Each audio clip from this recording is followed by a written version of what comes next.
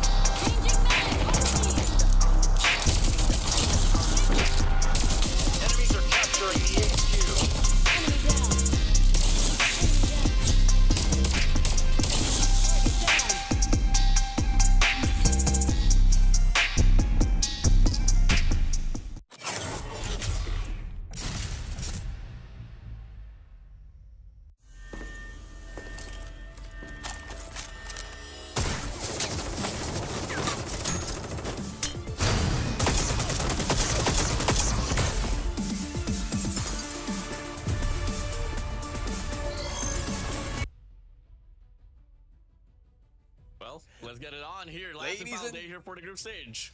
Yeah, definitely, and welcome to day number 6, the final day of the group stage in the Call of Duty Mobile World Championship 2025 Garena Qualifiers. Again, the pressure is at its peak right now, Warden, because the teams are fighting to stay alive. A lot of teams will be going in full fight, full blown to get to the top 3 by the end of the day, because this is the last day of our group stages. But this is one thing I want to set expectation to everyone, because the road for everything that's happening right now is going to Poland, Katowice, on November 7 to 9, where the teams will be going for the prize pool of $850,000 US, and that's what waiting for them once they step in to the World Championship. On the desk, I am Uncle Neptune with my nephew, the Warden. Nephew's crazy. I mean, hey, people don't know exactly what's the reality of the figures behind our, but definitely, you know, hey, I could say to be back here with you, I could Uncle tell. Neptune. Well, talk about it. I mean, what do you call this? Stage 5. First time gonna be in Europe. I'm pretty excited myself, and there's just a lot more to come. Unfortunately, we are at the last day of the group stage, which could finalize the top 3 squads as well to make it to the playoffs. Neptune, we talked about there in the back end. There is going to be one pretty crucial match here, especially like in comparison with regards to Thanatos and Ace Gamers trying to fight for the number 3 spot. Yeah, exactly. I mean, there will be 5 series that we're going to see today, and we have 2 teams who will be playing only once for this day, and hopefully they've stacked up already in the points to make them afloat, especially in the top 3. But for some of the teams, especially in 2 specific teams, we might see a little bit back and forth and a lot of pressure because we're keeping an eye on Thanatos as well as Ace Esports. They are very close in terms of pattern as well as the number of points they can put up in every mode, but number of opponents they will be having, or the strength of the opponents that they will be getting today, would mean a lot for them crossing over and being in the top 3. Definitely, bro. I mean, hey, they got 2 pretty crucial matches here up against each other, and obviously we do have a match here between Thanatos and Napis Priority, and we all know for a fact in some way as well, not really degrading the team in some way, but Napis Priority hasn't really had any impact from the last course of the last 2 days in their respective group, and to say maybe Thanatos will be able to come out with a pretty flawless victory as well, clean slate, just all due to the fact that, you know, we take apart the maps breakdown. Napis Priority hasn't been, you know, the brightest so far, but hey, if you guys are just tuning into the action here for the Call of Duty Mobile World Championship 2025 Garena Qualifiers, we are currently at the 17th of August, and hey, let's run it down. Last and final day for group stage. Tomorrow we're gonna have a start of a break, accumulating 4 days in total, and we go back into action here for this competition at Friday, Saturday, and Sunday. Yeah, definitely. I mean, that playoffs would be even hotter, but we have to focus right now. Last day of the group stage, and there's a lot of teams who who will be getting clear right now, especially with the performance that they can put into. But as we look at the format as well as the groupings, Group A already done and dusted. We know for a fact already who will be heading into that playoffs. We have Stalwart Esports carry as well as 3 Evil Dragons. But for this group of Group B, we still have, or we don't know yet who will be going in there, because yes, Elevate Puck will be top of our seed right now. Team Star Magic would be in there close behind. Ace Esports, Thanatos, Ninja, and Nap Priority is still going in for the fight. But it's just unfortunate, but some teams already lost so much of battle, and it might be similar to some of the teams that we've seen from Group A. Definitely, and there has been a lot of toss-ups coming in, and you proceed towards the whole competition here. Is that Elevate Puck TSM, we all knew for a fact that they were going to be able to scrape off the number 1, number 2 spot. And it was just truly a toss-up between Thanatos, Ninjas, Napis Priority, or Ace Gamers to actually fight for the last and final slot before we head straight towards playoffs. Now, double eliminations on the playoffs, and gotta keep in mind as well, since we have 6 teams, it's going to be somewhat of an uneven bracket, hence why we're going to have the number 1 team for each group head straight directly to the semifinals, and the rest will be at the quarters. As we get to see the standing here, solidified already on Group A, we got Stalwart Esports, Scary, and 3 Evil Dragons getting the number 3 spot on Group A. Group B, still pretty volatile. Things can still definitely change here with Elevate Puck on top, TSM on the trail, Ace Gamers as well in number 3, Ninja, Thanatos, Napis Priority, looking for a change.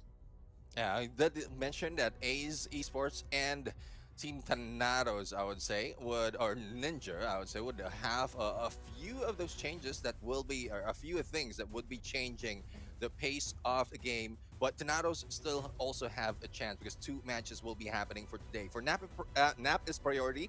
Well, we did talk about this somewhat in the previous competition, that team names is crucial.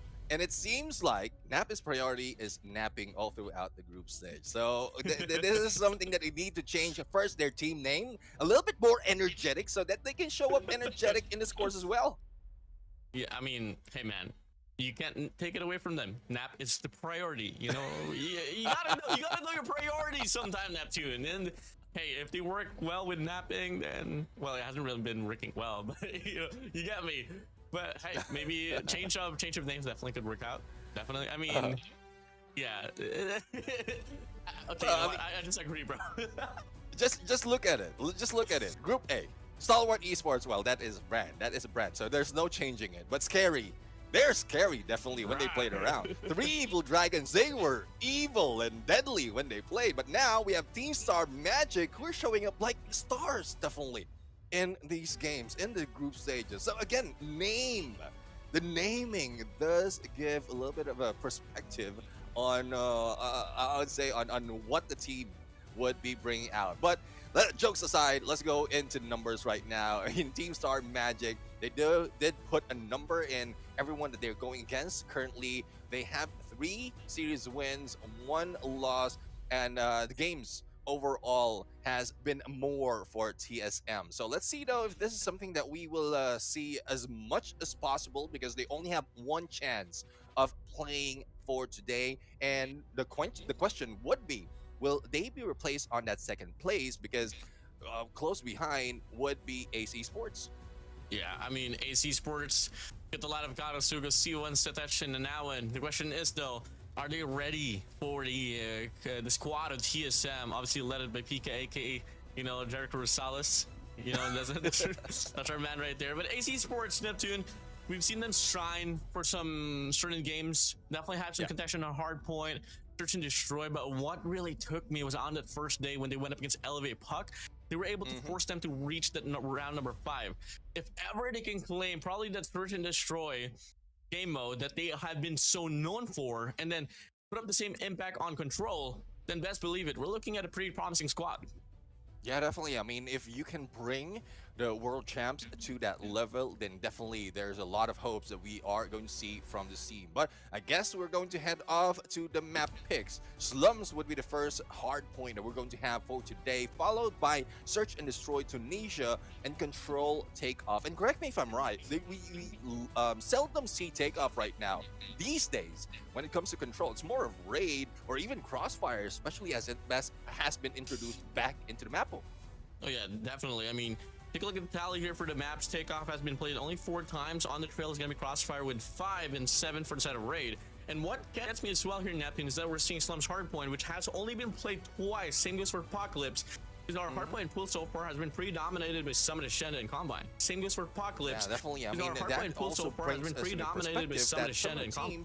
Doesn't have any idea, doesn't have any information yet on how most of the teams are playing, especially for those less played maps. As you did mention, Slums is one of those. But Slums, it's only for this competition, it's only for this Garena Qualifiers that we've seen less of that, because from the past, even from individual regions, play matches, they have showed up so many times. A lot of plans, a lot of tactics had been set up already between these 2 teams.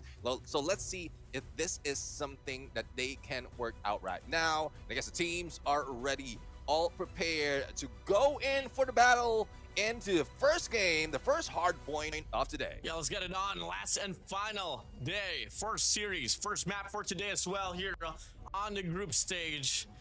This is going to be a pretty big factor here. If Ace Gamers can actually put up the impact comparing to how it went down with Tornadoes up against TSM, then best believe it, we might just see a toss-up. But on paper, TSM just looks to be a very formidable squad. Ace Gamers up to a very big tall order. As we start things off here on Slums Hardpoint, Neptune, let's get it on. Yato right now in position, and let's see if they'll be able to stop anyone who's trying to go for the backstab right here against RP1. But Yato will try to clean up anything that managed to push it through, but Ace is taking the board right now for consecutive elimination. But the elimination is not really translating into the points that they have, because we have AG right now sticking into that P1, and they're not letting go. Yeah, TSM having a very good formation here so far, holding on to the brick side alongside Double D, ensuring that no wraparounds will be offered here by set of Ace Gamers. I mean, Ace Gamers, they tried what? Five players already, 2 waves fully. They're trying to flip the spawns. It doesn't happen though, only get a momentary break. But so far, actually, they might get some definition inside, but nothing too extravagant so far. Let's see though if they'll be able to do anything extravagant at this point, because in terms of numbers, they're quite tagged, and only a few seconds remaining in our first hard point. As they head over to the next one, it is already all blue for TSM, and they will also be taking anchor spawns, so it's looking good right now for Star Magic to bring in a lot of magic in this game. But as you can see, it's just one-sided approach from Ace Gamer, and they are trying to push through. Yeah, hold on towards the deep side here on the first wave. Tempest is going to be out here as well here on the front line. AG shutting down the left lane. Now the players of Ace Gamers here traveling across towards Double D, but they meet in War Machine as well. Double investment coming from the side of TSM. More than enough to solidify the first 30 seconds side of the hill. Breezy decides to push up, gets punished, but AD is now from the back, able to provide the coverage, and the spawns just get flipped though, but TSM already accumulating the points that they need here on this P2. Oh yeah, definitely. I mean, we still couldn't consider this as scrap point, so TSM will be getting into the point just to make sure that they have enough before they switch over to the next hill. But as you can see, a couple of players from Ace Gamers already taken. Even the anchor spawns will be taken by some, and this guy in five, it is Kato, who will be going in and waiting for the rest of the team before that next hill opens up. But Yano right now steamrolling into the next hard point. Equalizer in hand, but still alive and kicking though. But Zedtech will try to do the same thing, but will be taken down. Yeah, unfortunate sustainability here for the operators, but fortunately though, they do got 2 more chances to do. That machine's gonna be out. Tempest as well. Tempest can sustain, and that one goes away. Ace Gamers so far though, they are gonna be locked down inside of the hill, not until we get to see the players of TSM scrambling across the cemetery, but they do eat up the Sparrow, so it's putting them down. Ace Gamers so far, one of the best starts of the hard points. Yeah, Sugars as well as the rest of Ace right now doing an Ace game and just pushing TSM onto the other side. They couldn't cross over, and I think Ace Gamer will be able to get a bunch of points from this one, not even giving an inch to TSM. But it's up to the next hill where most of the players from TSM are already gathered, and they also have the spawns favoring them. So let's see if they'll be able to survive once again, or will Ace still have a few more aces on their sleeves, especially as operators will be available in a bit. Yeah, you got to see as well. It only takes 1 hard point for Ace Gamers to bounce back inside of this game. Drops the lead to 14 here. TSM still though going to be on the driver's seat. The hard point number 4 opens up now. The garage here, hailing on the banner of TSM, and they whip out another wave of operator skills to push them back away. Cemetery spawns now here going to be offered for the side of Ace Gamers, but they got to meet a death machine at the end. But Kato with a War Machine shuts it down, opens up the lane for the squad. Is it going to be enough for them to get the break inside of the hill though? Is the question. Looking like TSM still sustaining. Yeah, they are sustaining, but Kato did fight by fire. And there you have it. Elimination after elimination is happening from the outside of the hill. It's a good thing that this guy in 3 for blue will be maintaining AG right now, getting 18 elimination already. 2 in a combo, will be getting a few more hits before they head over into the next hard point. But a good rotation though into P1 or behind P1, and now Win caught him, and he will not be able to sustain as they try to hold on. Everyone surrounding that next hill has been taken out. A better formation so far here for the set of Ace Gamers. Good for 2, and Alwyn goes on a roll, but 10 shuts him away. 10 good for 2, elimination. So go C1 and Alwyn out. Make it set touch as well. 10 on a 4 spree.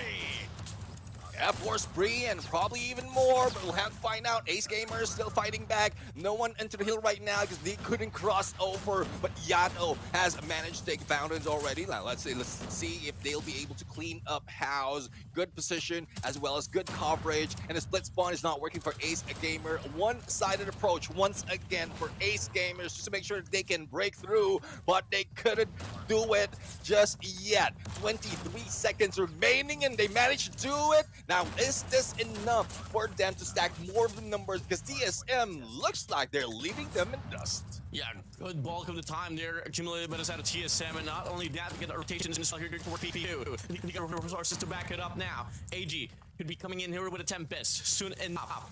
Ace Gamers looking to stack up here on Double D alongside the highway, and it's going to be a lot of players to be offered here by the side of Ace Gamers, but they soon trample.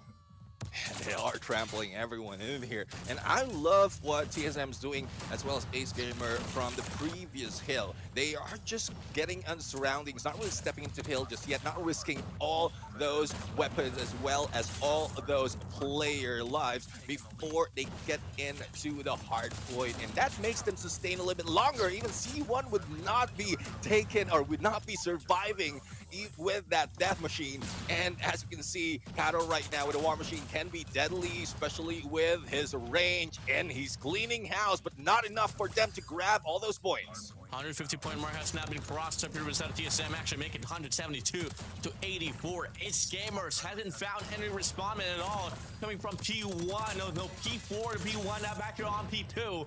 No points contested whatsoever, not until now. Scrap time being fought for Tetch. Good for one elimination, but the trade is on for side of TSM as they scrape off the last 10 seconds now here inside of the hill. Only 10 more points to go here to end and turn the 20-point mark here, Neptune.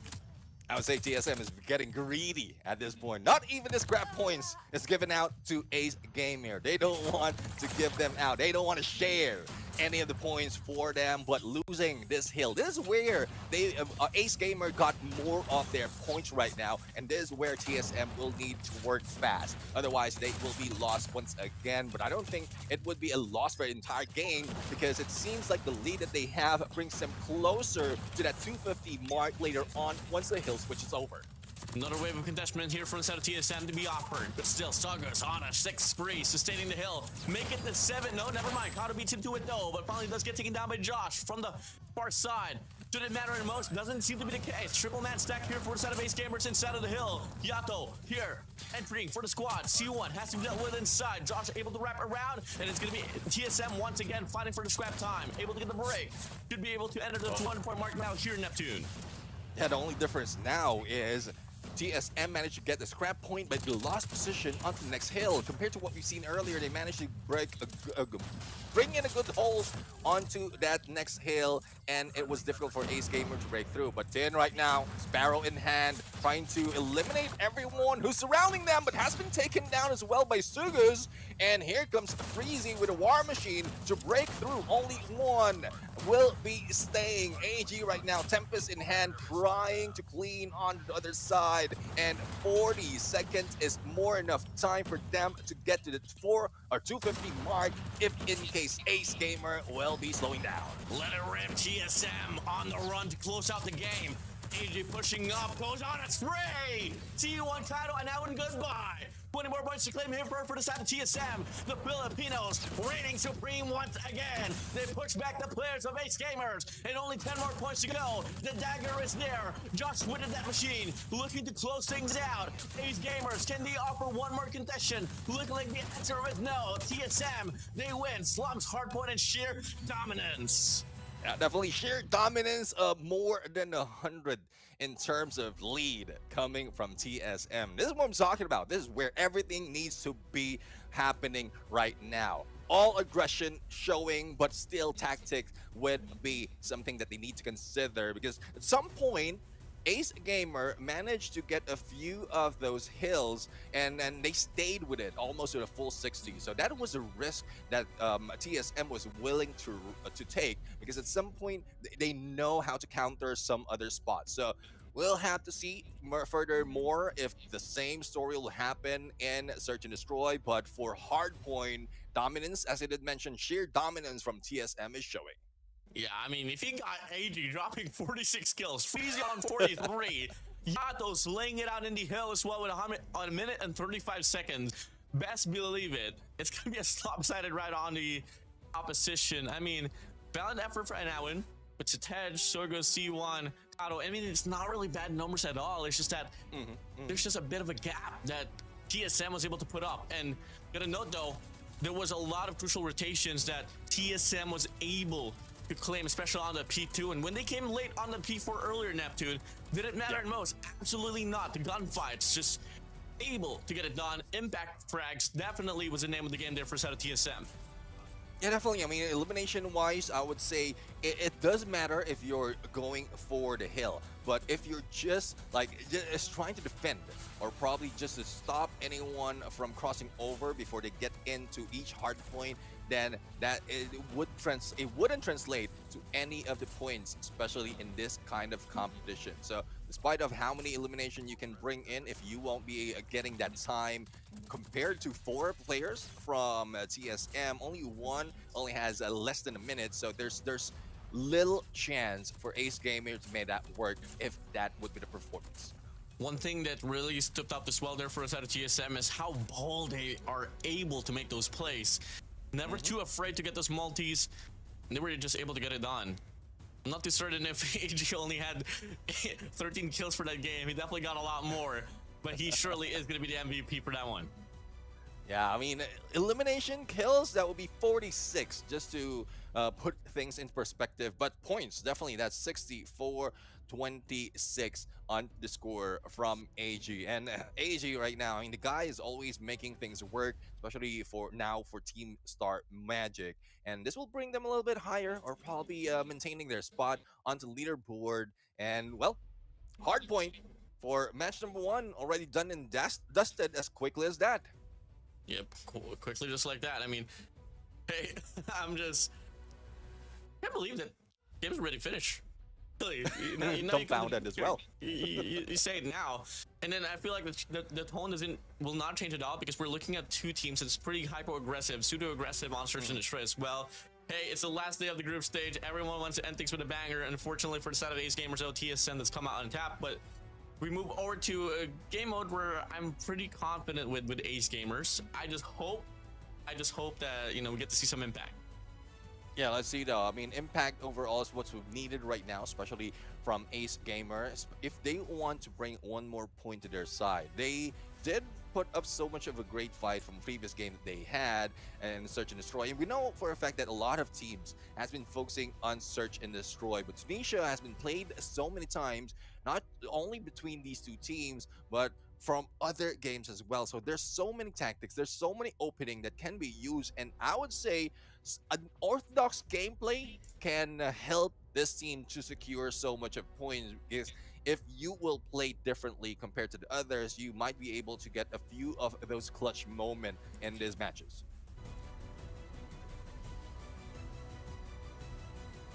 Now, comparing it to Takeoff Control and Slums Hardpoint, Tunisia is probably one of the more overplayed maps out there. Repped up at least 9 times now here for this one. So it's going to be tied up with firing range as well, but Tunisia's hope we're going to have a send out with 9. Now we take a look at the head-to-head here. Satek, the latest addition to the squad of Ace Gamers up against Yato. 7 average kills though, more than Yato. But if you take a look at the win rate here, 75% to 67%, which actually is not too bad of a gap here for Ace Gamers to deal with. After all, on paper, it just seems to be pretty equal.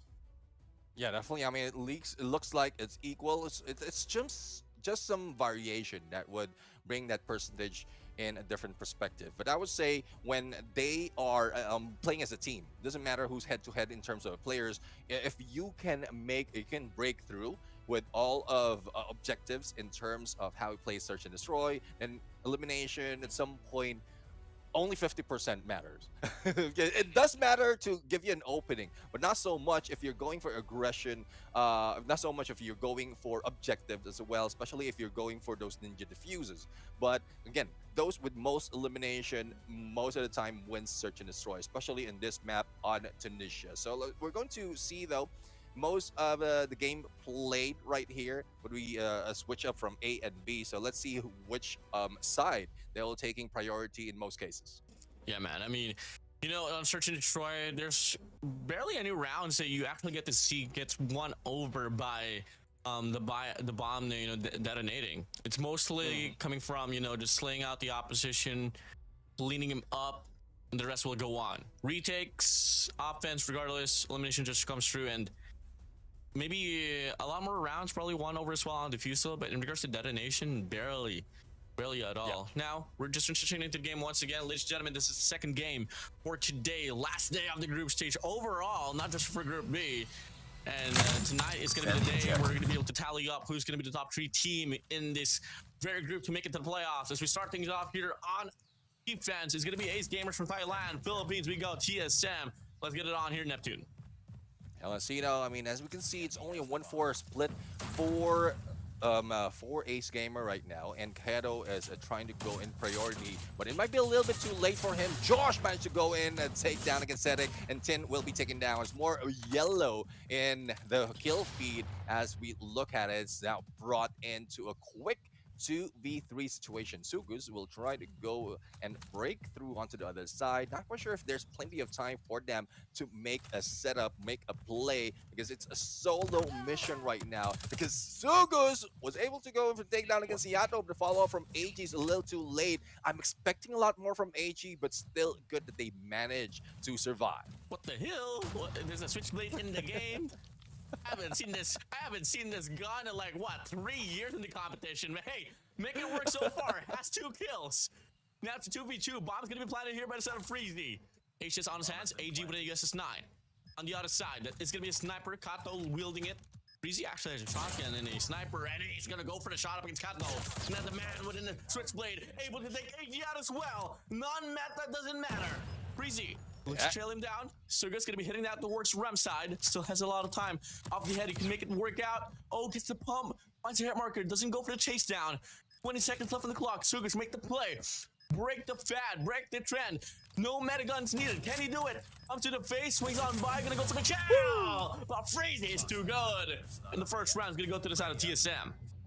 Yeah, in terms of number of eliminations, Sugus is number 1 at that point because of how he played it well with that switchblade. But in final moments, it's quite difficult, especially when you're dealing with Freezy as well as an HS shotgun. So let's see if that will be staying or that will be maintained all throughout the rest of Search and Destroy, because I'm still seeing Sugus with a switchblade, and while putting a number in there, there's still hope for them. But no eliminations just yet, especially on the setup on that Bravo. It seems like a TSM right now will be able to make this work. Not so much of defense happening from Ace Gamer. Oh, never mind, the nade doesn't connect, but Kato no finds AG away. Tin's still gonna be alive. I'm not sure if that nade is gonna be giving off that visible information that no one's gonna be there on the top side. One player watching on by, just to the face, finds a hit marker, goes for the spray down, can't find the kill. And now it tagged up, Kato as well, can't get it done. Unfortunately, quick as they strike, It's Gamers gonna be able to respond back with their own round. Pretty good retake, I must say. A great position as well as a retake being done by Ace Gamer right now. But it's just unfortunate for TSM because it's not only once that we've seen missed shots, but multiple instances that made them lost that game. So the first blood really doesn't matter, but it's more of how you close the game that would make a difference. It's only the first 2 matches, and we're going into the next round, so we'll have to find out if there'll be any correction that needs to be done, or that will be done by the teams from both sides. Get it on here.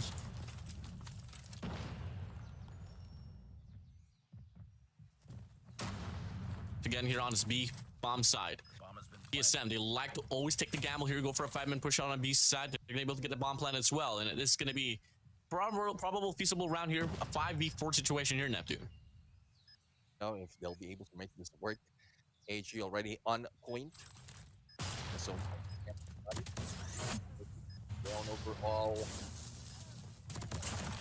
No movement. 10 still staying the same. Shots still not being done, but still the difference is Zedek has been taken out. Now it's quick 2v2 situation right now. Josh missing that, and Yato pays back, going for the 2, and they grab the second point out of 3. Yeah, 1-2 now. Take the gamble there on the B side, able to make it work. Now, they have a high tendency to bubble it down and still go for the same side, but looking like they want to toss it up now here. Probably gonna go for another mid search here for the side of TSM. And looking like, yep, it's gonna be a total gamble here for each end. TSM running it down. C1, Satad, shot, Kato, good for 1 elimination. And just like that, early on, it's a 5v2. Let's see though, the 5v2 can change. We've seen a lot of clutch gameplay, but not so much against 5 players. Freezy right now seeing 1, or C1 would be seeing him as well, but Josh would be missing that shot. Fortunate for them, there's not so much of manpower for the side of TSM, and now it has been equalized. Off to round 5 we go, and we still don't know who's going to win this game. Yeah, it's a toss-up, definitely. I mean, comparing to how it went down to Hardpoint, it was pretty dominating from the side of TSM at the rip, but you look at this now, Ace Gamer's going to be tied up here, back and forth battle. 2 more rounds to go here before we switch the sides. Let's see though what just happened in this match as they try for approach. Freezy for first blood against Kato. and they want to move fast. They want to move quick, especially if they get in that position. They have a more advantage in this game. But Freezy right now, will he be able to make the angle? No, it was AG. Was able to go for the takedown, but C1 sees 2. And let's see the 2v2 if they're going to blow it or probably make it work. Josh right now. And it's quite tough on how they can fight back, especially with C1 no way. already with 7 elimination. No way! Yato in a 1v1, so just was able to sustain, and now, just like that here, Neptune, Mr. Uncle Neptune, we get to see Ace Gamers on the lead! Again, we did talk about that Ace Gamer would have a better advantage in Search and Destroy. And it's showing up right now, but the gap is not that, like, they do have the lead, but the gap is not that evident that they will be winning this game. There's still a chance for TSM right now, and as an attacker, they can dictate the pace, but there's no pacing anymore. They want to go for aggression, and it seems like it has been anticipated by Ace Gamer, and as quickly as that, they want to go for a takedown. 2-point lead by Ace Gamer. Sit down! Sit down, TSM! Let those S&D merchants take you all through. Play predictably, you get punished. And now it's going to be Ace Gamer's turn here to play on offensive side. TSM to offer a 2-1-2 split here. Mid contention here for the side of Yato with an HS, but the bomb is going to be looking like headed towards the direction of the B side. Triple man stack here on the mid map. Going to watch for the cross. Yato good for 1. Elimination. And that one gets trailed down by Freezy as well. And as we thought that the play was looking to be pretty great, but nope, never mind. They all trample 1 by 1 and they fall. So far, still asleep. Pretty great round here for his side of TSM. Cleanly taken over this very round. C1's now going to be all alone. 1v5. What more can you do? HS with a shotgun. HS for his side of Yato. Not going to be the one to take him all through, but TSM responding back with a very, very quick and easy round. Yeah, I mean, they are paying them back after what happened in the previous round. I mean, that was quick. Everyone's going head on, crossing Alpha, and then just meeting them halfway through. But on that game, round number 7, they just, like TSM, want to reverse that. Now, let's see, though, if that play would still be fast, but it looks like everyone's slowing down because the pass play is not working on either side anymore. And let's see if Freezy can crawl his way through for an elimination right here in this corner, but doesn't have any sight on Anawin just yet. So the moment he peeks, he might be the one going down. Freeze. Stop. Wait a minute. Everyone's just stale. Looking for the first shot to connect with. Now it's just all gonna come down to timing. Freezy, does he get too greedy? Up he does. Oh, he's still missing the shot! No way! Freezy takes out that win, but she was there for the trade. 1 for 1 they go. The bomb still dropped there on the spawn side. Yato holding on to the close side as well. It's looking to be an A hit here for the side of Ace Gamers. If they do go for the strike, this is going to be a pretty hard round to deal with. Sogus going to be on the corner side, going to go for the spray. AG shuts him away. Back away with his life. Josh takes away Kato. 3v2 situation at C1 finds 10 as well. Big shot here for Yato. Takes down C1. And it is going to be Setek now here all alone in a 1v3. Yeah, Setek right now will need a little bit of setup to be able to make this work. But it seems like any chances of moving away that fast, and he will be gunned down by a lot of players, but moves away. Let's see if he'll be making that rotation already, because they did leave the bomb behind, and if they can go for Bravo, it can be a good setup to a few elimination and probably isolate one of the players.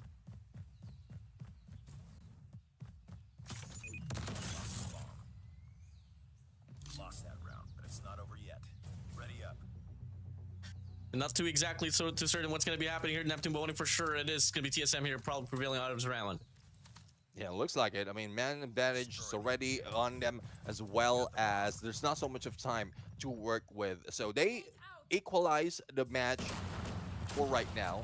And, well, let's see if what response will be done by Ace Gamer, because it seems like with how everyone is rotating, how everyone is trying to change the pace from slow to fast when it's needed, it can still be anyone's game. So, as we get it, Everyone is trying to get position, and even Ace Gamer is slowing down. It's not moving that much to wait for TSM to make a mistake. Coming true here. Not exactly.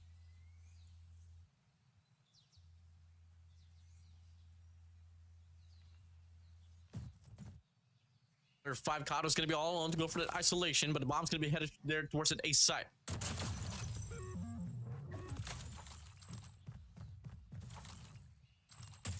Let's see. There's only 3 players remaining for TSM.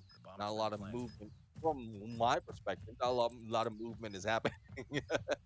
Anyways, we'll see though. We'll see. TSM can be a little bit aggressive at some point, but going against 5 players of Ace Gamer not work that easily. So Sedek, way to set up together with the now win, and there goes Josh and Tin. Freezy managed to trade back Sugus, but 1v4 would be a great way to win, but it's very difficult, I would say, and thus Ace Gamer will get that 1 point. And only another one to go here to get that match point advantage on the Virgin Strike to probably take a map away from TSM. This is gonna matter. We get to see here so far. It's gonna be a, if I'm not mistaken, a 2-2-1 split here. Heavy isolation on the mid map. And coming true here, Ace Gamers. If they can go consistently here, Neptune, we might be able to see them actually take a map away from TSM. If they can take it away from TSM so far, with what's happening right now, we are seeing from each team that the response is quite quick. And with how things are slowing down, especially in the pacing, we don't know if TSM can play this game, because I think it's affecting their momentum as well. And there you go, the trade-off between Zetek as well as Tin. But no one's a one-up just yet in terms of manpower. Josh, though, footsteps might have heard, but Sugus will not be hit with that Tundra on a wallbang. Bit of a stalemate here once again. 44 here. Each and every player has an opportunity to go for the 1v1, but might just be Gato once again here. On a surprise. Does it check out? And now when checks on by, doesn't have the range. But no, and now it still wields the same gun, but no, inside of the site now, Josh finds Sugus away. 3v3 now. Here, bomb's gonna be dropping onto the ace site. In control. TSM so far watches across. Josh able to relay the information now on connector side. Bob Stru able to get the shot to fly in. No connection. The second doesn't connect as well. Looking to get the third. No, never mind. Josh finally finds the kill. Damage has been done. 3v2 though. 18 seconds left on the clock. Needs to move in quick here if you are Ace Gamers. Has to go for the frag now. I don't think there's gonna be enough time for them to get the bomb planted, but now all alone to go for the dream, for the clutch. Never mind. Gets cancelled out. TSM finding the equalizer.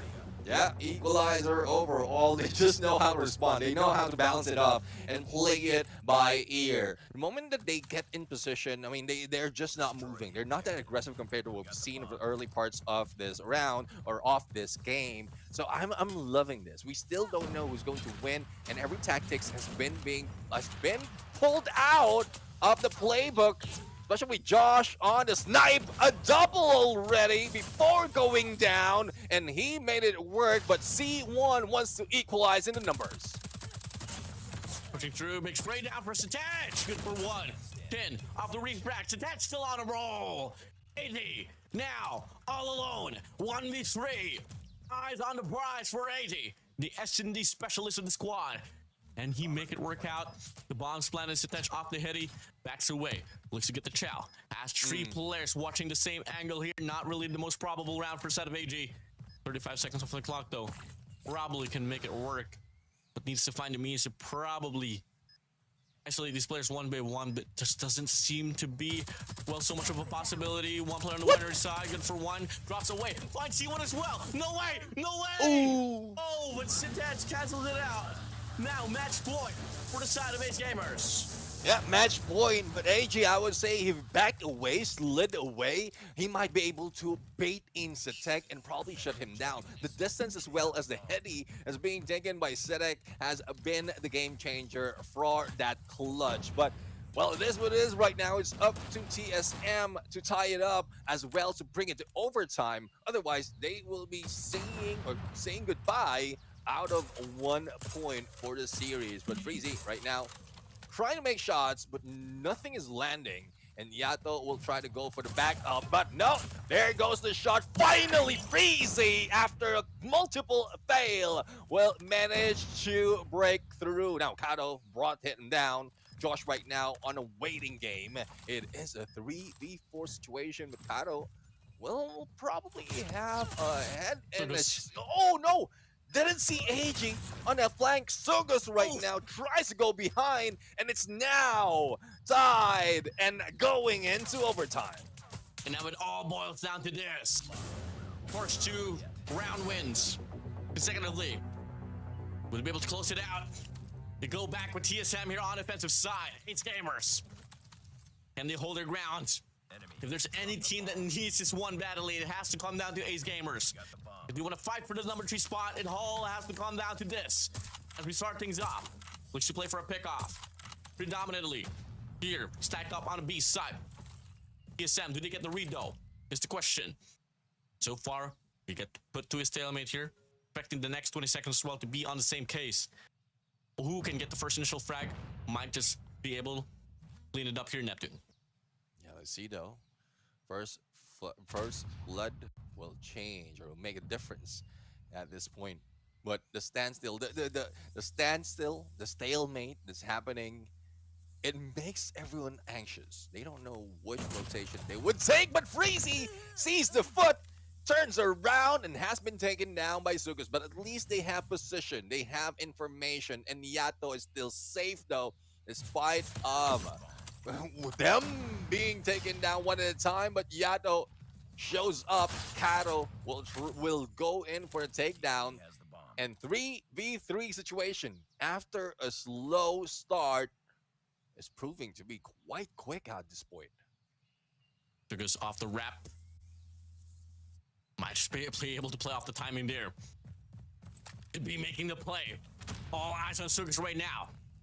Off the rip from the flank. All eyes is going to be looking at the downside of the map there. TSM. I don't think they're going to be expecting this. Josh might be the first victim. Could be Tin as well. Stand by. Sugus. Does he know? Check the right side. Oh, he doesn't. Oh, he doesn't know, but Josh misses the shot. No. Follow-up shot for Josh. Able to get it done. Now, C1. Kato. Here to go for the clutch. 2v3 situation. Has to move in quick. 23 seconds left on the clock. T1 slips on by.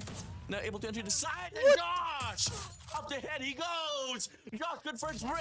TSM once again on match point. Josh, there's no need to recover.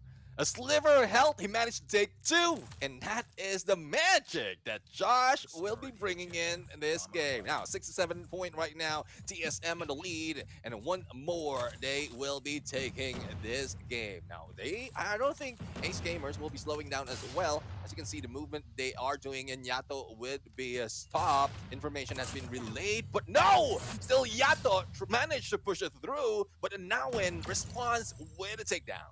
But it makes a great difference out of Yato, but 10 here on the top side. Might make it drop. AG good for 1 elimination as well. One more player worry about it on the dark side. Gets taken dealt with. And that's going to be C1 here all alone. The last hope of Ace Gamers. 10 on the top side. Drops down. Information's relayed. They get the round to themselves. Play the crossfire. Play the trades. It's pretty much well over. And much more dominated. Once again here by TSM on this overtime. T1, what more can you do?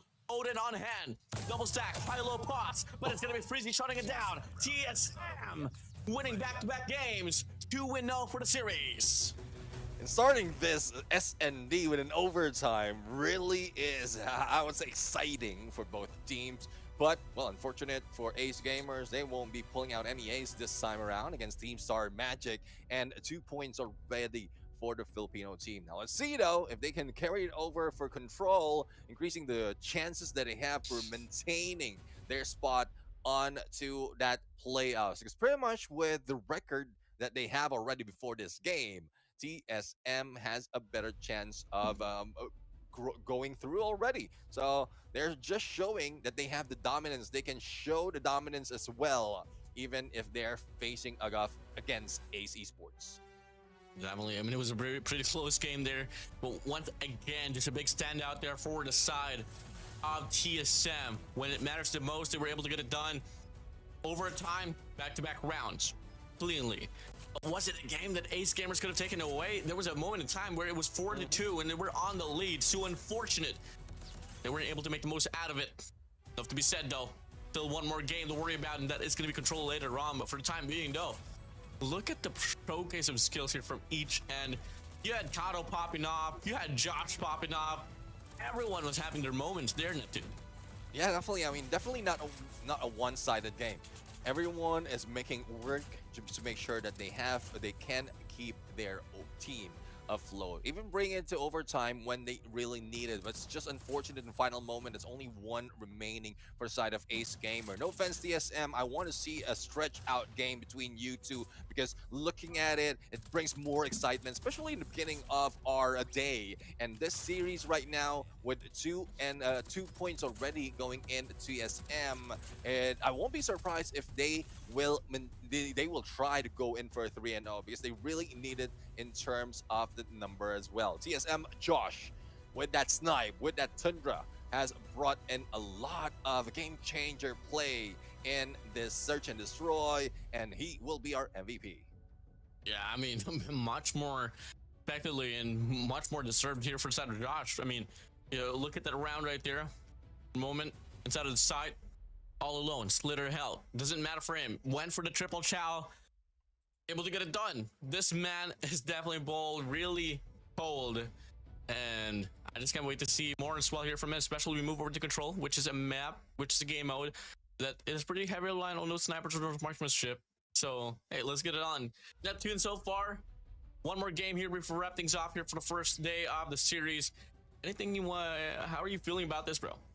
Oh, we're really excited right now, especially with what we're seeing in between TSM as well as Ace Gamers. And we did mention that there's a lot of I would say pressure for Ace Gamers, to be able to maintain themselves afloat in this grouping, because I would say with Elevate Puck as well as Team Star Magic, Ace Gamers in the same mix, those three are still like are showing so much when the group stage has started. And if Ace Esports or Ace Gamers will be able to maintain their spot even after Thanatos, Ninja, and Naples Priority played later on, then I would love to see more of them onto the playoffs. Now we move over towards the head-to-head here. A bit of a massive gap this time around. 75% win rate for the side of TSM, 33% for the side of Ace Gamers. But on paper, it seems to be pretty Ace lopsided, but take it round by round. Ace Gamers has been pretty promising in Control. It's just that they haven't really found their last and final touch to actually pad up their stats. But hey, let's move in quick. Takeoff is going to be the last and final map to be played here in this series.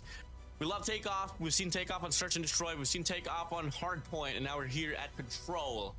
And with a bit of a touch up as well. Latest patch notes has been pretty good here for Takeoff. Provided 3 new spawns for either offense or defense, and spawn trapping hasn't been the easiest thing to do, but hey, if they get the reach right, if they've done a lot of work at the whiteboard, maybe till then they might be prepared enough here to put on a great show here on Takeoff. As we start things off here on the offensive side, it's going to be Ace Gamers. Defense, we go here for TSM.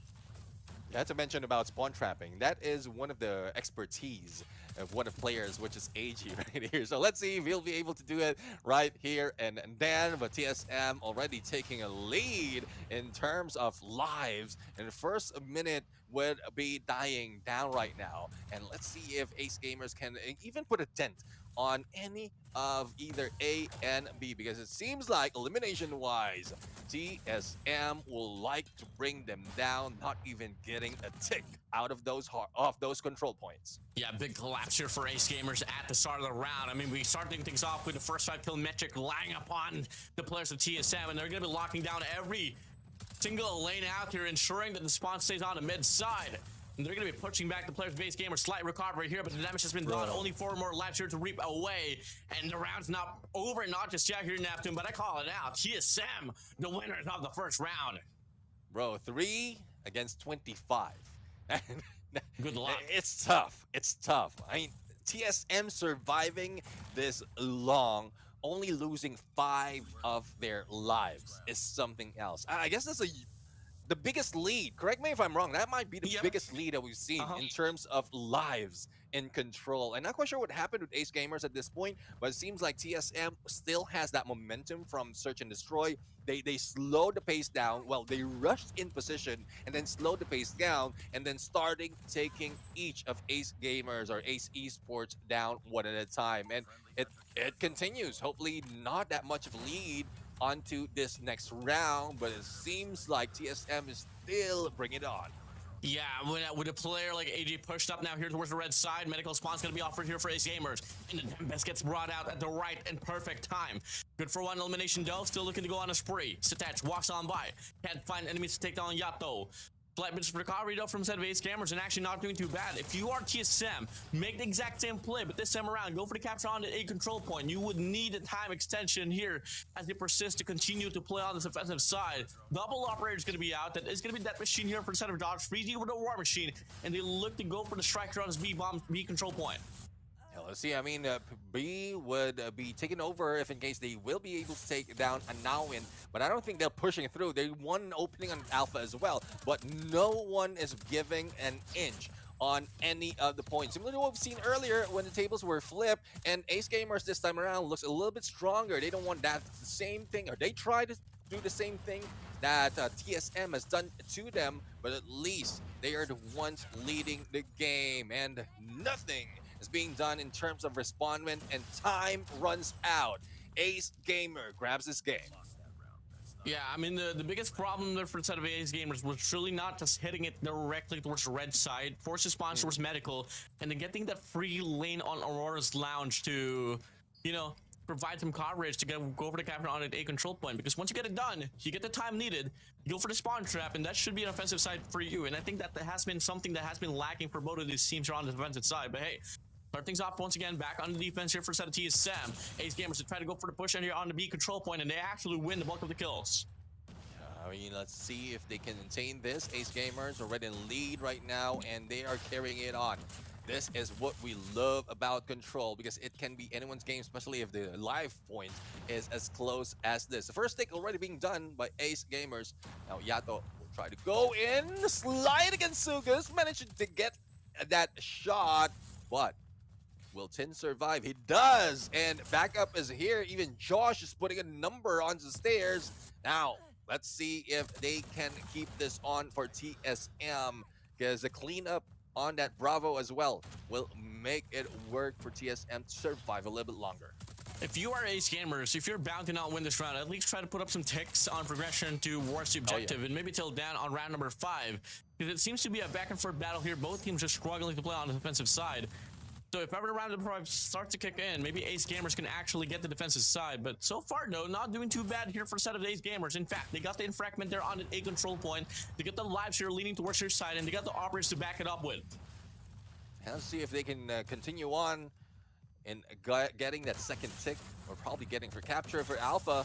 They're trying to do so right now, but to what avail?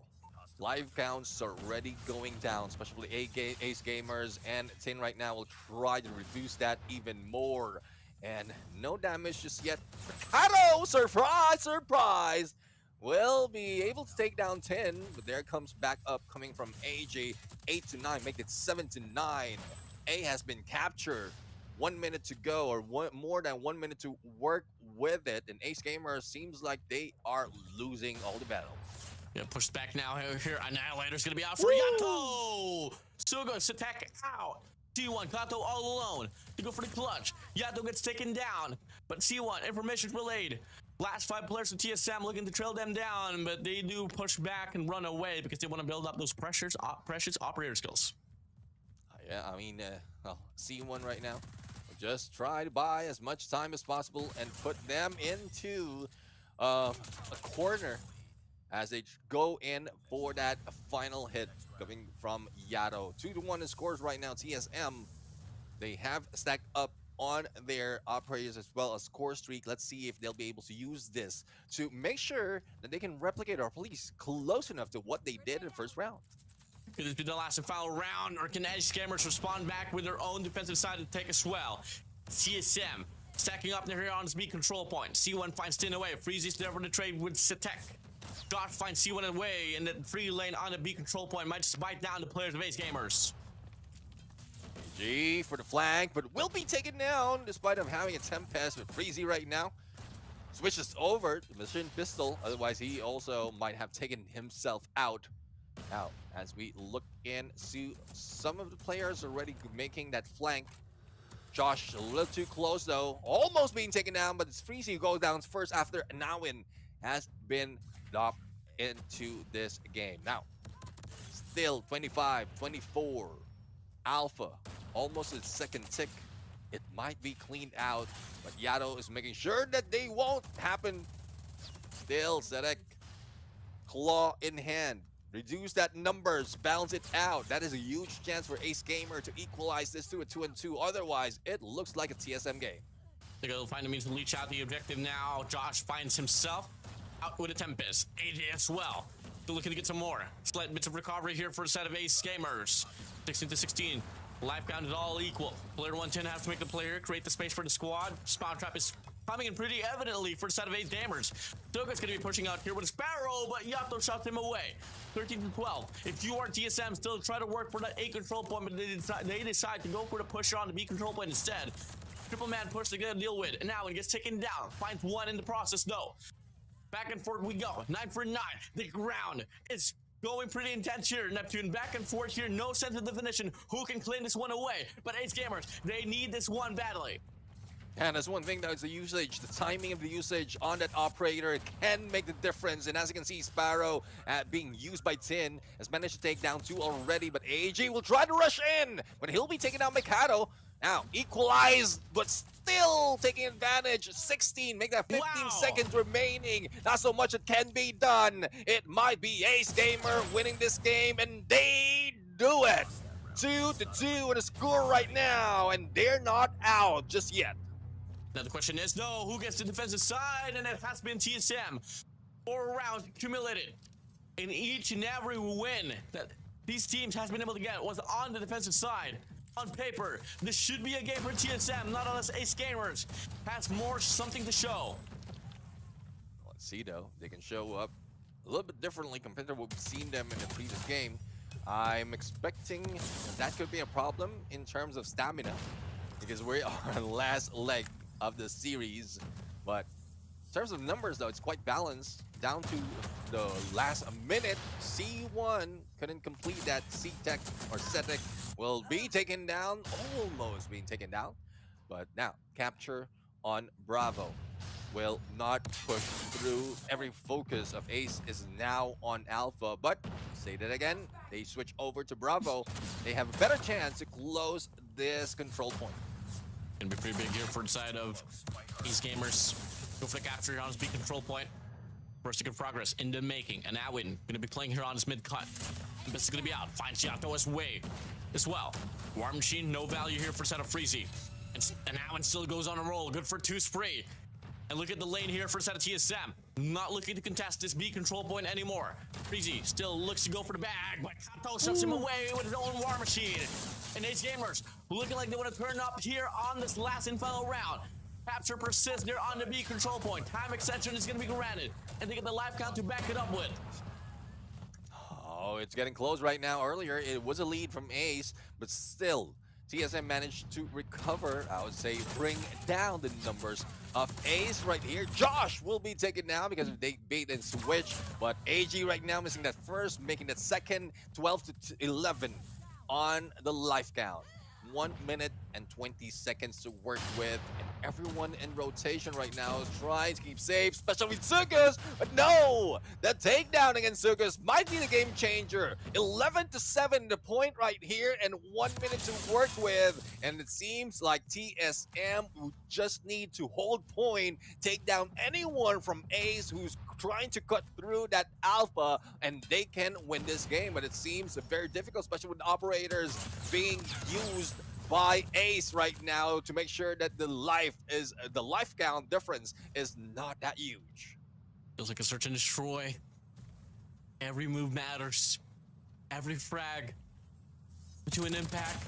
Dash on the wrap gets punished by Yato. Breezy taking away Sugas as well. And that's a 4v5 plus 2 in the life count as well for TSM. 30 seconds left on the clock. C1 has to make the play with a death machine. Finds Din away. Gosh, looking to get the trade with his own death machine, but no, he walks into it. Still though, the numbers evidently provided much more better for the side of TSM. C1 still on with a death machine, needs to make the play. Clarify Freezy off the rip, able to make the flank work out. The concussion flies true. Gets caught off by Freezy.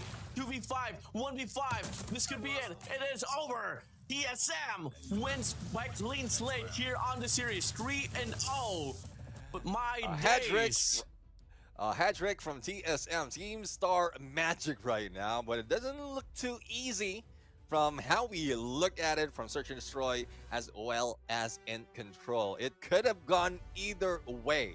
It's a good thing TSM managed to get 3-0 against Ace, and well, at this point, Ace might be in trouble in terms of the leaderboard, but as we look into the standings right now of that match, we are seeing that Yato would be our MVP, I would say, with 30 elimination, as well as a good number of score right now.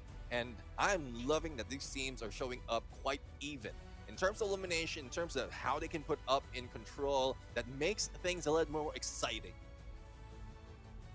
I mean, Search and Destroy went to an overtime. Control had to reach round number 5.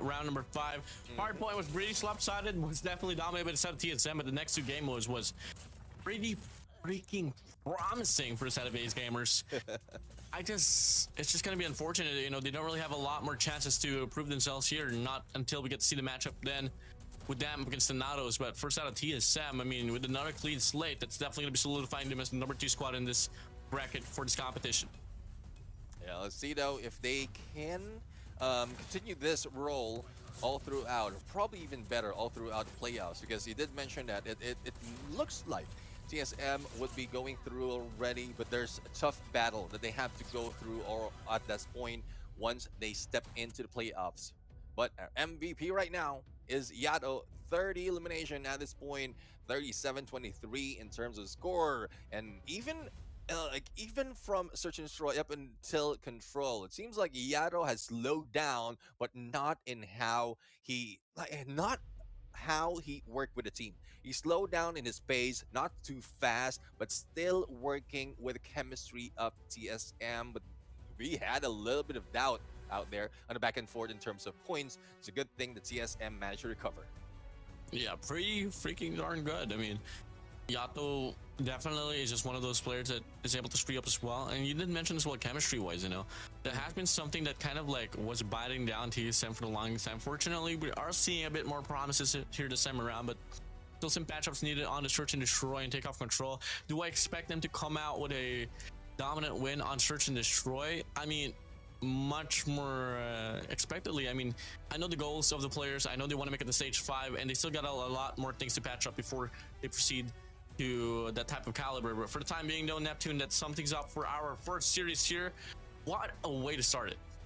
Yeah, definitely a great way to start it. It's very close between these 2 teams, and it's not only a leaderboard, but also the matches that we've seen from Hardpoint to Search and Destroy as well as to Control. The only question is, would it be the same for the next one? Because next up would be Thanatos as well as NAP is priority, and we've seen it so many times as well from the previous day. As much as we want to see a quite balanced team or a play between these 2 teams, NAP is priority. Seems like they want to prioritize on NAP, pun intended. But Thanatos right now, well, this would be a team that would hope that they can get a 3-0 in all of their matches to give them a chance to go for a 1 level up in a leaderboard and make that top 3.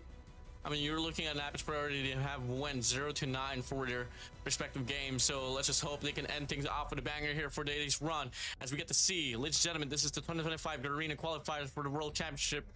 Before we head straight towards the matchup, we'll have a short break. We'll be right back, guys.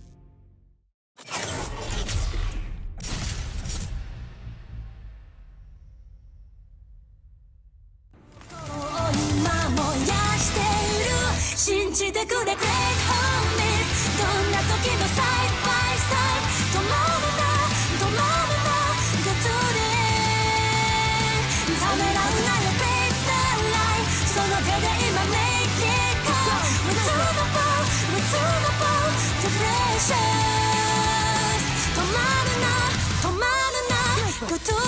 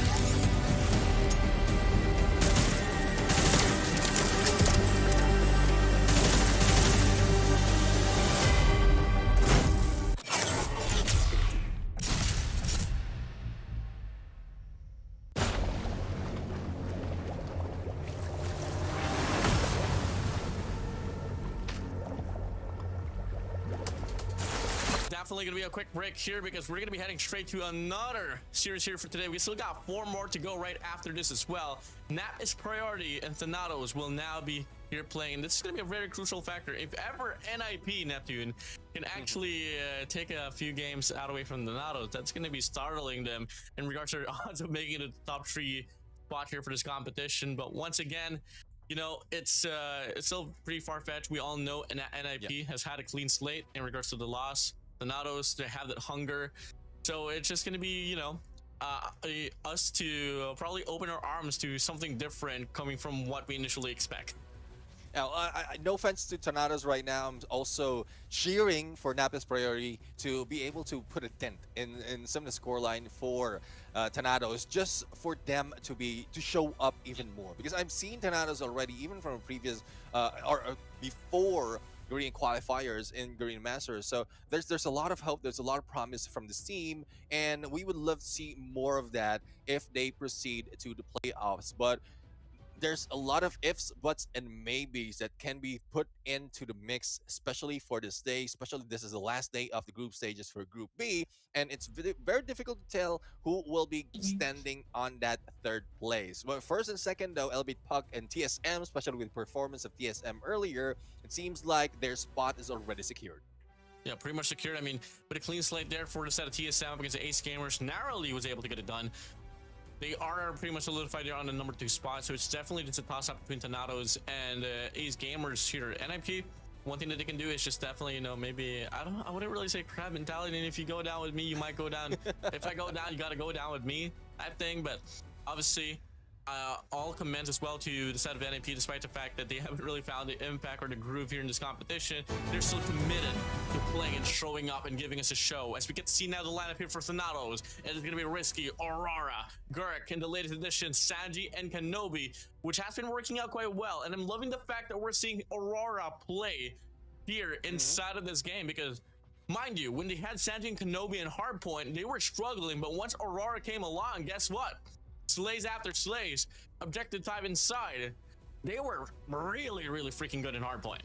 Yeah, definitely. I mean, I love the evolution from Aurora right here. Even from the previous Garena Masters, Garena Master 8, there's a lot of showing coming from this lady, and I would love some diversity as well in terms of player base that we have, and Aurora is bringing it on. I do know for a fact as well that there's a lot of support coming in from behind, not only from the team of Thanatos, but everyone else who's supporting the team. So hopefully this is something that they can carry over into the next stage of this competition. But they're going against a Nap is priority right now. Nico, Chaotic, 6 Odin, Black Oliveira, as well as Lee Jian. So let's see if this is something that they will be waking up. Hopefully they grab their coffee or probably energy drink so that they will not be napping in these games. Most definitely, man. I mean, NIP is definitely going to be a squad that, you know, a lot of these people love. It's just unfortunate that they've been struggling for the longest time here. I mean, they got the heart, they got the passion, they got everything. It's just that nothing is ever too clicking. Yeah, I mean, nothing's clicking just yet. And again, similar to what we talked about from yesterday, we did have a little bit of conversation with Pika, wherein this might be a loss for some of the teams, but loss as long as they're learning from all of these games, learning from all this experience, then they might be like putting in so much in the future. But as we look into map picks right now, it seems similar to what we've seen earlier, apart from Raid in Control. So I would love to see more of how the teams will be playing this time around. Yeah, we did say, you know, and did mention as well that what do you call this? Slums is the least played Hardpoint map. Looking like we're going back to back here for this one, and I'm just dying to see what more we can see from them. I mean, if I don't want to whip out any data sheets here, because honestly, NIP hasn't really found any groove at all. We all know that. Thanatos, on the contrary, hasn't been the most promising overall, but it's still a very respectable squad. And come again, this is going to be their 2nd day here for this tournament that they're going to be tossing out the roster with Aurora, and which I can completely commend. Truly a very impactful player on Hardpoint, definitely on Control as well, specifically on Raid. Aurora has had her fair share of moments, rocking the equalizer on the kitchen side and just going wild on a spree. Slums Hardpoint definitely going to be a lot more opportunity as well with the equalizer, so the rest will live on. As we get to see so far, 0% win rate for Ishan, 8 average kills for the side of 6DN and 12 for the side of Risky. I mean, on paper, it seems to be a team that's on par with one another, but we all know the history. Yeah, I mean, the history is not looking good. It's looking bleak for some of the teams as well as the players right here. But as we look into that number on the previous page, we are seeing that Risky has a better chance. And also, as I did mention, THNTS would have Aurora right here playing for them. And yep, definitely she is a slayer in terms of respawn, so I would love to see her evolve even more. But as we are going to start right now in this game, once again, we're back to the slums. And we'll have to find out who's going to bring this to a early close. Would it be stretched out, especially if Napis Priority has woken up? And here we have 4 seconds to go, and we're going to start the game, Ward. Yeah, let's run it down. NIP. Nap is priority up against the THNTS. Here on Slums Hardpoint. It's going to be the yellow side here for the set of the THNTS. It's going to be starting off the weaker side of the map. But looking like they're going to be starting around the vicinity. And they're going to be able to get the break inside of the hill in a clean way fashion here, Neptune. Let's see though if this is something that can be contested by NIP at this point. Rex doing a number 2, but Kirk managed to spawn. Let's see if this is something that they will maintain. Seems like the THNTS will carry these over. Not so much of a contest is happening right now on that P1, but some of the players already from THNTS is going for a full rotation just to make sure that they can also flip the spawns more favorable for them or against NIP. But Dirk is just putting in and staying in so much time in this area, in this P1, not even giving any scrap points for NIP, and well, they're already set up for the next hill. Yeah, THNTS already slipping away from the hands of NIP, and they fight for the deep side, yeah, and they're able to get it done as well. Now, Factors here just clicking. Fabulous here for the set of THNTS. Now, the Tempest is going to be whipped out here for the set of Rex. Good for 1 elimination. Still looking to go on a spree. Finding another 2, but the trophy cancels it out. Still no. Not going to be enough for them to be able to get the break inside of the hill, not just yet. Still double man push here on double D alongside the tunnel side. Springs on by. Still good for 2-3 eliminations and on the feed.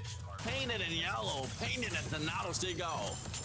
Yeah, they're bringing it to the 60 already. 60 mark before even the half of this hill will be covered. Now Sanji right now with a War Machine will try to go in for elimination through the smokes and manage to take 2. Rex will be taken down as well, and that War Machine will be out, expiring at this point. A little bit too close for Sanji. There goes the machine pistol with that 180. Again, shots through the smoke, shot blind, and they're still making it work. Definitely gonna make it work here. Late off the rotation, 50-50. Player 5, Oliveira, has to sustain. But unfortunately for him, 3 players now going to be spotted over on the front side of this hill on P3 as it opens up. It's going to be the players of the THNTS once again getting the early contestation. It looks bleak for NIP at this point. As much as they try to go and fight back, elimination-wise, it's quite even. It's quite close, I would say. But in terms of capture, it's more of the THNTS already bringing it to the first century mark. But let's see if there's anything that NIP will be showing this time around. And I'm seeing that even the spawns, the split spawns definitely will not be working for NIP at this point. Even the operators is going against them. And, well, 10 points is not a good sign that they can come back a little bit closer, a little bit sooner in this game, especially as THNTS already reached that 100 port mark. They even left the previous hill and already heading in onto the next one, and it looks like even the hold of NIP will not be that strong, and they will be taken down one at a time. Yeah, Mr. Tyrannosaurus Rex and Luffy's buddy, old Sanji, is going to be able to go on a run for the EMP. Look at this, though. 2 AMPs going to be available now here for the set of the THNTS. Sanji whips it out. War Machine here going to be trying to double it down. Good for 2 elimination before he goes away. Legion is out as well with his War Machine, but can't sustain. And the Hardpoint opens up once again. The fight continues with the THNTS on the driver's seat. Oh, definitely. They are driving it to the wall right now against NIP and Rex. USS action stalls for a little bit, just waiting for anyone to pop up, and onto the other side, into the arches they will go. But Kirk, as well as team, still holding this and hard point and not giving an inch. Well, at least gave a one for NIP, but Rex will try to follow suit. Ready to get information and also take at least one player from NIP right now. But no conversion being done by Nap is priority, especially with Rex with his 3 already, or make that 9 combo overall. He might be going in for another one if someone breaks through on the other side. Yeah, someone get the caution tape ready. It's a murder by a rat. My days. Once was the king of the Jurassic world, now here the king of Slums Hardpoint. The Nanos, Rex, still wants some more. And he's looking to push up now here with a Tempest. Double man feed here from the back. Could happen. But no, it doesn't wrap around, not just yet. Rex looking for a lot more opportunities. But the rest of the players from the side of the Nanos just able to scrape off the points away from NIP. It's no secret that Rex is a slayer in this game, but he's just showing up. He's showing up at this point, and 37 bombs already, and we're only on the few hard point, the first cycle or second cycle of our hard point. 215 to 11 already, and as we go in slowly towards the end, seems like NIP will not be paying back against what they are receiving from Tornadoes at this point. Kirk right now going in for the slow approach on position. He will be taken down with no cleanup for the entirety of Tornadoes, and final seconds will be done close to that 215 mark. Only 11 points remain. This might just be the most dominating hard point that we've seen.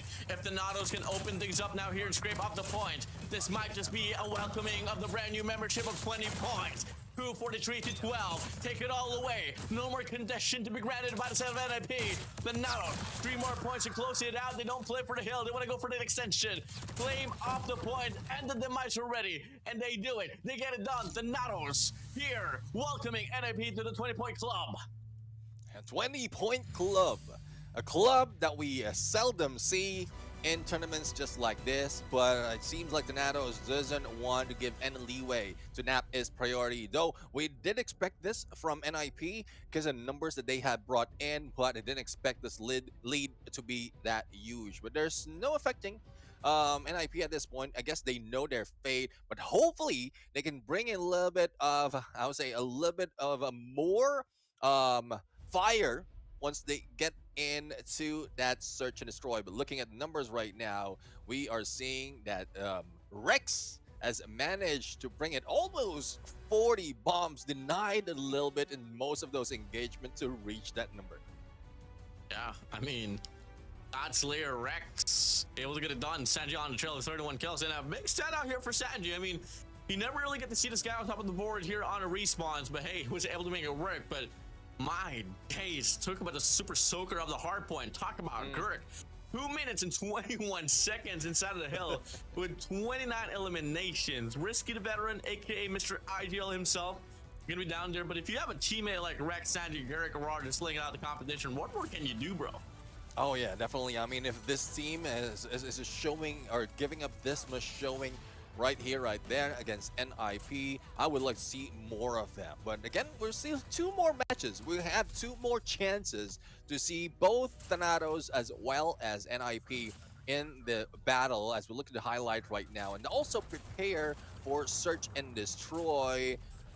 It seems like as much hope as we want to give for NIP, it's up to them to really make it work. If they are playing it this time around similar to what we've seen in Hardpoint for search and destroy, it would be difficult to say that they have or they can bring a number or a few points on their side and deny Thanatos in chasing that number 3.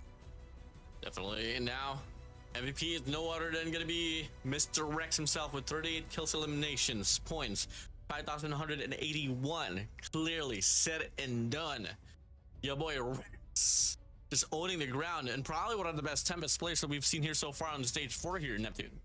Yeah, I mean, we've seen so much of Tempest, but there's so much that Rex has done in that hard Hardpoint. But let's put it aside. Hardpoint's already over. We're preparing for the next battle. It's Search and Destroy. Again, this is at some point, most of the players, most of the teams right now is more proficient in Search and Destroy compared to the Respawn. So I would love to see Napis Priority do that right here. At least put up a little bit of battle and not leave out any, or not be left out to receive a donut in this game. There's a lot of hopes, a lot of expectation that I want to throw out for Napis Priority, but I would like to see the performance of the Nados as well, so that they're not giving an inch, and just to make sure that they're chasing for that top 3, because we talked about this so many times already. If they can grab that, there's more chances of them as well to proceed to the playoffs, as well as also take a spot into the World Champs. Definitely. And now we move over here towards Search and Destroy Tunisia. Notably, I've seen the Nados even before when they were able to qualify for the world for the major tournaments there on Gladiators. I mean, these guys was laying it all down, and it's just so really good. And S&D, and added up the fact that, you know, Sanji's going to be playing for the squad. Really reliable sniper, specifically on this map, was able to get a lot of those impact kills. Now we take a look at the head-to-head though. It's going to be Gurk from the side of the Nados, Oliveira from the side of NIP. And the stat line doesn't really set it all too far apart, but in regards to team composition, definitely looks to be more promising here for set of the Nados. Tunisia here in Neptune. Ladies and gentlemen, welcome to Neptune's vacation house. I sure hope so. I sure hope so. I sure hope that Nice try. do have kind of at least one of the compound in this map, but to no avail. I couldn't afford it. But I would love to go to Tunisia as well. I mean, literally the country, the place of Tunisia. So I would love to be there. But the battle is already starting, and it is Thanatos in blue, as well as Napis Priority as the attackers. So we'll see if there will be a little bit of fast pace coming from Napis Priority. But there goes first takedown against Thanatos. And let's see if that can be followed through by the rest of the team. Get it on. So far, going to be a heavy stack here from the side of NIP on his ace side. He goes for a set of Thanatos. Aurora might just be the contact player here. Same goes for a set of Risky. Watching the cross now. NIP, if you are NIP, you gotta go for the commitment. No hesitation whatsoever. And finally, Oliveira, chaotic, least away. Finds one. Aurora good for 2 elimination, though. Sandy good for 1 as well. 2v2 situation. Lee Jian, here, 6th in. From the side of NIP, Rex. And Sandy for the side of the Nados. The bomb is dropped down on the ace side. The point of no return here for the side of Napis Priority. Now let's see though, the Slayer of Hardpoint together with Slayer of Search and Destroy for Thanatos is in combination, but no, Sanji goes down. Rex tries to fire it back, but missing that opportunity, and this might be it. There goes Legion, making 1 point on this Search and Destroy against Thanatos. Keep it alive, NIP. Burning the heat. And so far, bit of a setback there for set of Thanatos. I mean, they had the read. It was going to be that A execution. It's definitely be a tad bit better there for set of NIP as they close out the round. Now they switch of sides. Here, push up now here on the B side. Sniper on hand for set of Rex. Finds the first. Gets the second as well. Making a third. Rex taking the spotlight. Hungry for some more. The sun I is take it out. back. Looking to chill it down. Can he get it? I take it back. I mean, we have the Slayer of the Hardpoint being the Slayer of Search and Destroy as well. We would love to see more, and there you have it. Rex right now on the roll, bringing 1 point to Thanatos, and also bringing 6 elimination for himself. And like Rex, I don't know what he ate. I don't know what he did for this game, but he's showing up. Woo. Play a 1 for a split, but oh my, Tay is 6th in. Calm down, boy. Kenji's already. Now, they go for the striker on his mid-map. They can go for the execution, but they know for sure one player's going to be there. That is going to be Rex. That's what they're able to shut you down already. Oliveira, no, finds one there on the connector side. One more player to go there on the connector, and it's going to be Risky. Good for 2 elimination. Lixie get a triple, but 16 gets the cancel. Gurk, inside of the side. MD42 on hand. Good for 1, good for 2. And Rex shuts down 6 in. Thanatos on a steamroll. Steamroll indeed. I mean, after giving that 1 point, seems like the Thanatos is mad enough to go for a double after that. Now let's see though if they can maintain this momentum. They still the defenders up until this until a few more rounds. Gert a little bit too into the lead. No one's meeting him in mid map rotation. This might push down or NIP in a disgruntled approach because the pinch coming from the Nados right now. There goes Risky as well as Girk, but Risky managing to get his fourth and only 2 remains. But if Peter for Aurora get killed by the concussion, tell them you get to see it, but that does happen. Ryan continues though, it's a 2v4 situation. NIP back against the wall, MD42 on the hands of Girk, but Rex beats him to it. Lee, GIN, all alone, missing the first shot. The second doesn't come through, and Girk shuts it away. You take the first, we'll take the next 3. The Nados hating this game all up in their banner. Talk about movement coming from Girk. Getting away from that shot and still firing back with a machine pistol up close and personal. That's how you do it. That's how you do it. An aggression of Thanatos. That is the showing that we want even more. Thus, we want them to be on to that playoffs as well. But NIP, we've seen a lot of aggression coming from this team. If they're fight back or trade off those elimination, they might survive a little bit longer. But it has been one already being taken down, plus a plant. Now, it would change the pace now for Thanatos, and I'm quite sure if they can rush in, but seems like they have an opening. But Black says no, Girk has been taken down. Rex missing those shots. And even Aurora is a loss on what they can do, but Risky managed to get a 2 plus a follow-up on the other side, and Black the only one remaining. There you have it. Thanatos grabs another one. What is happening? Thanatos, what are you on?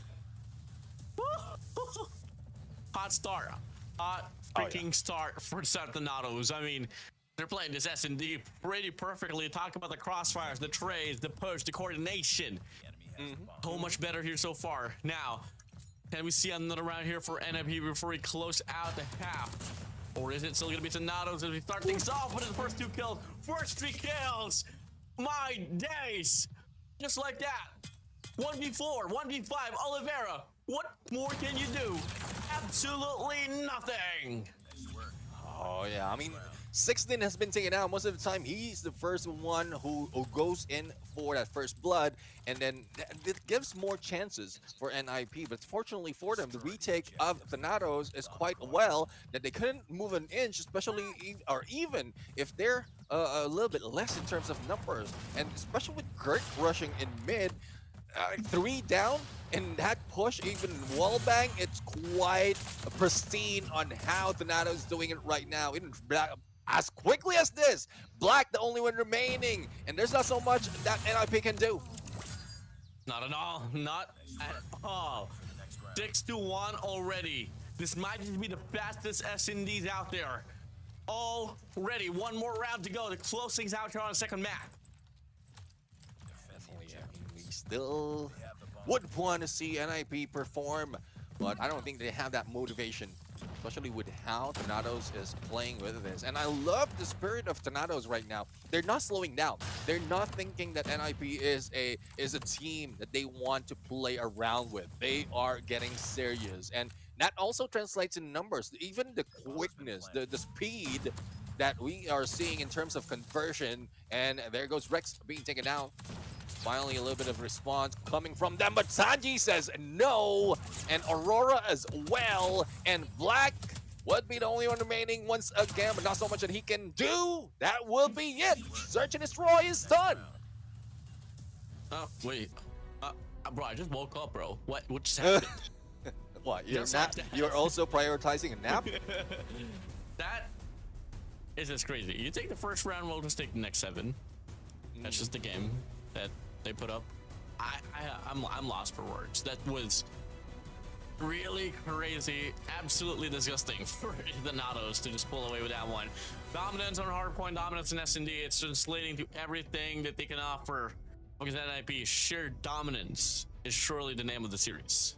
Yeah, definitely. I mean, It's not like I want to go in this direction in this storyline where Internados really is hungry to win the games. They are hungry to get to that top three because they're very close if in case they want to chase on it. But they will need this 3-0 if they can bring a 3-0. Though we still have control, but it seems like with how NIP is working right now, it can be secured. How quick? That would be the question. Would it be a little bit of a hold for NIP against Thanatos in control? Probably a little bit of back and forth. I would love to see a 3-2, but Thanatos wouldn't. Thanatos otherwise would say that they want to end it quick. So I guess that would be dependent on both teams to make it happen. Look at the way that Thanatos was able to maneuver around the search and destroy game mode.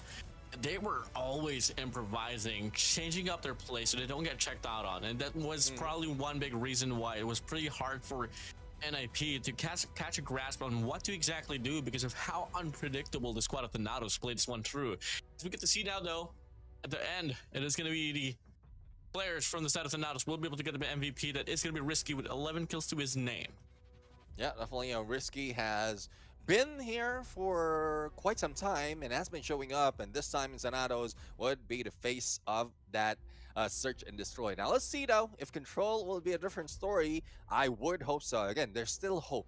I would love to give hope for Nap's priority. It's just up to them to also show up. But again, as quickly as that, we've already done with 2 modes for this series, and well, Thanatos might be ending a 3-0, and we'll also know in a bit on how that would translate in terms of their position leaderboard, because there's a lot more of matches after this. Let's put it this way, Neptune. I love the fact that you're a very hopeful guy. I am.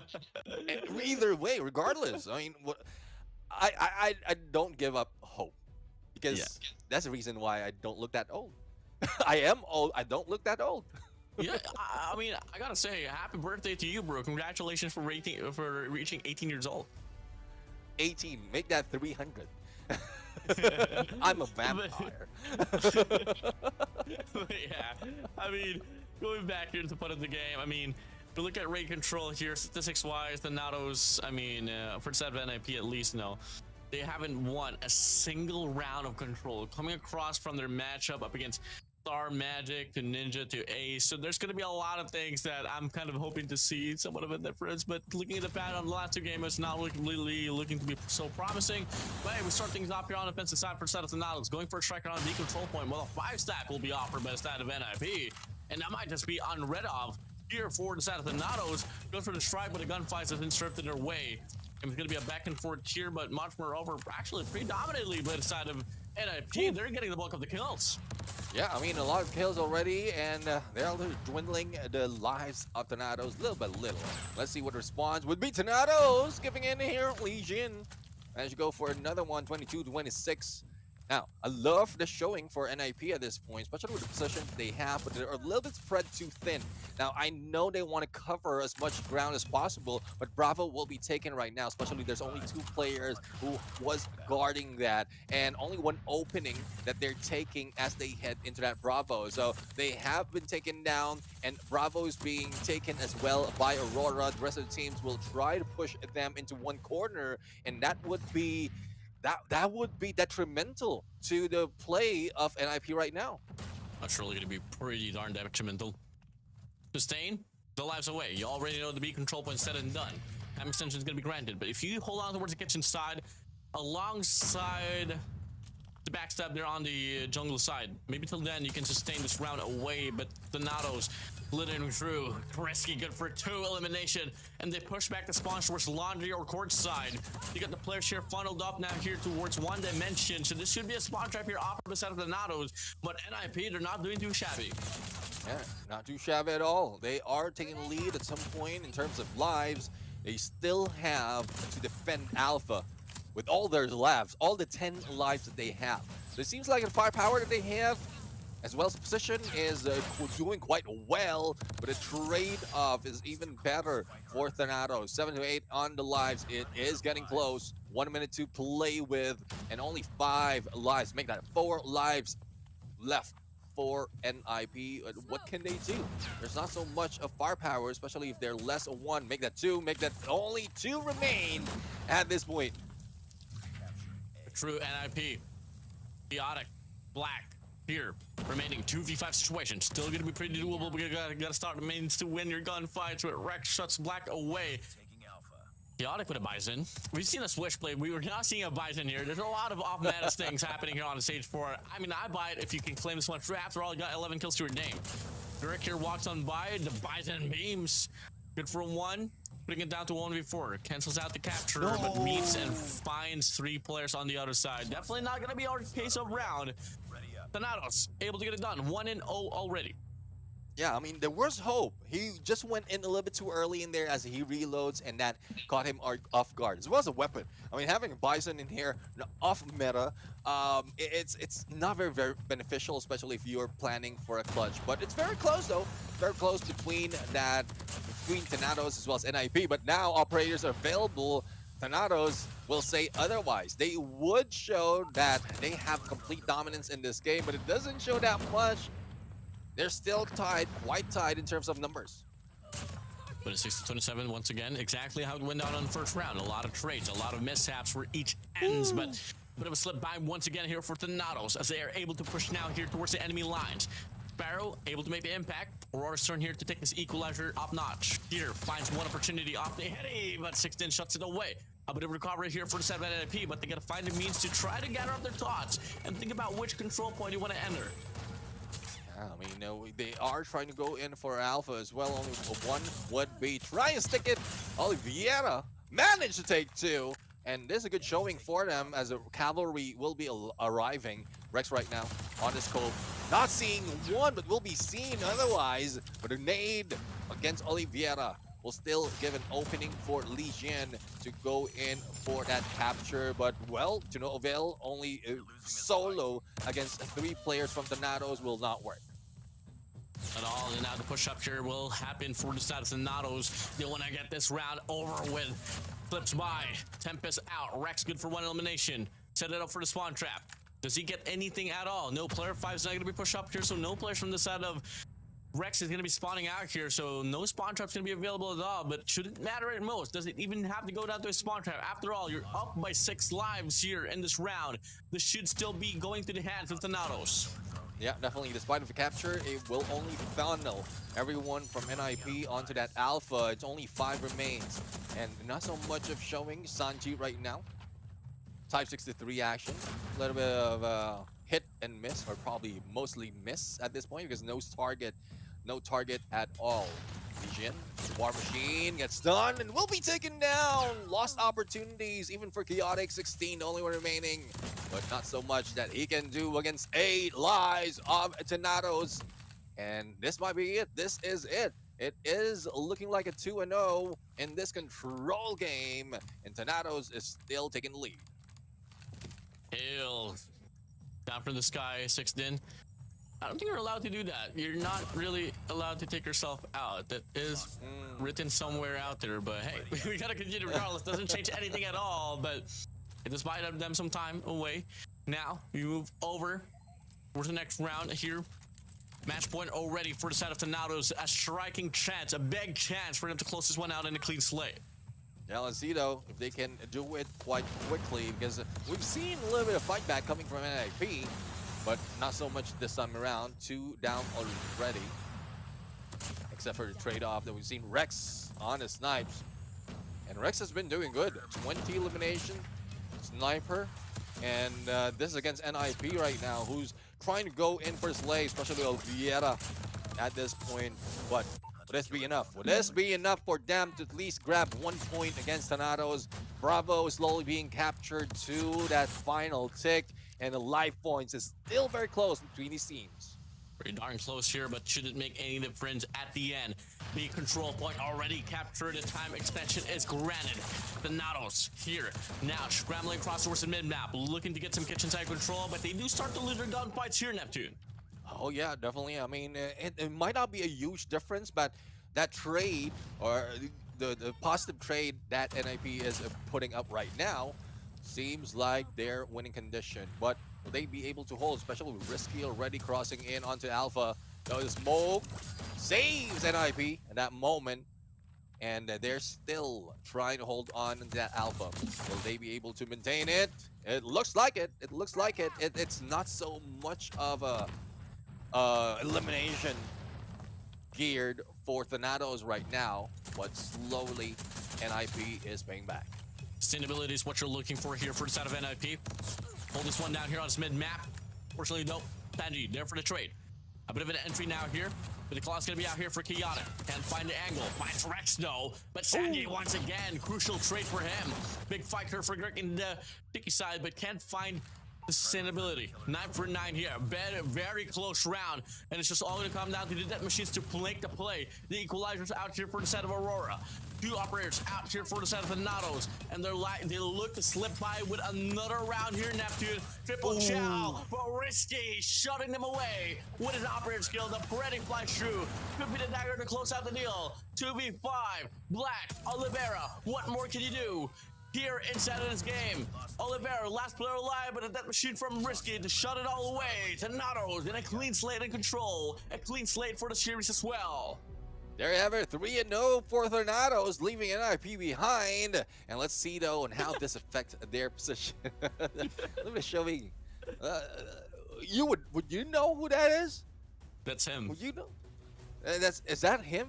Because I'm not seeing his face because it's covered by the logo. At least he shows himself.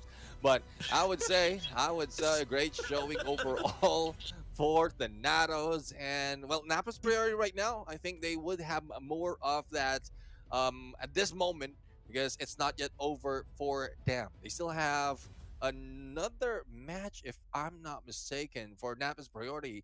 And well, the opponent later on, especially for the final series, would be Elevate Puck. So if this is hard enough for Napa's priority, I would expect it even harder later on. I'm expecting a lot of absolute cinema moment for sure. But gotta admire, Rex here. Not only he's good in the game, but he's also good in TikTok. He got the Riz within him. You got Riz? You got Riz, Neptune? Riz? I don't have Riz. I don't have Riz. I only have rice. And you know how we are Asians. Always have rice. But Riz, I'm all out of that. I'm all out of that. But you know who got Riz? Rizky. Rizky got Riz on his name. Yep. You can handle the uncle, Warden. You know that. Yeah. Most definitely, yep. MVP Risky.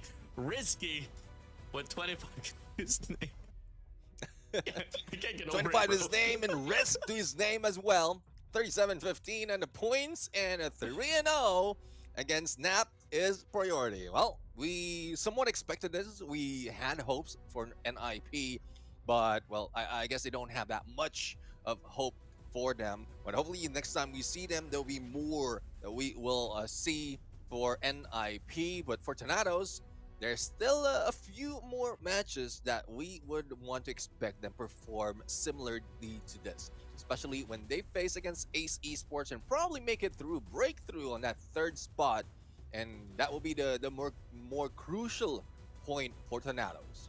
Well, up next is going to be Ninjas and Elevate, and for the side of Thanatos and NIP, the job's still not over. They still got, for the side of Thanatos, they still got Ace Gamers, and for the side of NIP, they got Elevate, which you did mention as well. So, hey, we still have, a lot of those pretty interesting games, but for the side of Thanatos later on, that's going to be pretty crucial up against the Ace Gamers to fight for the number 3 spot. But before that, though, we're going to have Ninjas and Elevate, and before that, though, we're going to have a short break. Ladies and gentlemen, this is the Garena Qualifier 2025 for the World Championship. We'll be right back.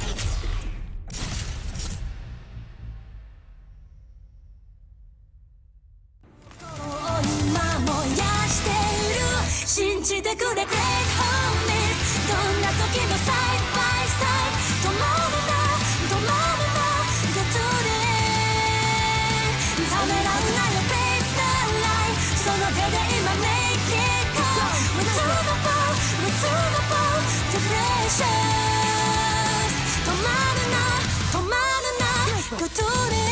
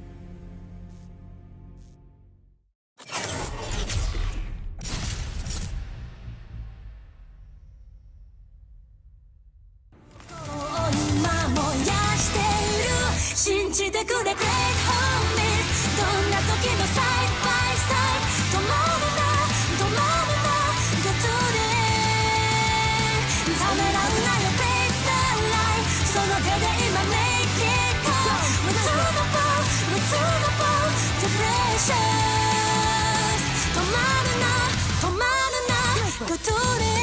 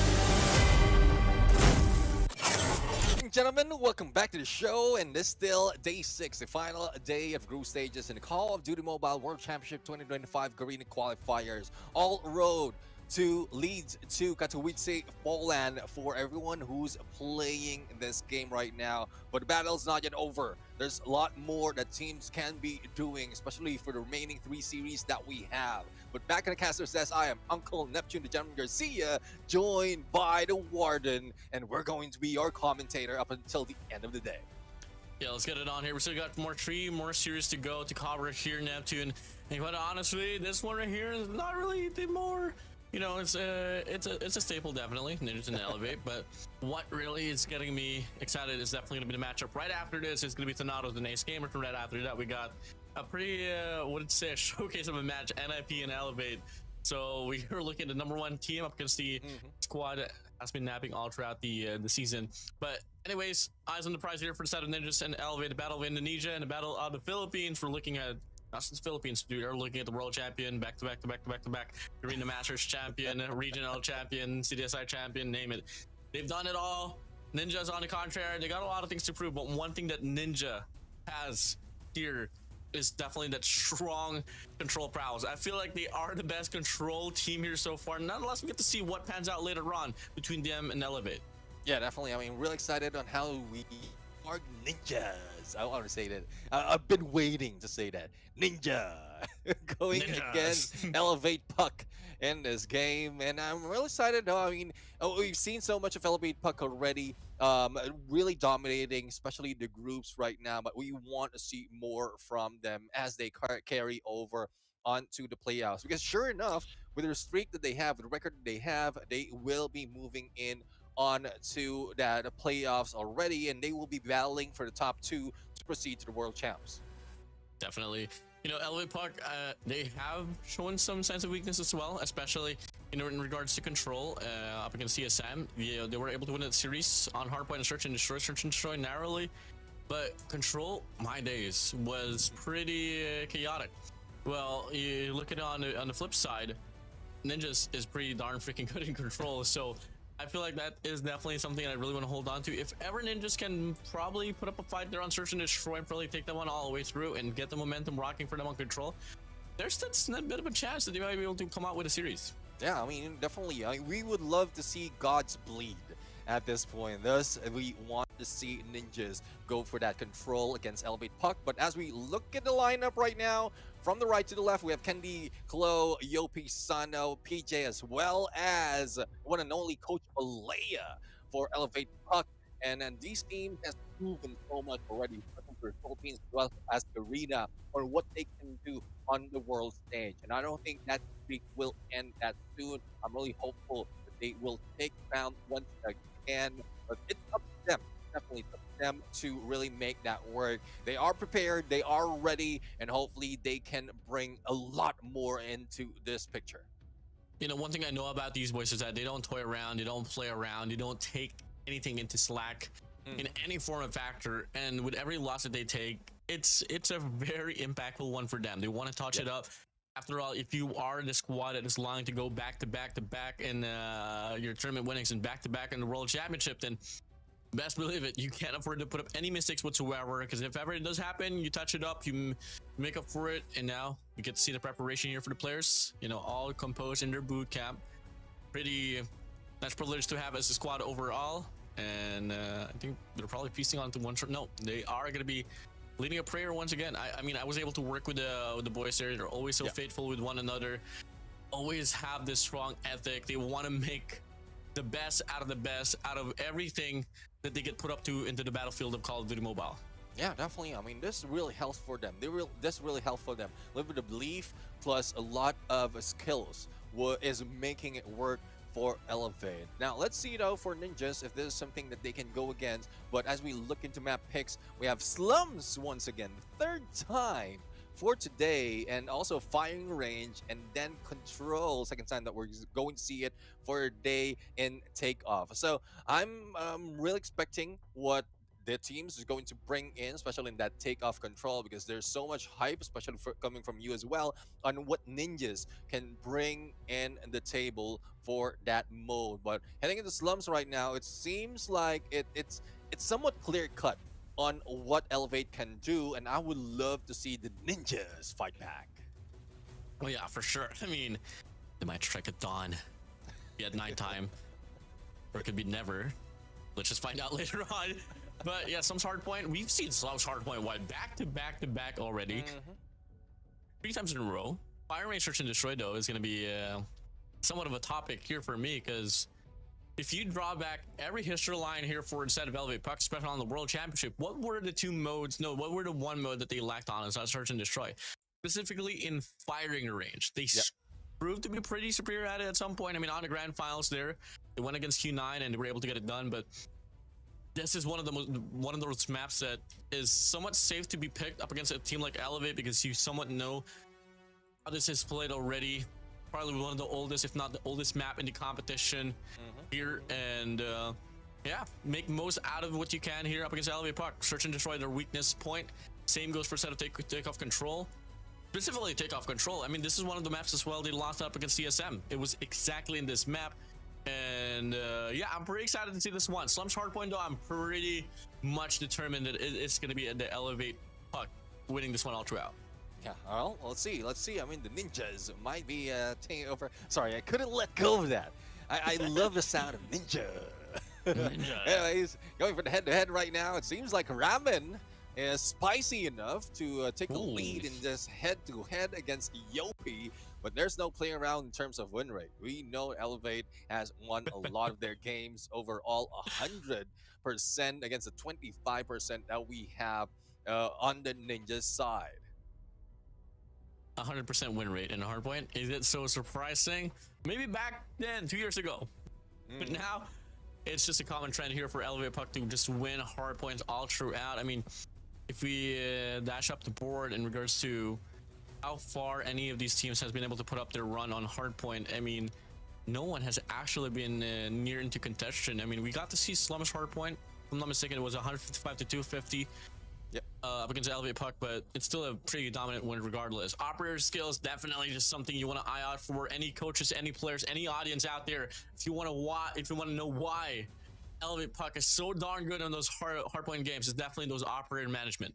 Yeah, I mean, operator management as well, the timing as well, because they know specifically when to time it, that they can get more advantage in those operators. We've seen so many of those mistakes earlier on, wherein they don't even make any elimination, any kills out of the operators, and then they are the ones being taken down. So Elevate has been proficient in that. That's one advantage that a team can do. Any team can do, especially when we go into respawns like Hardpoint. So the battle between the ninjas as well as Elevate Puck is about to begin. This is Slums Hardpoint. We're excited to start this game. I mean, ninjas are known for climbing over walls, climbing over houses. They're gonna They're climb better than a big John- mountain. They're closely better than John Cena of not being seen. So let's see though if they'll be able to hide out. Because have you seen the Ninja Parade? Uh-huh. Yeah, you wouldn't see it. Yeah, exactly. That's my point. Well, You wouldn't see the Ninja Parade. It's like John It's- Cena is leading them. it's a heel versus face match here in Slums. Have I given you a tour in Slums, by the way? Tour, well, I'm getting a tour in Slums already. Right? Yeah, exactly. all those That's the positions. fountain where I spent all of my childhood into. Hey, So this is your place? yeah, it is my place. I live in the slums. Ah, I see. And then you keep pointing out other casters who live in mansions where it's otherwise. But let's kidding aside. It is about this team going in for the battle, and Elevate Puck getting the first lead into the hard point. Even elimination would be taken much more by Elevate Puck. And how can ninjas turn things around? Because it seems like all bases are covered already for Elevate. Yeah, everything is pretty much a occupied here, and they're retaining the spawns all they can. Topside control here for the set of Kendi. Kalo on the feet, painting it all yellow, painting it all the Red Rebellion. And yep, it's funny enough though, the ninjas up against the Red Rebellion. That is definitely a lore that we can hold on to for the time being though. 30 seconds remaining here on his P1, and this looks to be pretty much dominated by the side of Elevate Puck. Now, you know what? Susano is also a ninja, but he is on the other side of the board. He's on the other side of the team, but Chloe right now, taking over on his statues, and, well, good enough on him. He's not being taken down, not so much of contention, especially at the end, their first hill. Now, getting into the second hill right now, it's still all yellow, special anchor, and spawn a point that they are taking advantage of, and this is one thing that we see so much often for teams like Elevate Puck, because they prioritize on their spawns and then later on for elimination as well as capture. But the spawn has been flipped right now as ninjas taking over the right side of the map. And doing pretty good here so far. I mean, they're on the run to probably claim the remaining 40 seconds here inside of this hill. Not unless we get to see a break here from the head of Elevate Puck from the top side. Get the old spray down. PJ good for one, good for two. Sana beats him to it. And lovely sustainability here for the Indonesians. Ninjas on a roll. Yeah, they are on a roll right now, tying it up, close to tying it up, and still plenty of time for them to work with. But it has been cleared out, it has been opened up, and Elevate Puck is getting their numbers in, but only scrap points will be left. And as you can see, ninjas already spawning midway into the next part of the hill, or next hill at this point. But will they be able to sustain, especially with the spawn? And if they can control that, there's a huge chance that they can break through. Yeah, Kalo's now here going to be able to pop off with the equalizer. Good for one. Double kill from Kendi off the Predator missile. Sparrow's out here for the set of Philip, though. Good for one as well, but Kendi able to get the Punisher. War Machine's going to be out here for the set of E. Pushing through now here. Frontside play. Good for two as well. Back and forth battle here on his P3. With a lot more better flow here from the set of Elevate Puck. Yeah, I mean, back and forth in terms of elimination, in terms of kills, but it's more of the numbers and the time that you can spend into the hard point that would be very crucial. And it seems like BJ is trying to put a guard on the borderline before anyone from Ninja can cross over. But with 23 seconds already heading into the next hill, I love this play coming from Elevate Puck, because they're trying to secure as well of both sides. And it's not that far though. The cut through on the middle would make it work more. Yeah, definitely. Still though, not bad of a hustle here from the side of Ninjas as they try to scrape out scrap time. Pushing now here on P4. Two players can be found in line here for a set of Elevate Puck instead of the objective, but the sponsor are going to be favoring the players of Indonesia once again. Ninjas here can go for the strike. Gonna deal with the cross there. Able to enter secret now. Kalo inside, sustaining the life away for the team. And quickly, just like that, the gunfight starts to run over for the side of Elevate Puck, and they push away the players of Ninjas. Close to the first century mark, Elevate Puck is already making it work and not even giving an inch for Ninjas to break through. Yopi on that prone as well as a takedown. And Susano right now, Death Machine, this plus another player can be the end of this hill, and they can start rotating on the side. But as we look at the spawns coming from Ninja, it's just cutting through very close, but the position that Sano is holding is just to make sure that no one goes through those arches. No one at all. There's clean slate here on this P4. Much more better on how it went down to P3, P2 here for the set of Elevate Puck. And now, once you get the Money Hill rolling, Freeze starts to continue. Operative starts to build up. The momentum is on here for the side of Elevate Puck. And as we go back here to P1, it's going to be nearly a 100-point lead here for the side of the Red Rebellion.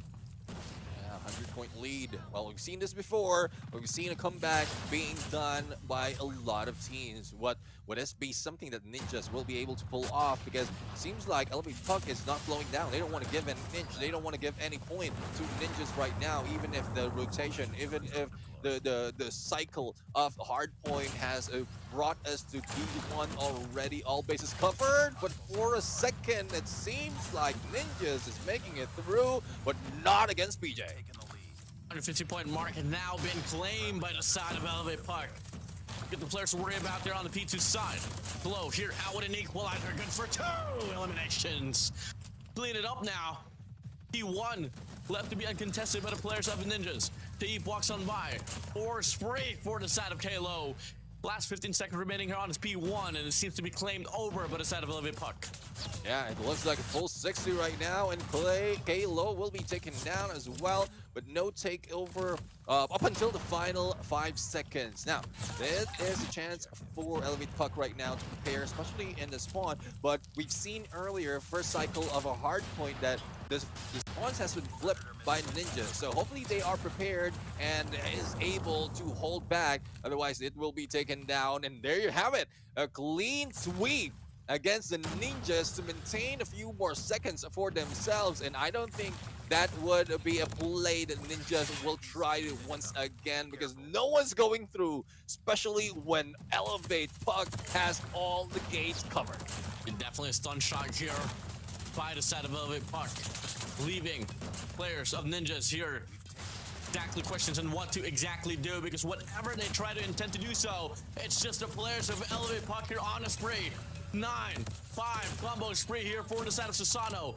He gets taken down. PJ doubles it away. Reinforcements coming through. The game is not going to end here, but definitely on striking distance to close out the deal here on Slums Hardpoint. Yeah, only a few seconds remaining on this Hardpoint. Rotation is quite far, but it seems like it might be ending on that final hill. We'll have to see Yopi already on the lead, and there goes the takedown. Philip managed to bring him down, but the rest of the teams is trying to break through for the spawns. There goes Philip on the spree, taking Kendi as well as Sano down, and Yopi was trying to break through on the other side, but still unsuccessful. So I'm looking forward to Ninjas breaking or getting a full 60 or probably more in this hill, and then continue on the following. Might be too early to call here as Elevate Puck once again serves to get another break. War Machine's gonna be out here for Kendi. Double van push here from the side of Ninjas here from the front side. Coming through, Kendi on the beam. Finds 2 through the wall. It doesn't matter. 10 more points to claim.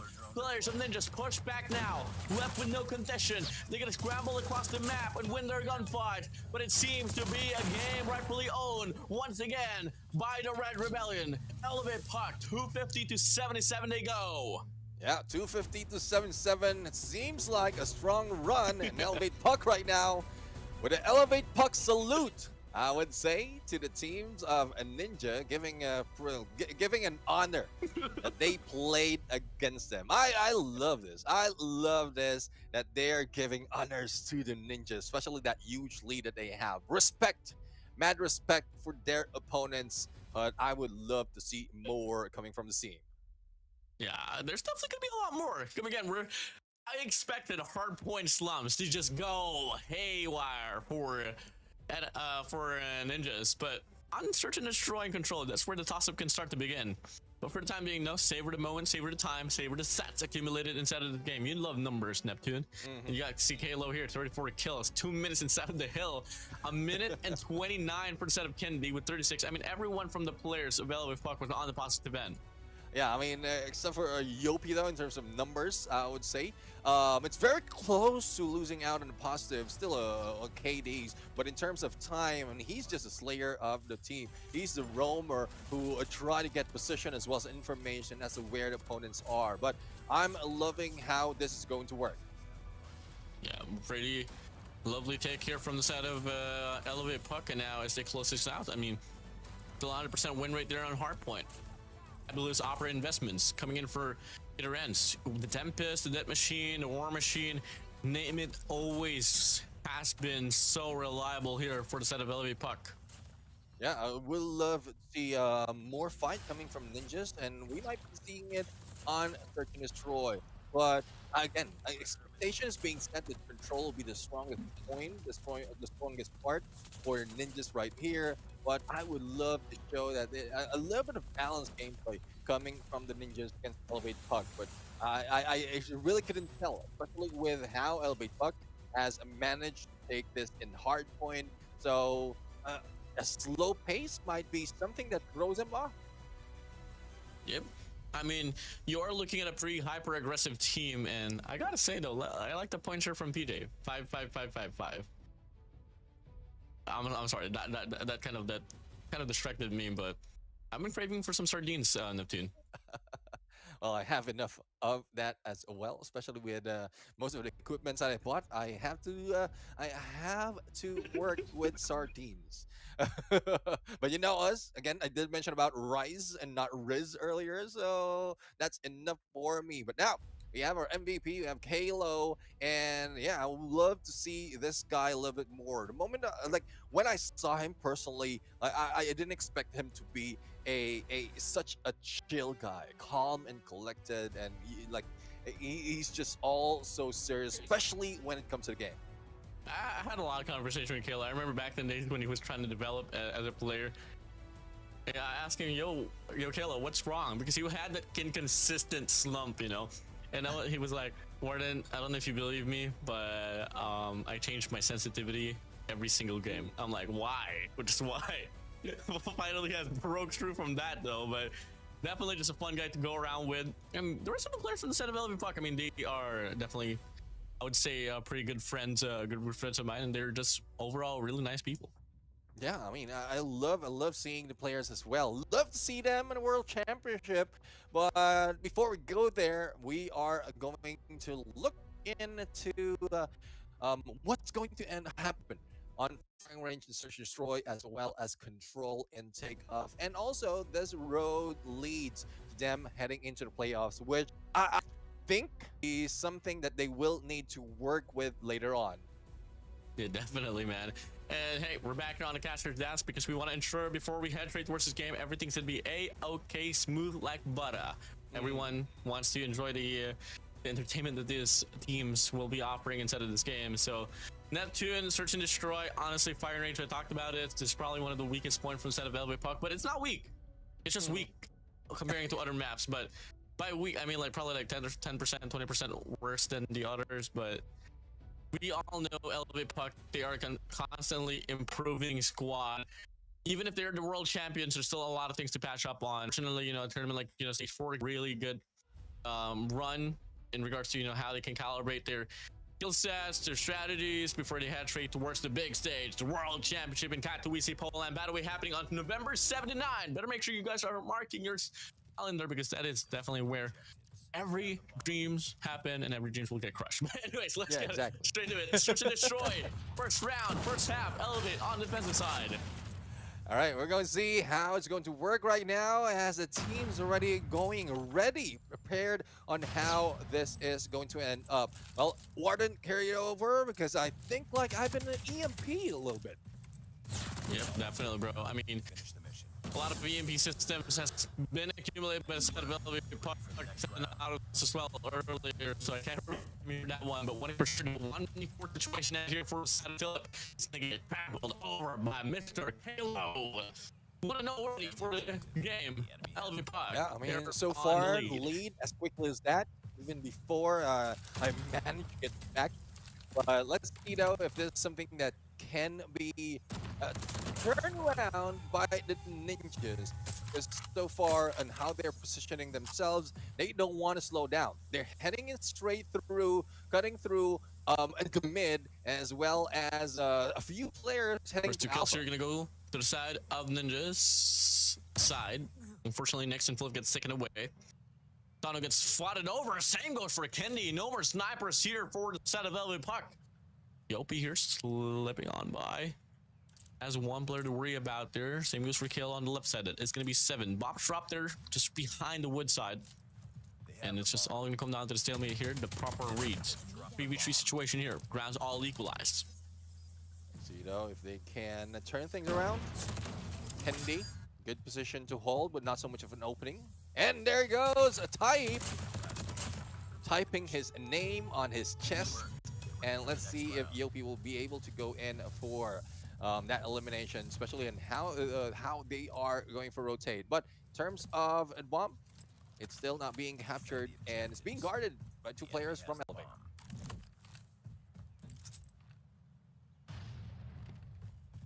Low just a little bit. It's a 3-2 push from the side of Ninjas. Look at the moment here. Living like it is in the Matrix. Shots so accurate from either ends. All stakes up high here for Elevate Puck. They don't want to miss out on any of these rounds.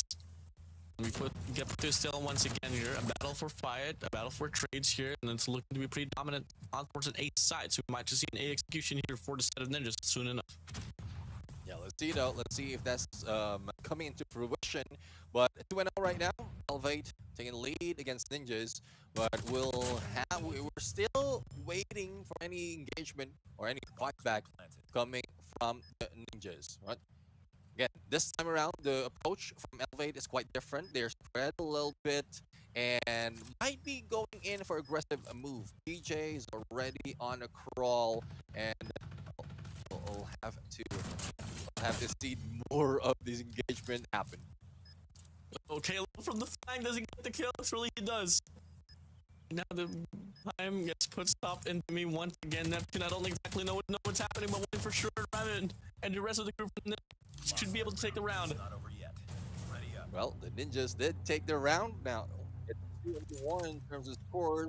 And, well, I love seeing more of this. Well, not more of what we're not seeing, but more of what the viewers is seeing, especially the feed. But, again, we are looking into more fights. Right now, I'm a little bit stuck on the scores or scoreboard.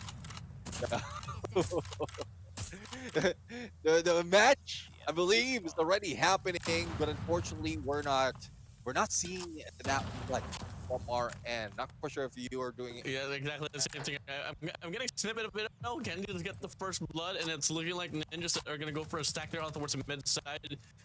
If they go for the A side, there's gonna be 4 players here from the side of Elevate Puck. See though, it will look even better later on because I'm not seeing any.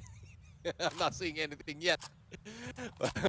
from how I'm looking at things, I mean, we have one player of Ninjas already being taken out, and position-wise, Elevate Puck would have a great advantage, especially with the additional elimination they've done earlier in this game. Yeah, So 3-1 it seems definitely like happened 3-1 would be happening. And I get the moment to see the game and looking like the players here are gonna be playing for default once again. We're gonna shift page here to the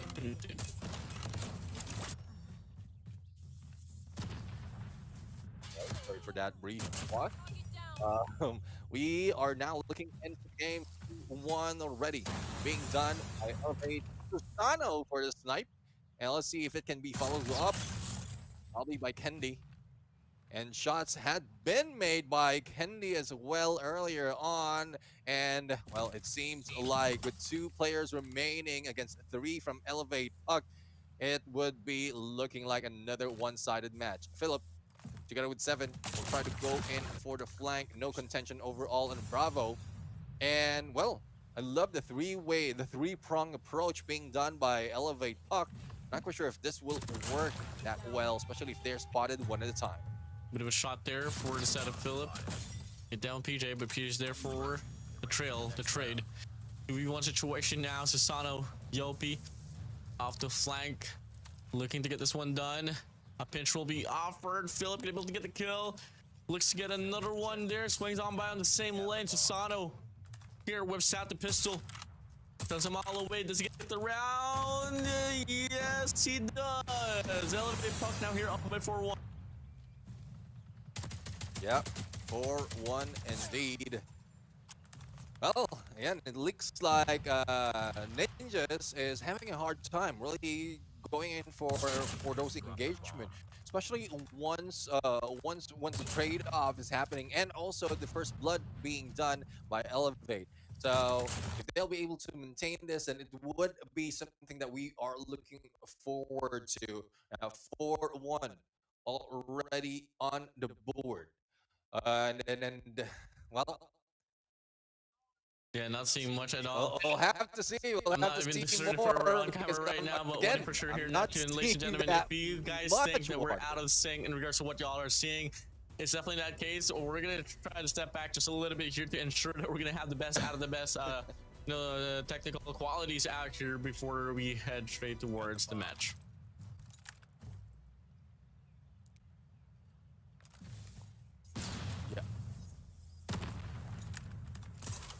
Yeah, it seems like viewers are seeing much better than us. So hopefully we will have more of that visual as well. So apologies though. Apologies, it's not your fault if you're hearing it delayed. And as much as I want it, so I want to see more of the gameplay. I guess we are back as well, Warden. So, well, if you are seeing much better than I am, I do get to see some situation here. It's going to be 5-1 now here, Neptune, and it's so far going to be 3-4 here. Elevate Puck down with the numbers, but they got the bomb side for themselves, so they can go for the bomb line enough. Actually, wait, though, there's going to be a 1-2-1 split pushing through. Is there any casualties here about to happen? Not just yet, but they are looking to provide the bomb to be planted soon enough. Yeah, I mean, 4v3 against Elevate Puck is a huge advantage. And let's see the third round. On the snipe. And PJ on the other side managed to take down Ramen, so that's an equalizer for Elevate. And now as we low pace, Lopi trying to speed it up, but there goes the trade-off. Clay Low is the one making it work, but Philip has managed to bring him down, and PJ with that HS shotgun bringing the team to match point. We'll get it done now here. Match point advantage now. Looking like their feed is completely fine now here, guys. I do apologize once again for the out of syncness, but hey, finally back on track here at probably the last and final round. Pushing through here. Elevate Puck gotta go for the beep execution. Zeno. Oh, type for one hit, but Susano fires back. And this is what we love about these teams. I mean, they know how to trade or make those trades in terms of elimination. Let's see the hole. There goes K-Low for the swing, but Nyx will be nicking a little bit of HP from him, and as well as bringing him down. Now, 3v2 situation still favoring Elevate. And Philip will be taken down. And Kendi trying to hold off on one side as 2 stacks up against him. But them moving in on for the plan. Susano might be able to make this work. If this is something that they can do at this point and also survive, then, well, it might look like a win again, once again from Elevate. Last and final retake here to deal with. Holding your grounds. Might just be the call here. And he was sniper. Shots down next. Now it's going to be Ramen all alone in a 1v2. PJ on the trail down. Pumped to the face. Pumped to the back. Able to get it done. And it's going to be 7-1 here. Yep. Elevate Puck going to be here up 2-0 for the series. Yeah, there you have it. Another win from Elevate Puck. But this time, no salute. just smiles on their faces. And again, apologies for what happened earlier. I would hope that this is something that would be fixed, or that is fixed already. And ninjas right now, there's a lot of fixing that needs to be done by the team if they want to go against head toe to toe against a team like Elevate Puck. But there you have it, two matches done in the series. And as we look in terms of elimination, it seems like Ninjas is not far off. It's very close. More of really closing the deal, especially in these matches. Yeah, I mean, yeah, it was a lot of these rounds went, head to head, toe to toe, and there was just a slight adjustment from the side of Elevate Puck to actually claim off those skills. And sound, able to get it done. But fortunately, we do move over later on the control. But for the time being, though, we did miss out a lot of these highlights. But let's take this time napkin to savor on what we lost. Yeah, I mean, a lot of lost times, and we're trying to catch Buck right now. But again, Kennedy, as well as PJ and Susano, the combination of these three players, I'm not taking out anyone because of how well the chemistry is working for this team, for these guys. But with all those players really combined, they are putting so much of effort as well as energy away from Ninjas. Position-wise, the waiting game, it doesn't affect Elevate Puck that much. They know how to pace themselves. Even if they're lost in terms of numbers, they understand that there's a risk, and they calculate all those risks to make that win. But yeah, and the reset, the way that they're able to play off those trades, even in the clear disparity on the numbers, they're able to get it done. And that's exactly why you're looking at the current world champions, because they have the type of composure. They got those situations locked in. Now, once again, it's going to be the MVP here. This time around, it is going to be Susano for the side of Elevate Puck. Yeah, 10 elimination, 1146 in the score, and this is just S&D. We know for a fact that there's a lot more that Elevate Puck as well as Susano has brought into the table every time they play in this game. So again, love seeing Susano taking that MVP chair, and I want to see more of a fight. And I guess this is what we have been waiting for, a chance to see a fight by Ninjas against Elevate Puck, especially in control. Yeah, for sure. And this is it. I've been saying this, I've been dwelling on it for the longest time, is that we are looking at a game mode where we could probably see Ninjas actually take a scrape off Elevate Puck, but obviously it's still gonna be far-fetched on paper. Elevate Puck is definitely on just a pretty different level, but a lot of there's gonna be a lot of tips that could probably happen if ever Ninjas can show exactly what they did on control up against a team like like TSM, so on and so forth. And yeah, on paper, statistics wise, Ninjas are the strongest control team, but this will be yet to really get determined after we get to see the whole situations panning out here after this takeoff control. Yeah, I mean, the record of Ninjas in control will be tested, will be tried and tested by Elevate on how strong they will be at this point, if how strong they will hold that record in control. But is that enough, though? Is that enough against Elevate Puck as well as every team in this competition? Because it seems like Ninjas, especially where they're placed in leaderboard, is could have been in a loss already, but I'm loving that they're still fighting back head to head right now between Philip and PJ. It looks like it. For the win rate, they have a lead, and even the average kill is more favoring the Ninjas. So I would love to see the Ninjas really show up in control. Yeah, if ever they win this control, I gotta say, as a coach myself, I would love to study this team and why or how they are so freaking good in this game mode. But we'll see about it. Maybe things can change. Let's just find out. Once again, it is Takeoff control. Another one here. We haven't really seen any crossfires too far here for today. No, it always has been a toss-up between Takeoff and Rage here now, dude. Yeah, I mean, yesterday we did see a few of crossfires. Again, it's good that we see a different scenario, a different view of how control's being played. But there's no waiting anymore. Battle's about to begin between Elevate Puck and Ninjas. Again, Ninjas has a record of a good run and control, but it's up to Elevate to break that record, to break that streak, and it goes otherwise. If this is something that they can be broken, especially a streak that Elevate has done in most of the games, then that so be it. This is where we see that happen. Yeah, for sure. And now we do get to see first so far.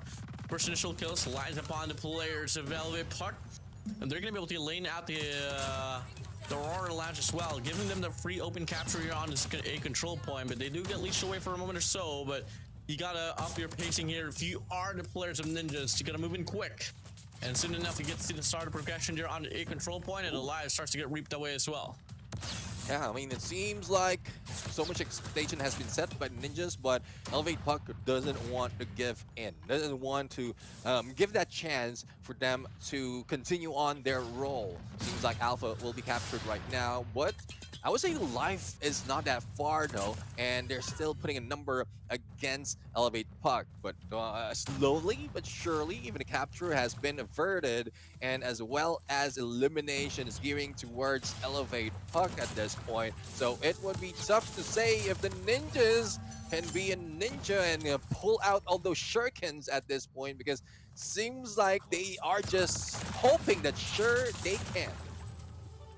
Yeah, 100% win rate on control, a lot of high expectations, but then again, you are looking at a squad. You're looking at a very formidable squad. All of the accolades that any player from the Call of Duty mobile scene can dream of. Has it all. 3, 2 players remaining. Make it 1 more player remaining now. 7 all alone. Elevate Puck, you get the calling. They're going to play for those operator skills. Yeah, operator, let's see though. I mean, 7 will only be 1. Numbers doesn't really count at this point, especially with the 12 that you are going to go against with. The only question is who's going to go in for the final hit? Would it be Yopi? Would it be even a shot? Because it looked like they still have a minute to work with, and it might be an execution at this point. But no, they went in for the objectives. Bravo captured not so much of defense, and Elevate Puck getting that first point. You like to see it. If you play by the ticks, if you get more ticks there, when that's reached around number 5, you take the defensive side as well. So hey, playing it right, reading the game fundamentally well. And now we start things off here on the defensive side. Kendi with the War Machine Gambit finds ramming the tape all the way, and those are the entry kills you need to go for the push up there on the mid lane. And that should be probably a spawn trap here in Zoo. Look at this, 4 operators out for the side of Elevate Puck. Yeah, let's see though. Operators really working well. And, well, reducing the numbers of Ninjas right now. Even PJ has to go through on the other side to the spawns because he don't want to waste any second with that Tempest. But now, well, let's see. Everyone's still spawning towards him. And finally, Philip managed to take down PJ. Yeah, it's not really looking great here for the set of Ninjas once again. Slight bits of recovery, no, but still going to be up +8. For the life count here for the set of Elevate Puck. 40 seconds remaining here. No sense of progression at all here for the side of Ninjas. Indonesia here scrambling across the map. They do get some entryway though on towards the P4 side of the map, but is it going to be enough though? Is it going to be sufficient enough for them to find the means to get back on track here on side of this round? Elevate Puck persisting to go for another wave of spawn traps. 10 to 19. Time is in the essence for the side of Ninjas, and it's looking like it's going to be Elevate Puck taking it away from them.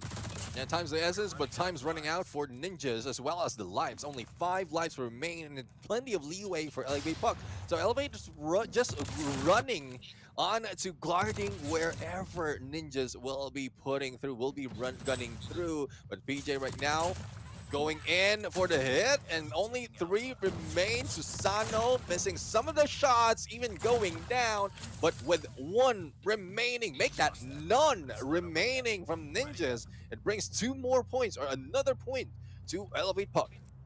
Yeah, I mean 100% win rate once again. I hate to say this, but it doesn't seem to matter now here up against the big boys.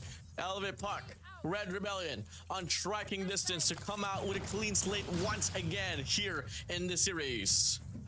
Let's see. I mean, they're already putting out operators for the side of Ninjas, but it's not putting a dent, or finally a dent, into the lead that Elevate Puck has, or the score lines that Elevate Puck has. For the moment that they I would say Elevate will be able to stack up on those operators, then they can turn things around. It's a good thing that Ninjas managed to like increase their leads in terms of life point, but in terms of position, they're just guarding everything, everything with their lives right now. And at some point, Elevate's just slowing things down so that they will not be brought down as easily as that. Kalo rather, managed to go for the takedown, and Nyx has been taken down by Yopi on his Sparrow. This might be the equalizer, close to the equalizer that Elevate Puck has been waiting for.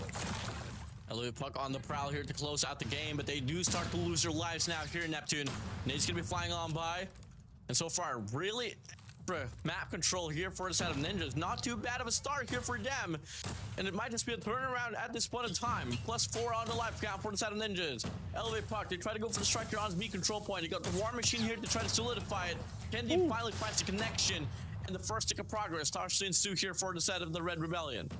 Yeah, it seems like they still have a lot more to work with and not so much of lives though. The moment they go to that final 5, it will be more difficult to go against the Ninjas. But it's a good thing that even Kalo is trying to survive and stepping into the final tick. But again, lives is of the essence and it's slowly dwindling down. Ninjas right now proving that they still have a fight in this control round. Kendi, a backstab will ensue, and he will be taken down from the hands of Philip. Another one to follow up, but no, PJ tries to survive a little bit longer, but everyone else will be gunning for him. Looks all around, tries to delay the game. Prays on, but he hops out of the control point, unfortunately. With that being said, though, hey, Ninjas, no clean slate for Elevate Puck. They do survive one, and the momentum is on for their side. So, hey, if they can chain this one all through, you'll probably see round number 5. Yep, we'll love to see it. We'll love to see a round number 5. And Ninjas, it's up to Ninjas right now. Just continue what happened earlier, but it's difficult to say that because you know how it is in control. The moment you win or probably lose, you will be switching side and the momentum will be a little bit off. So we'll have to see, because it seems like in terms of elimination, trade-offs is quite balanced. We are not seeing quite a lead just yet from either side, but position-wise, we'll have to see if any capture can be done by the Ninjas. Because looking at them, it's more of Elevate Puck right now on the snipe, especially in lookout, oversight as well, to get their position and take them down as quickly as they get for the kill. Pushing through here once again here. Capture starts to ensue here on his mid-control point. Still going to be a 50-50 battle, but there's going to be a lot more presence here from set of Ninjas actually to try to reverberate around the B control point here in Neptune. Oh, let's see though. I mean, we're seeing titles already being thrown in chat right now. Controlled Merchants. And the Control Merchants Ninjas are showing up, especially with Type when there's a War Machine. And it's slowly dwindling the lives as well as going for the capture. So this move, simultaneous move coming from Ninjas will work for them, especially if they will keep that lead in terms of life against Elevate. But slowly but surely, Bravo has been captured. It's now up to Alpha. But you know how it is. Once Alpha is available, or the only thing available, everyone from Ninjas can just funnel Elevate Puck in this area. It's definitely now. Here we go, 13-11. Popping through. Elevate Puck going to close out the deal. Can the Ninjas once again start to go for the capture on the A control point? Extend the time here inside of this game. Probably take this one through. 9 for 9 here. Tempest is going to be out here for PJ. 26 kills to his name. Looking to push up here on the stadium side. There's going to be 4 opportunities up front. Looking to get the connection with the first and the second as well. And now, operator galore for the side of Elevate Puck. 100% win rate here on control for the side of Ninjas. Start to see it doesn't matter. Up against the Red Rebellion. 2 versus 5 remaining. +1 on the life count. Annihilator's out for Nyx. Could be the saving grace. Pops 1.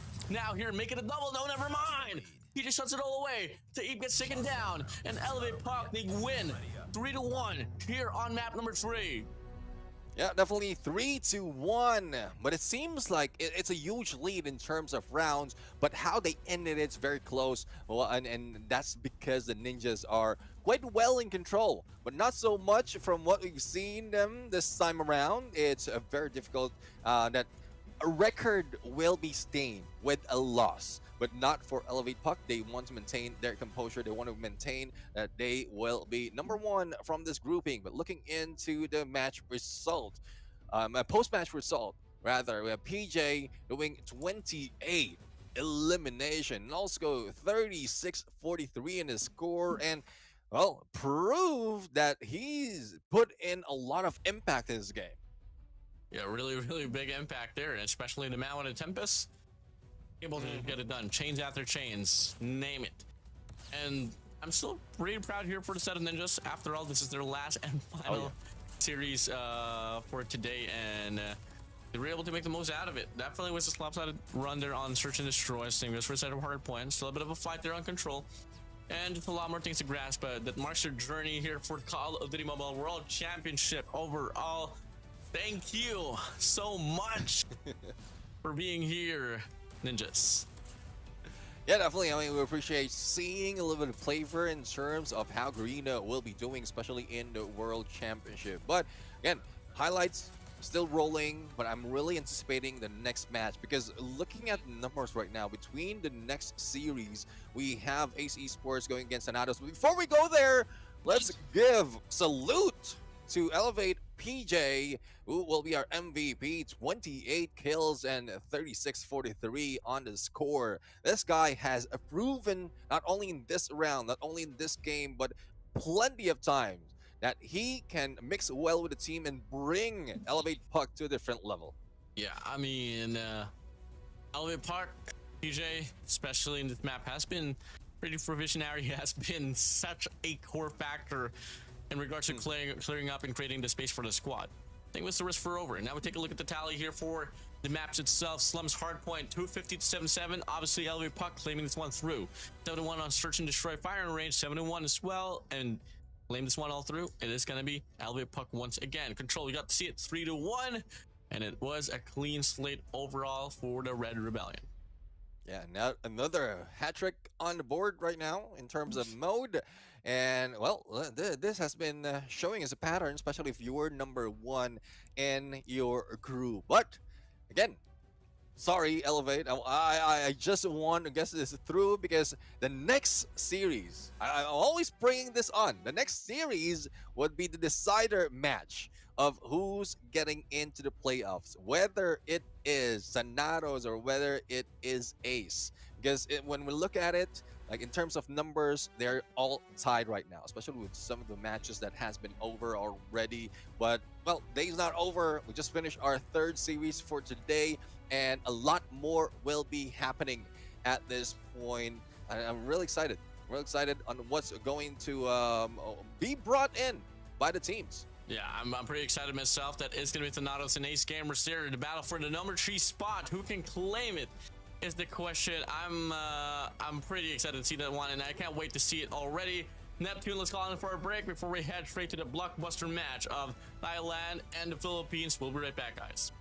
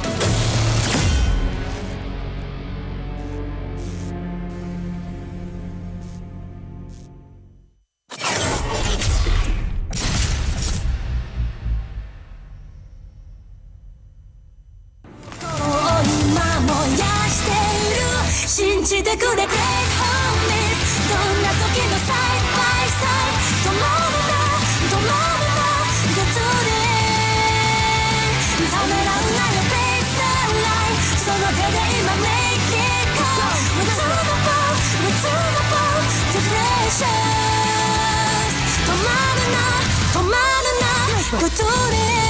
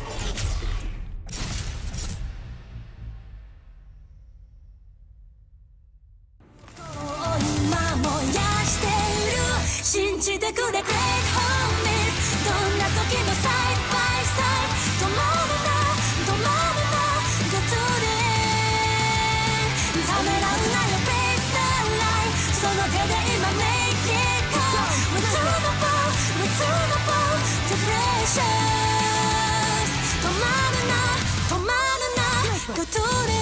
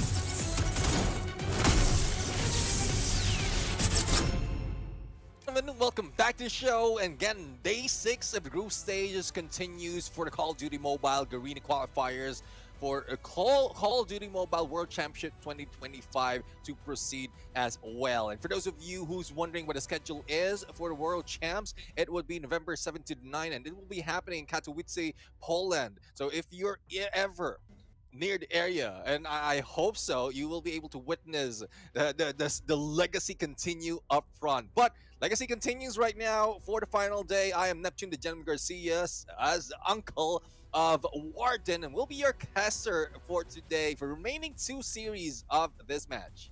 Yeah, Uncle Neptune. How you doing, bro? How's your back doing? No, kidding. I'm kidding. Oh, my back's...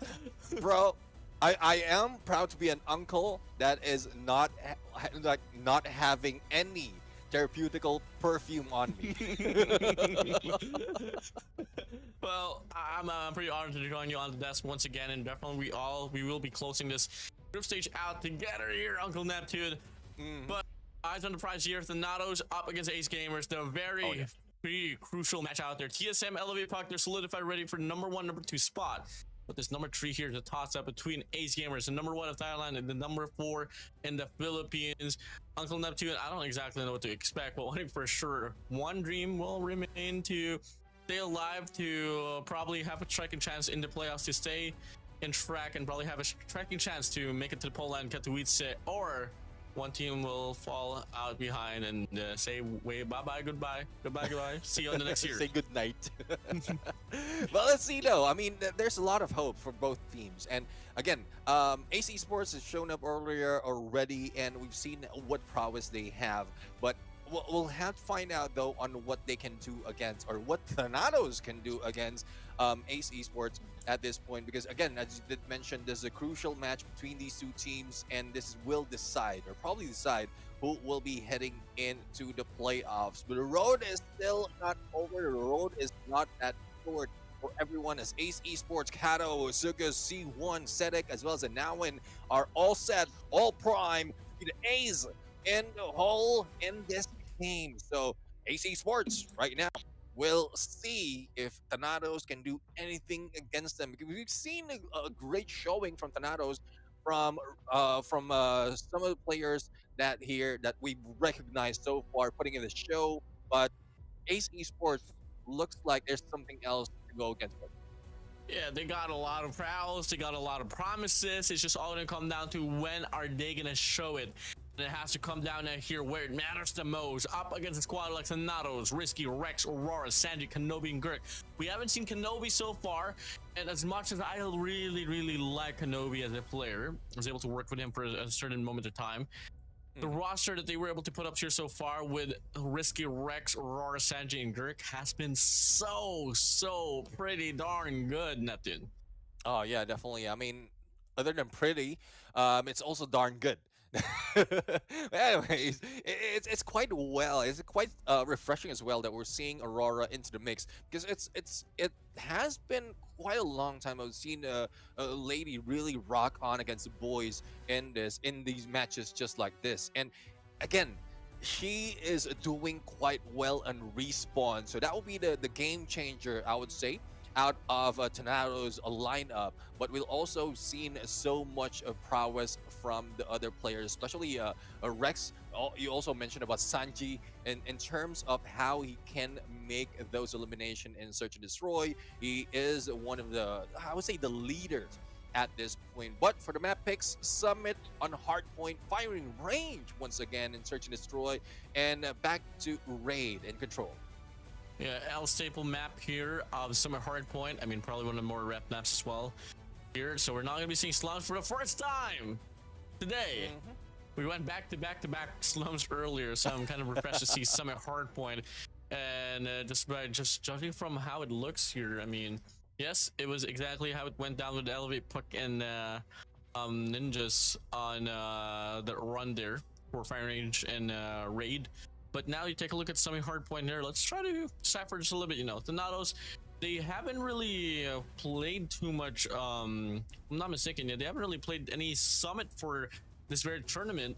And for the side of Ace Gamers here, they did play up against Ninjas. They were able to win this one 250 to 186. Those are your only stat lines that we have here, Neptune, for this map against each other.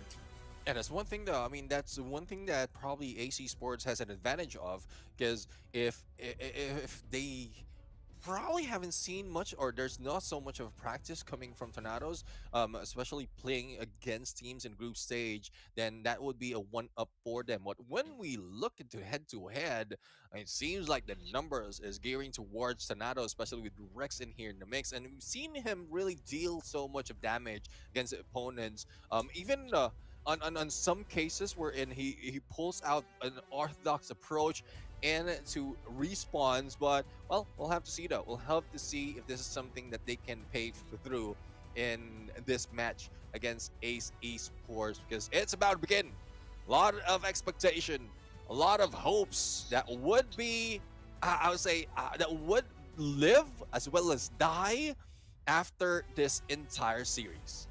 It's definitely now. We are transitioning to the snowy coast of Call of Duty Mobile. It is going to be semi hardpoint here. A lot of history has been made inside of this map. A lot of dreams has been crushed as well, and it all starts here. Here we go. Blockbuster match. To decide of it all, who can claim the number G spot in this group to make it to the playoffs? Ace Gamers up against the Natos.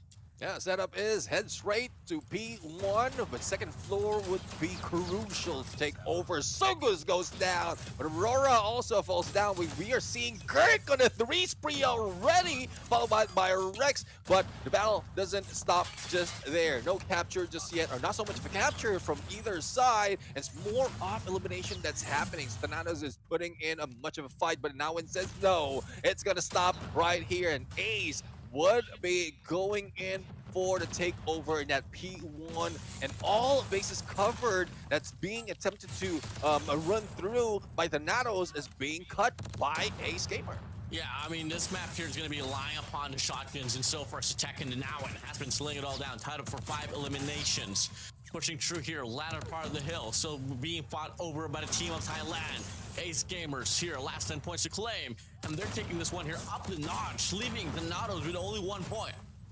I mean, it's tough to see the Natos going this route, because we have so much of hope for the Natos, but it seems like Ace Gamers really want to secure their spot on to the playoffs. Sugus right now, it's Paro, but will be going down from the hands of Risky, and no turnaround just yet. That P2 is not being captured, and well, it looks like it would be Thanatos will be stepping in first, but how can this sustain? How can they maintain their position right now? Because it seems like Ace Gamers will try to go in for the pinch and still not surviving, so Thanatos is still alive.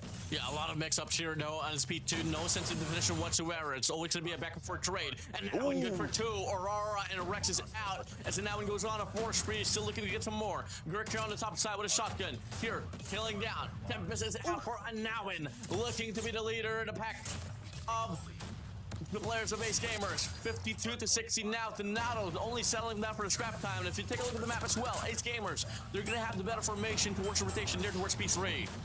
Oh yeah, definitely. I mean, taking over in scrap point as well as good rotation for them. Anchor spawns will be taken by Ace Gamer, and there's not so much of opening that Thanatos can do at this point. But again, it's better late than never if the Thanatos can pull up something of their sleeves right now, because Ace definitely has a lot on their plate to deal with. But Zedek right now, equalizer, just make sure that no one goes in into one side. But there goes Hunter. As well as War Machine rather, from Sanji that will clear house, but not from Anawin. He goes in showtime at HS, and let's see if they'll be able to maintain this lead. It looks like it, 40 seconds remaining and not even close to taking back from Thanatos. Yeah, last 2 players to worry about here inside the hill, and now we're here with a shotgun, gets taken down. Finally, a break will be happening here for Thanatos for the last 30 seconds here on this P3. They start to push up now, but you gotta worry about the rotation as well towards the next hill. Ace Gamers, they got this one here available for their side, but they decide to go for another Hiva contestation here up inside. Grab time, no question. Thanatos able to claim this one down, but now we get to see rotation starts to click in, and it is gonna be Ace Gamers still gonna be on the driver's seat. Yeah, Ace Gamers right now, scrap point being taken as well as spawns onto the next hill. Let's see if they will be able to continue their role, because they're very close to the 1st century mark. And as you look at the min map, those running through in position from Thanatos is not getting any leeway, not even getting headway, as well as Sukas right now, with that Sparrow just stopping anyone. And again, with the 50 seconds remaining, it's just up to Ace Gamer to continue capturing it. But good thing that Kirk managed to pull out his Sparrow and clean up so that he'll be able to stay a little bit. But sustainability, and another question that we have for Thanatos, if they'll be able to do it. A lot of drama here is happening. Back and forth battle once again. It's just who's going to be... The question is, who's going to be able to slip by and able to get the bulk of the time? And so far, Thanatos, late break once again.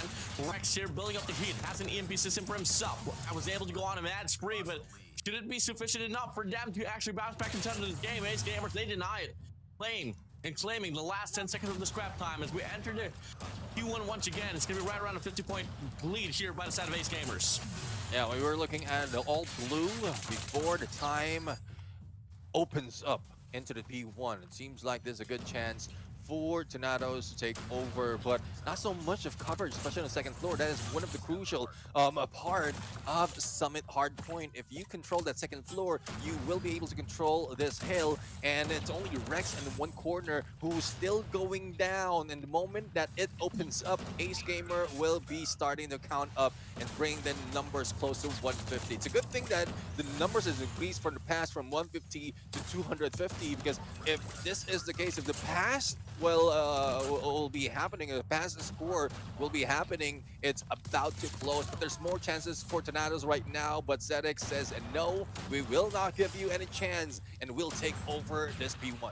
Absolute consistency has been found over here for Ace Gamers. My days, look at the kills as well. Everyone's pretty much all equal. 12 kills still for the set of Kato still. No, but you have Zedek, you have it now. When you got Sugas and C1 just bagging all this elimination, all you gotta do is soak up the hard point until it's dry. And look at this, P1 predominated by the place of Ace Gamers. Yeah, definitely. I mean, Zedek's the guy who's always up front and personal, always on the border to make sure that Thanatos will not go for that break. And it seems like the same story will go over on this P2. Sugas right now is Pyro. We know he's deadly, but there it goes with the takedown is Rex. But the battle still continues on to P2, and Gert will try to fight back, but no, it doesn't do well against Nawin right now. He backs away in perfect timing, and Sanji for a triple with a War Machine. Busted back here. If you are Thanatos, you're going to claim the next two Hardpoint here to bounce back inside of this game. And so far, the last 30 seconds remaining, fully reinforced, solidified now here inside of the hill. Aurora dancing up and within. Two players here hitting it from the top side. Gert, Rex, and now in there with a feed on a Tempest. Looking to go on a spree. Spots the players. Yep, pops one, making a double spree for him. Could be a triple. Yes, sir. And now in. Touch it all away. 33 kills to his name. Yeah, Nawin has win in his name for a reason, and it's winning all those gunfights. And it seems like Thanatos is having so much trouble to fight back, not even reaching 100 points. And the lead is already so much for Ace Gamer. It's making it difficult, more pressure for Thanatos to really put in the game. But they step into the next hill, but not so much of coverage in terms of sustainability. And it seems like a spawn is even favoring Ace Gamer at this point. So Sugas as well, a combination of Sugas as well as two other players will be able to clean up in this before Thanatos can even step in and grab a few more to reach that first century mark. Double century mark, I would say, is in arm's length for our Ace Gamer, and 100-point lead. It seems it's tough to get back. It's tough to come back after this for Thanatos. Granted, a momentary break doesn't matter. Thanatos can sustain. Ace Gamers on striking distance to close out this game. On the pace on P4. Scrap time still getting fought for. Ace Gamers just turning up the heat. Totally different Ace Gamers from what we initially seen earlier. And it all boils down to this. 100-point mark has now been claimed by the side of Thanatos, but should it matter at most, they're going to claim 3 hardpoints consecutively if they want to win off this game, as it opens up the players of Ace Gamers reinforcing the hill once again. Yeah, they've reinforced the hill. They're taking over, not giving an inch to Thanatos to grab any points. Remaining 20 points, and all operators can be pulled out from side of Ace Gamers. And Nawin is already refreshed. He's operator as well, and he is ready right now to stop anyone going in on that ridge. And well, this is it. This is it. Time is just counting down for the end of this game. 103 versus 250. That Ace Gamers has won. 42 bomb for the side of Rex. Doesn't matter. Ace Gamers cohesively as a unit. A much better squad there on the Summit Hardpoint. And got a note though, ladies and gentlemen, if you guys are just tuning in, this is the battle for the number 3 spot to make it to the playoffs. With that being said, set the tone. Ace Gamers dominance on the map 1. Oh, definitely complete dominance on the map. I mean, in most instances, we were doubting as well if the Nados will be able to reach 100 points. It's a good thing that there's some signs of hope, but it was a little bit too late though, because Ace Gamers, Ace Esports would want to make this win, to take this win against the Nados. You know what is at risk. It's that spot to the playoffs, and Ace Gamers says, no, we are not giving it out. Close to 200 in terms of impact for a Nawin. 41 bomb for him, but he has been beat by Rex, but unfortunately the rest of the team didn't do so much as well as the hill time. Yeah, I mean, take a look at this. 2 minutes and 21 seconds. If you got the top-notch player on the slaying department, getting the most amount of hill time as well, best believe it, you are running away with a Hardpoint game, Neptune. Yeah, definitely. I mean, they run away with it. They packed it and brought it home. I would say that's what Ace Gamer did right here. Not even giving anything for Tornadoes to give him any hope of success in this battle. It's tough though. It's tough to see, especially for Tornadoes. We want to see more of them, especially in the playoffs. But we're down to last day. We're down to last games of these teams, and when it really matters, Ace Gamers bringing it on. Yeah, they brought it on pretty clearly there, and it was never a fun time where we were seeing the Nados getting some breathing room, and if ever they did, it was only like what, 20 points to claim off the hard point. Rotations, the scrappiness, the operator skills, the gunfights, specifically the gunfights, was just so much better there for Ace Gamers. But fortunately, this is a series, and there's still gonna be 2 more game modes to go. But as we sum things up here for the Summer Hardpoint, your MVP is no other than Mr. Super Soaker inside of the hill. 41 kills, your boy Nawin from Ace Gamers. Yeah, a Nawin for the win, I would say. And well, that was already a tiebreaker game between Tornadoes as well as Ace Esports. So that's that puts Ace Esports 1 up against Tornadoes. Now let's see if Search and Destroy would give us a different story.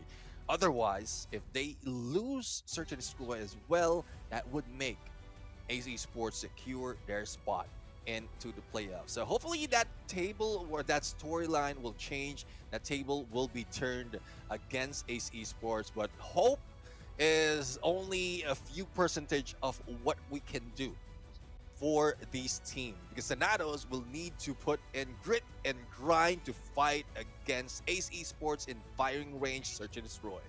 Fire range, Search and Destroy. Let's take a look at the stat line.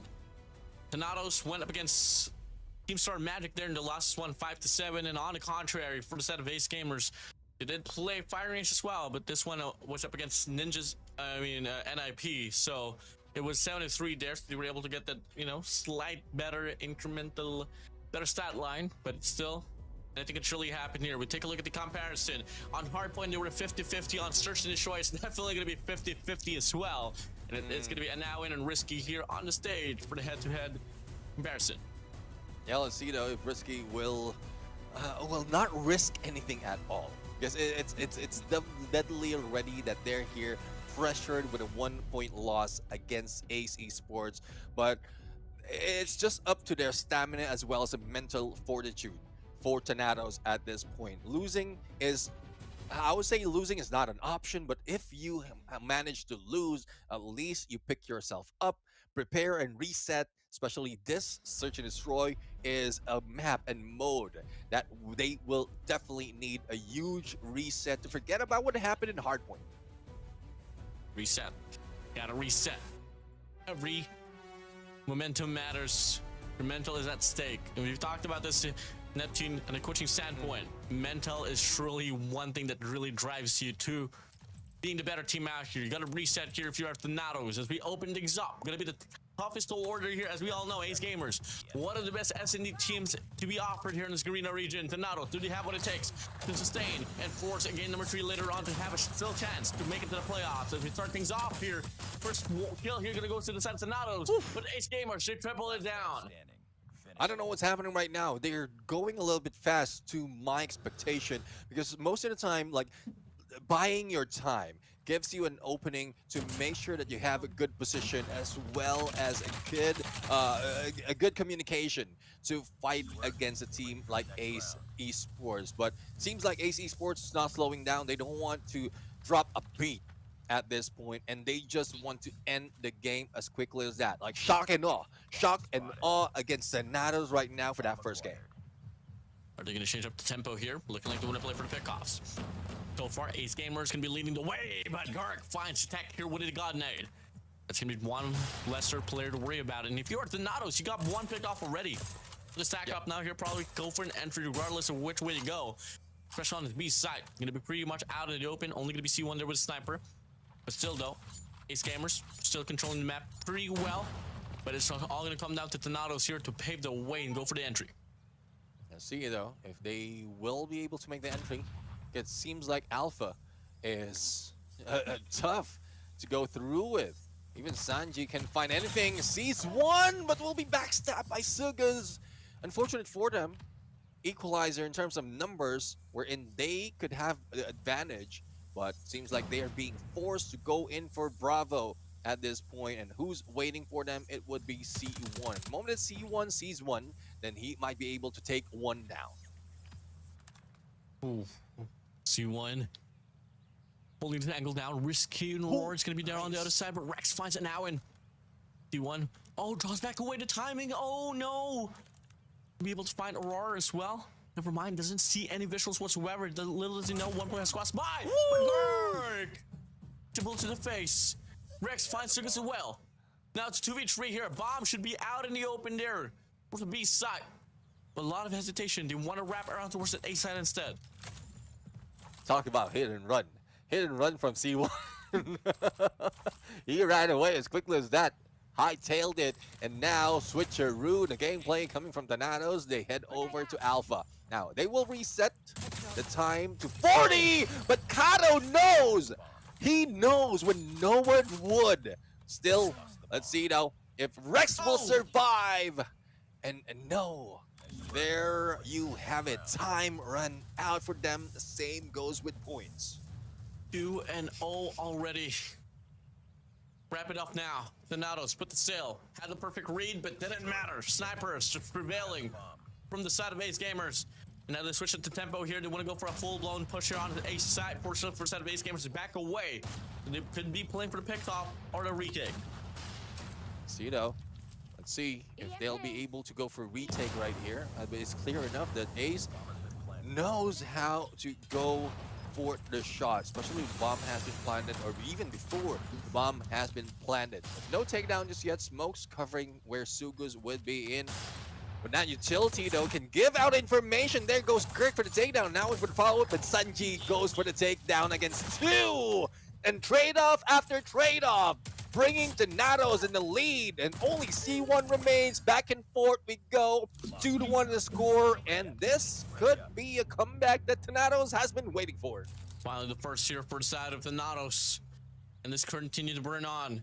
So far, we've seen a lot of fads, by the way, where one team gets 2 rounds in a row and another, the opposition, gets response back with another double as well. Now, here, switch of pace here for the side of the Natos, but C1 with a nade finds Sanji away. Zach pushed up now here to be able to punish Aurora as well. Push on by, stunned is out, able to get the confirmation off the kill. Looking to get some more though on the jungle side, sprays on by, double kill. Never mind, Rex finds the double. T1, Kato now here all alone. 2v3 situation.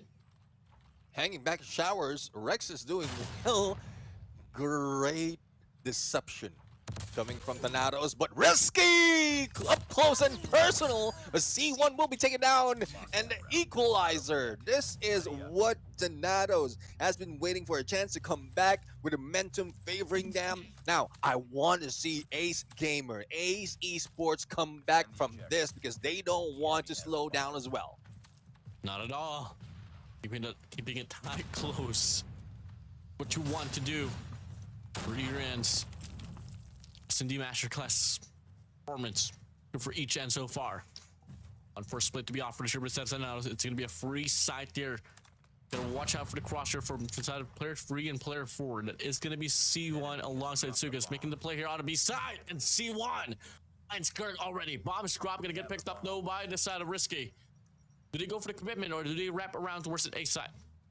Now, let's see though. I mean, I think they are looking into a trade before they go for rotation. But it's tough to say because it seems like all bases are covered by Ace Gamers. And Sugas right now might be in trouble. There goes the concuss. No rush happening. It's more of the plan. They are committing right now, but no takedown. Finally, Sedek was able to take down Aurora. Rex responds against Anawin, and Sedek is still alive, dancing around, but no, says Sanji. They will bring this to a 3 versus 2. Pushes up now. Sugas finds one. Sanji there for the trade. T1 now going to be all alone, but Sanji is mad and hungry. Able to get it done. Now, up on the lead. One more round to go before we switch the sides.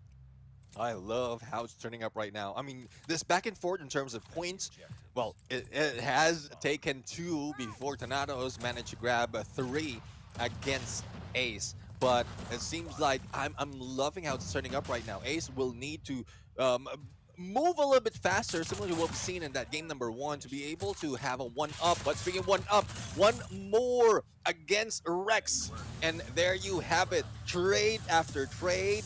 And it is equalized to 3. Wow. Oh, wow. This is insane. I see you're Absolutely enjoying this. insane.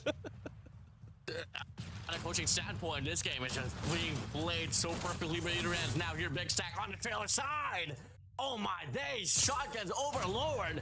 And that one takes one sub out. Stays alive, Sugas backs away. Was life out for this round, same goes for Gark. The players of Ace Gamer are looking to really go for the commitment here on the Ace side.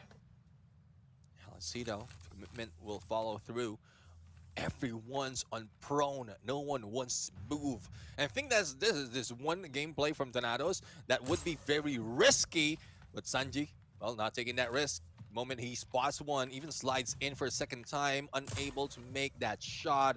But all distraction is being done with Risky. Speaking of risk, overall, he's the one who goes in against Sedek, and Kato managed to take down Aurora. Sanji follows through. It's now a 2v3.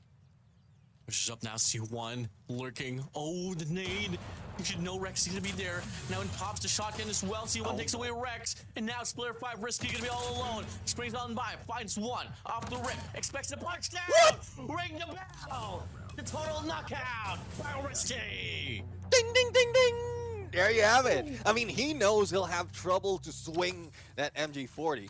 But he pulls out and expects someone to run through the door. Or not run through the door, run to his fist. Tornadoes, Risky, really risking it all. Great gameplay, great game sense, I would say. But C1 will be taken down, and Risky has been taken down as well. So Rex responded, bringing the 3v4 right now. Sugas, I mean, back and forth in terms of elimination. This will not look good, though, for either side. So hopefully one will be able to take advantage, especially if there'll be anyone, especially Sanji, who can take the snipes.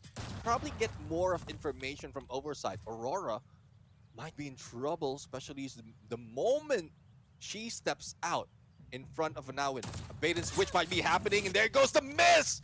But Aurora still goes down. 1v2. All eyes on you, Sugas. Make the play and get this equalizer once again. Yet to be planted. Watches the crosshair on the mid-map. Finds Sanji, now it's a 1v1. Running away with his life. Gurk. Now here all alone to go for the denial off the clutch. Sugas wraps around. I don't think he's going to be expecting this at all. Gurk is looking at the other way around. And by. Sprays on. What? 1v2. The equalizer's on. My days. Clutch after clutch, bro. Clutch after clutch. There's no slowing these teams down. And I love this because like a lot is on the line. For Ace, they have this one up already from Hardpoint, but the Natos has a lot of things to risk right now, and they're going a little too fast. And that is the pace of Ace Gamers. This is the pace that they want to bring in. And so hopefully Sanju can will be able to put more in terms of pressure, because the 3v4 though is hitting Natos differently this time. Big play. Rex finds Kato away. Get off her pinch, but look at C1 as well off the flank, able to take Risky down. Now, player 2 side, he caught on a pinch. Can't do much. Rex, now here, 1v2 situation. Another 1v2 to be served. Odin on the hand, looking to get the shot to connect. But if you are Ace Gamers, play off the time. One player hitting on the trailing side, and attack takes away Rex on the lead. Ace Gamers, 5-4. One more to go for match point. Oh yeah, one more for match point. Natos now sweating bullets at this point, and hopefully they will also bring a lot of gunfight. Slow down, because Ace Esports is just making sure that Natos will not dance to their tempo. Risky for the first blood against C1, and here comes the stack. Risky for another one. Aurora has been taken down as well, and then now in for a double. But it's out left to Surgus, and there's nowhere out. It's 5-5. Once again, Warden, it's back and forth and equalize. 5-5. Showing the beauty of search and destroy. Thanatos and Ace Gamers. But if you are Thanatos, you want this one badly. Ace Gamers, only 2 more rounds away from securing their spot towards the playoffs. Risky pushes on by, finds 4 players up front, gets taken down. Aurora looking to revenge, avenge his teammate. Good for 2. 3. Kato with a grade. Doesn't matter. Numbers advantage for Thanatos. Oh, 2v3 situation. But it can easily be turned around, especially if Kato is still alive and Tundra. Now Sanji trying to go in. Not so much of an angle to take, but making sure that it's all clear in mid. Sanji right now might be the first one to spot the enemy, but no! Backs away. For sure, perfect. The timing was perfect at that one, but Kirk does have an angle. There goes the shot, but misses most of them. Kirk slowing things down. All bases covered. If anyone pushes on Gurk, then that's it.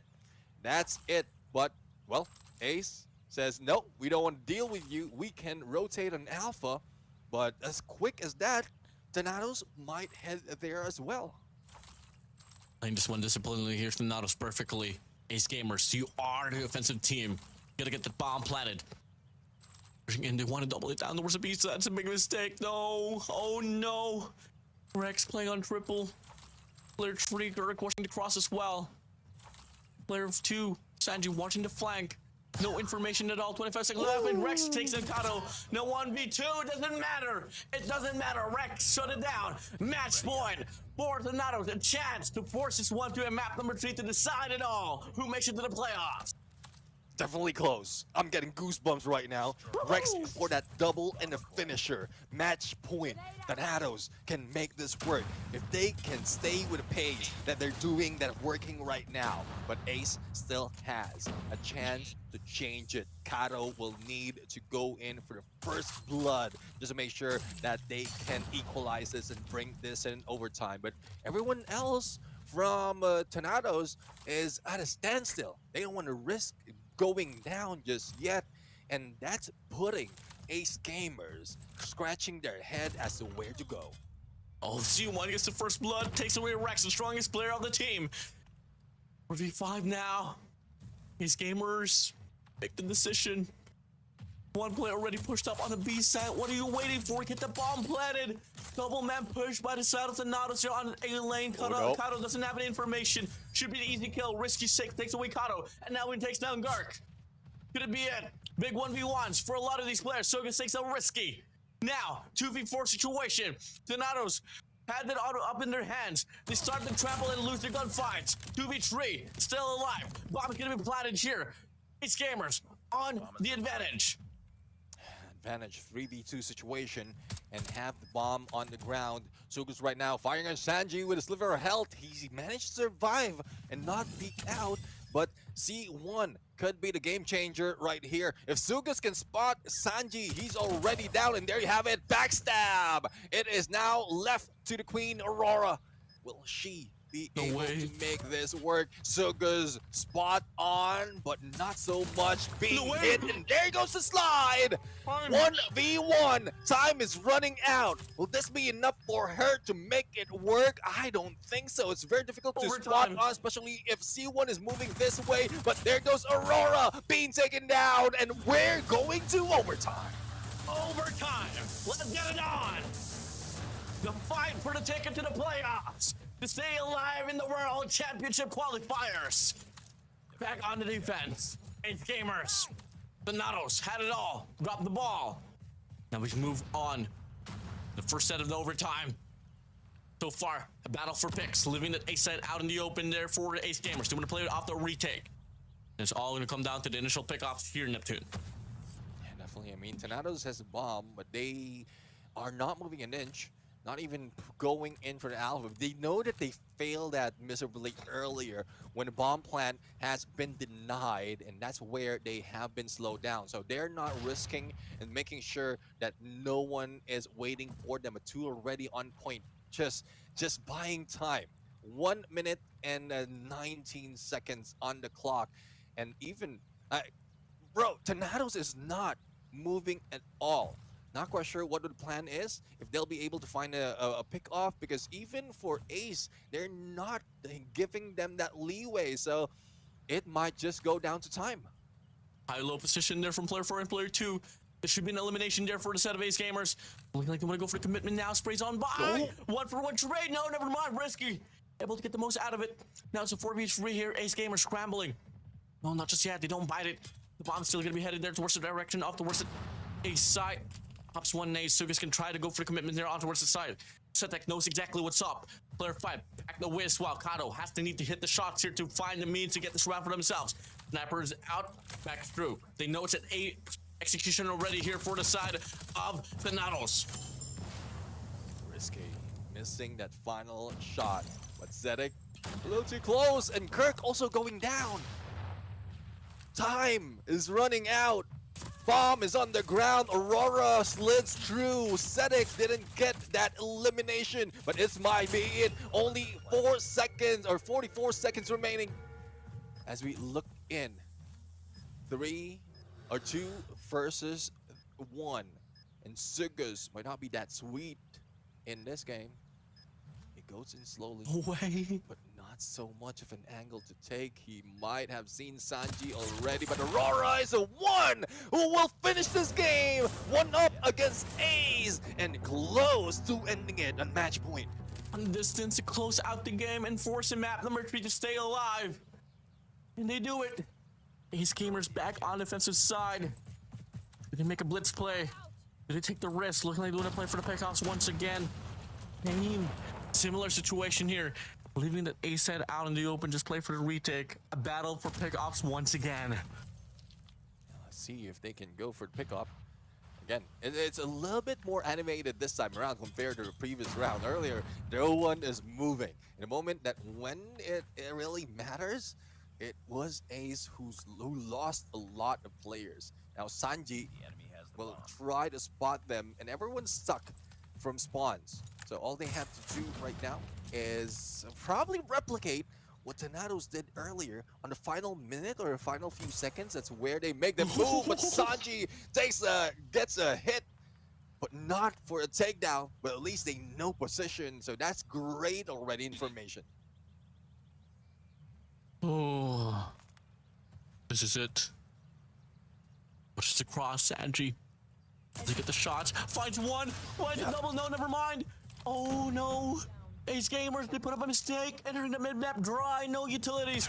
And then flashes this out. Kato finds one, but the trade is on. C1 and now in all alone. The last hope to deny the continuation of the series.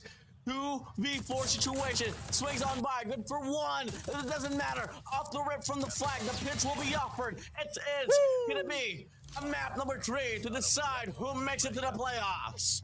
All is tied. Everything equalized. And it's up to Control to decide who's going through. And I love this turn up from Aurora. She finished the game twice, if I'm not mistaken. And that is what Thanatos can bring to the table. She's not just a free-to-pace, she's also deadly. Not only on respawns, but also in Search and Destroy. And I'm loving the storyline overall, not only for Thanatos, but also for Ace Esports, because they did quite well in the first part of that Search and Destroy. But now that Thanatos has been switched on, it would be difficult to tell who's going to win Control. Both had their fair share of highlights on Hardpoint, and now here on Search and Destroy.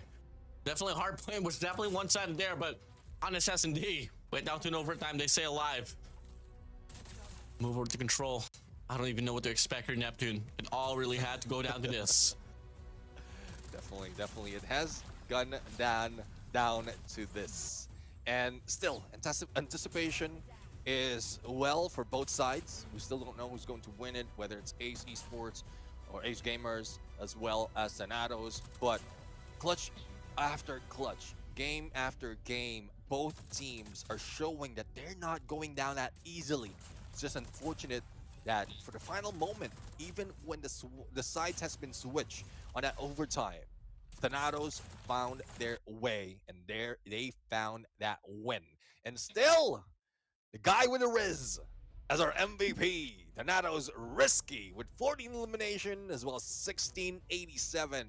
He doesn't shoot guns, he also punch opponents, and that is something else from this guy. Yeah, Risky, the veteran of the team, the player that has the most experience, able to get this one done. If you guys don't know Risky, this guy goes way back to Team Creamy back in the 2021 Philippine Championship, and he's just him. He's Risky. He's Risky. Risky. Definitely, I mean, you got Riz rather, and you can take a risk as well. You can win games, but we're down to our last game, down to Control, and I still don't know who's going to win. It seems like both teams has managed to have a one-up against each other, but we're going to respawn, and we saw how Ace Esports managed to win that game in Hardpoint.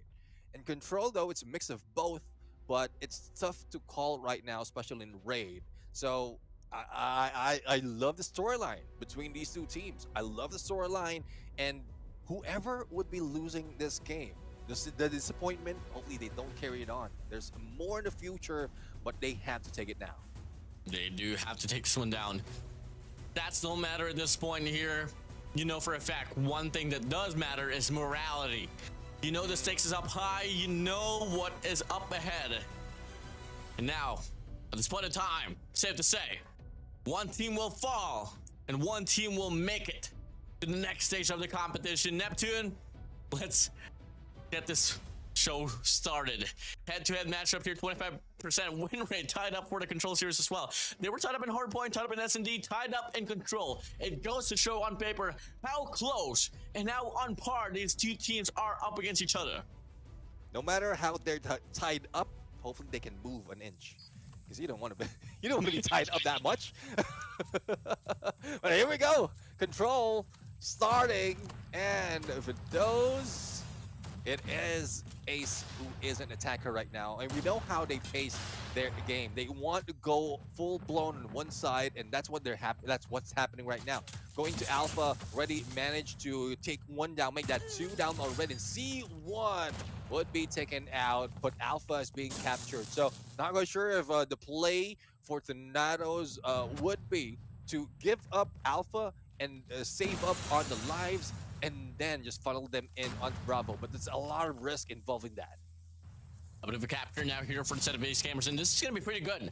Get the hardest control point over with, and just settle down, play for your lives, and get the capture on the B control point. This might just be an objective one over by the set of Ace Gamers here on this round. All you got to do is get the retake now here on the B control point, and this should be a wrap here for the set of Ace Gamers. Let's see, though. I mean, it's a 6, make that 5 lives lead, and Rex see if he will be the game changer. But Aurora, you know, we've seen her in Search and Destroy, and her movement was a little bit better in the latter part. So I guess it will carry on, especially in this part. But no, for Rex though, he will be taking out Mikado up close and personal. That Tundra doesn't work that much. 17-22, and Bravo is yet to be captured. But in terms of lives, it seems like Thanatos is losing it. Yes, they're definitely due. And now the capture starts to ensue here on his B control point. Big puck here from Circus on the kitchen side. Split the attention of the Nados, and they go for the break. They go for the shutdown. Eliminations, rotations, coordination. The formation is there. All they need now is to hop in on towards the B control point and put in more pressure up against the Nados. This round pretty much over. Let it upon by the side of Ace Gamers.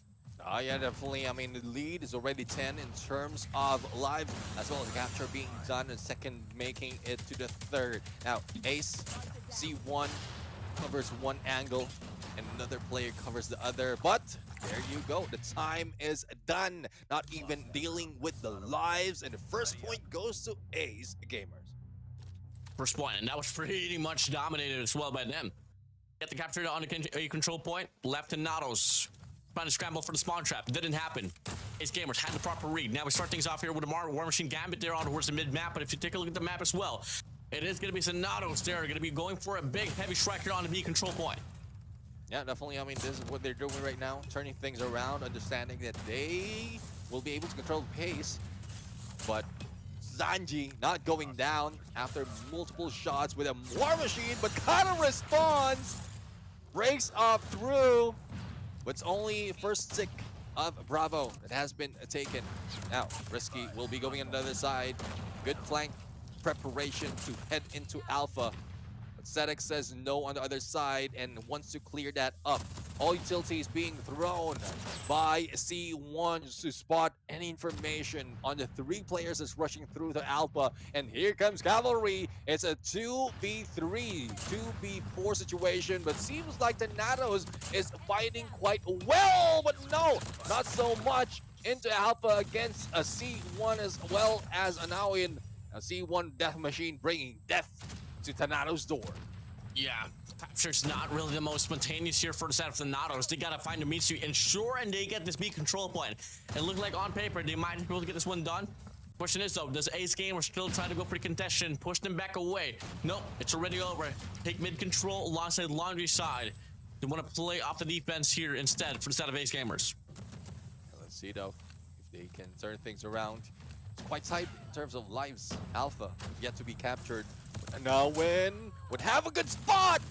Kirk takes himself out. Risky though, not doing the same. There's little risk of being taken down, especially with Death Machine. But with a takedown against the opponent, looks like this is Thanatos' chance to bring is on. Now, if they will be able to stop the clock as well, there's plenty of time for them to work with against Ace Gamer. But looking at it, the number of lives is dwindling for Ace right now, and it might be equalized later on. It could be equalized. Has to be spot on though. Rex good for one elimination. Kato is there for the trade. C1 as well. Make it attack as well. 3 versus 6 on the life count. Heavy kitchen side control here for the side of the Nados, but if Kato can make the play here, might be providing enough recovery for the rest of the squad. Peek out might soon happen here. Gurk leads the way. Risky slides in, finds one, finds a double. 3v4 now. War Machine gonna be available, but no! Triple man stack here on the kitchen side. Happens for Thanatos. And now the equalizer will be out here for Aurora. 4 versus 2 here, Neptune. Oh, 4 versus 2. Let's see if Sedek can do anything about it. I guess the equalizer is already expired. No! Aurora managed to go for the takedown. C1 the only one remaining, but only 20 seconds remaining as well on the clock. Stopped by Thanatos. Not so much of a challenge against Thanatos at that point, and now it has been equalized 1-1. When everything is at risk, especially in this final match between these two teams in the series that would decide who's going into the playoffs. Just like Search and Destroy, it was a toss-up between rounds. Back and forth there, no definition whatsoever. Now, start things off here. Kanji with the War Machine Gambit here onwards mid-map, same verse for the set of Kato. Lovely opener here for each end. It's just a matter of question who gets the connection the most. 2 for 2 trade here so far. And now it's going to be Ace Gamer here scrambling on towards the B control point. They want to get the first stick of progress here locked in. Let's see if they'll be able to lock this in, but also not risk so much lives. Seems like it's equalized from both sides, but continuing on would be Ace on Bravo. Again, same approach that we've seen earlier. Just give them Bravo, funnel them into one side. But if the lives right now, the lead that they have in lives right now is not increased for Tornadoes, there's still a lot of risk of involved in losing the game. But speaking of risky, try to go for a rotate. Probably save a little more time, but no, Kato spots him and continues to capture Bravo. Now, it is up to the rest of the teams, or for the team of Tornadoes, to block all the quarters, all the angles that they take to be able to make sure that Ace Gamers don't go in. Big shot for Rex, finds a hit marker, looks to get the chase down, finds attack away, making a double. Oh no, Barrett's gonna be out here for the set of circus. Nobody takes himself out, unfortunately. Now, Tornadoes has been able to put them on a reset. Go for the spawn trap as well. Look at the players of Tornadoes scrambling on the driveway side. And they're gonna go for the chase now, but T1 able to take away Sanji. Now it's gonna be 15-12. On the lead, still gonna be Tornadoes, but it's not too much of a margin. Not so much of a margin. We'll see if they'll be able to make it even closer. Now, you can see Zedek try and go for that claw, but unfortunately he has been taken out by Risky. Sokus will try to go for the follow-up, but Tornadoes is winning most of the gunfights. C1 unable to move.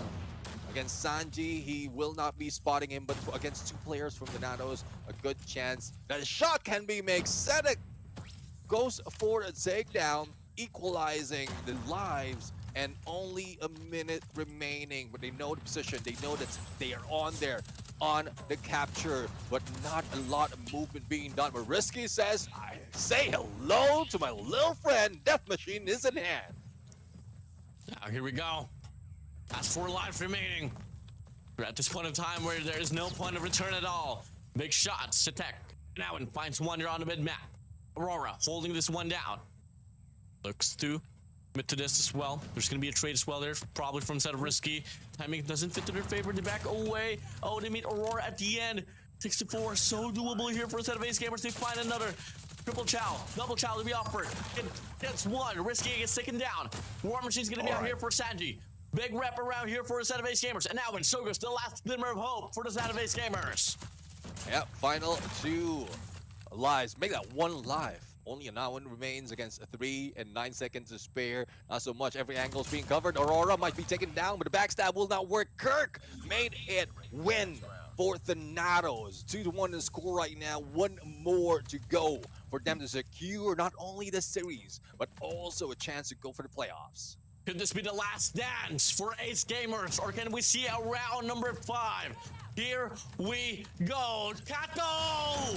Triple War Machine. Risky Gurk Aurora out for this wave, and they take this mid-map for themselves. Oh, Kato for the first blood. First 3, make that 4 blood overall.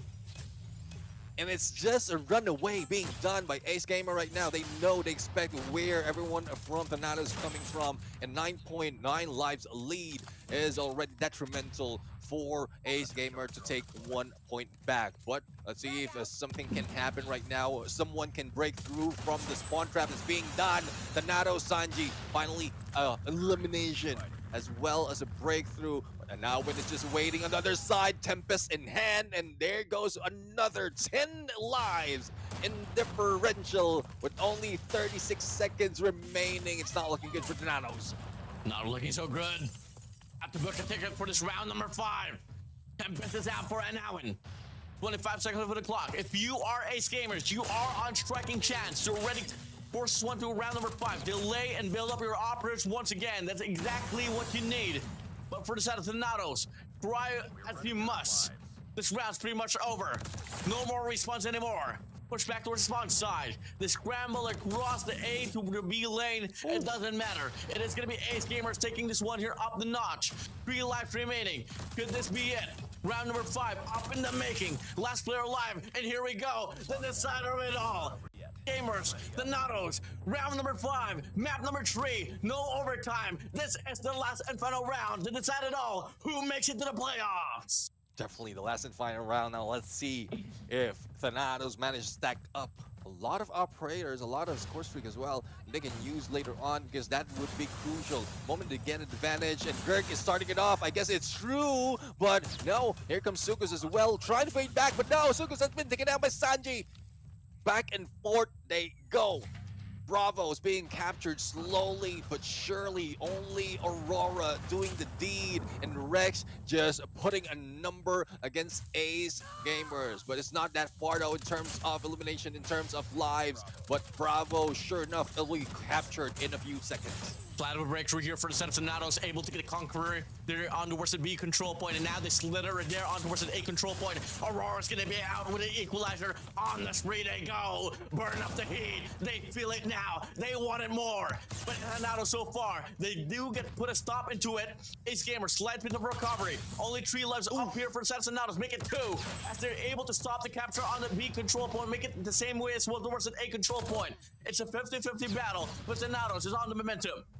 Yeah, they have momentum right now. The lead is not that much, so they need to make sure that they stay alive as well as take down most of Ace Gamer. There goes Bravo being captured. 2 life differential, 2 minutes to work with, and too sweaty to be easy at this point. And Sanji, as well as the rest of the team, is now leading onto Kitchen. Takedown after takedown, but Sedek managed to put a number on them so that they won't take away with a lead of lives. All emotions invested, everyone's sweating bullets. This is it. That machine's gonna be out. Kato here with a war machine, good for 1, good for 2. That machine's out. 10 account here, I want a claw. 9 to 11. The round started off with Thanatos on the lead. Now Ace Gamers takes the driver's seat away. 1 minute, 27 seconds to play for. Satak on the spree. He feels it as well. He wants to get this one done. No more response anymore from Thanatos. It's a total collapse. 3 operators out for Ace Gamers. Thanatos back against the wall. It might be over. It should be over. Ace Gamers here, solidified. Number 2 here. 2 players remaining. Risky Aurora. What more can you do? So much can be done. 2v8 would be GGs. steadily made now 1. And there you have it. Ace Gamer on their way to the playoffs. Only Risky remains against a number of Ace, but still, it has to end. It has to stop. And Ace Esports bring the final battle to a close, and they proceed to the playoffs. What a series! Oh What yeah. a freaking series! Overtime on S&D, round number 5 on control. Down by the numbers, Ace Gamers was able to make it happen. Not only are they tied in terms of numbers, but it seems that they're tied in terms of prowess and power. And we've seen that match after match. The Thanatos didn't really have that chance, especially in the final moment. But from the beginning of that game in control, it seems like they were giving it all. But unfortunate for them, Kato is a game changer. War Machine with 3 broke the momentum, broke the spirit of the Thanatos from that final match, and it just broke the record for them as well, because Ace Gamer don't want to lose out their chance to go to playoffs. I don't even care about the stat line anymore, bro. Congratulations, Ace Gamers, Thanatos, valiant effort. The journey ends here for your run for the Call of Duty Mobile World Championship. Ace Gamers to continue towards the playoffs to go up against the rest of the competition as well. And then something's up for the group stage. We still got a match later on because Elevated and IP, but my days, this is rightfully deserved spotlight for either ends. Thanatos, salutes to you all. Y'all had it, but it wasn't enough. It was Ace Gamer just wanted it even more. They felt it, they got it down. GG's, well played. Yeah, definitely. I mean, last part, well played, definitely is the words to say what happened right here. Better team has won, but I would say that Thanatos is not a good team overall because they went toe-to-toe. Final moment. Hardpoint, if it was close, I would say this is equalized for both sides, but I can only see that Ace Gamers want it more more hungrier than Thanatos, I would say, especially with how they started off this series. But Kato, the guy who made it work for the final moment, 3 out of the 33 would be from that War Machine. And 46-61 on the score right here, our MVP for our final match between Ace Gamer and Thanatos. Kato felt it. It was very, very dry, pretty cold on a search and destroy. Turn it up there on the raid control, and you got yourself a fully compact, fully defined squad of Ace Gamers. Truly, absolutely insane. 250 to 108 there on some Hardpoint. 8-6 for the side of Thanatos on the firing range search and destroy. 3-2, stellar gameplay from each end. Round number 5, Ace Gamers made it happen. Yeah, they made it happen, and there we have it. Series 4 rather, is done and dusted.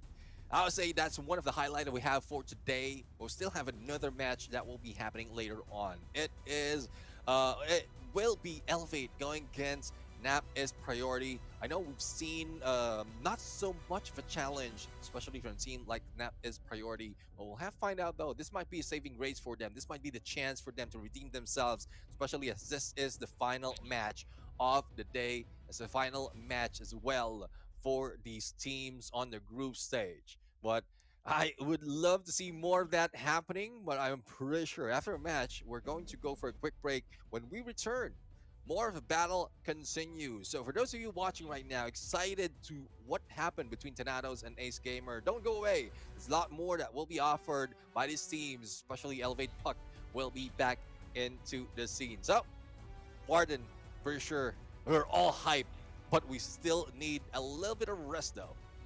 Yeah, we definitely do, man. So, hey, with that being said, here, Elevate Puck and NIP to close out the group stage will be happening after the short break. This is the Garena Qualifier, so 2025 for the World Championship. We'll be right back, guys.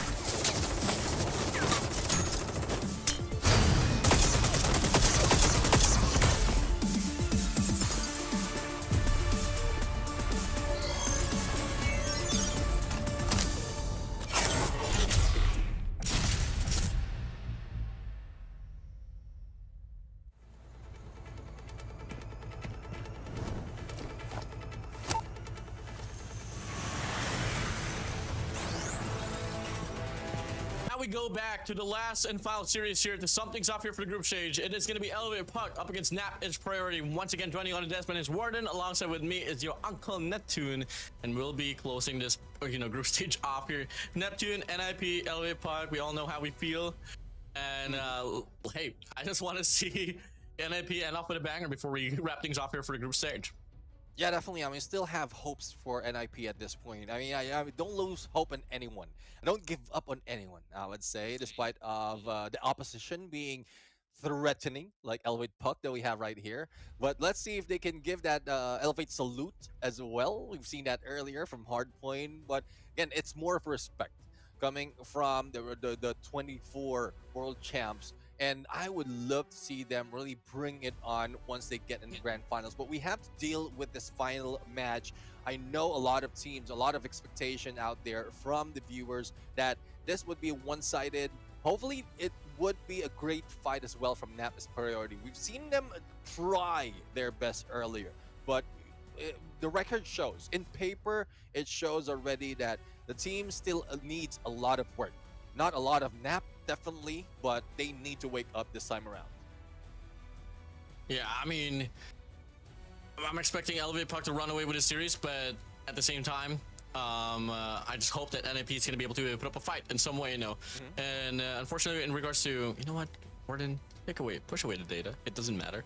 We're here to enjoy the show. We're here to enjoy what NIP is about to offer. We all know, and we get to see the faces of NIP as well. The players, they seem to just have their fun time. To just play around here in this competition, gather as much experience, and little did you know, maybe they might be just the next team like Three Evil Dragons. Because last 5 years, Three Evil Dragons never made it to any playoffs, and now they made it happen. Yeah. It's just all about gathering those experiences and learning from it. Exactly. I mean, we've seen a lot of teams right there and haven't fall off from the grid just yet. But, well, as we look at the lineup of Elevate Puck right now, led by Coach Alea, PJ Susano, Yopi, K-Lo, as well as Kendi has done so much, not only for this year, but even in the past. And you did mention about the record.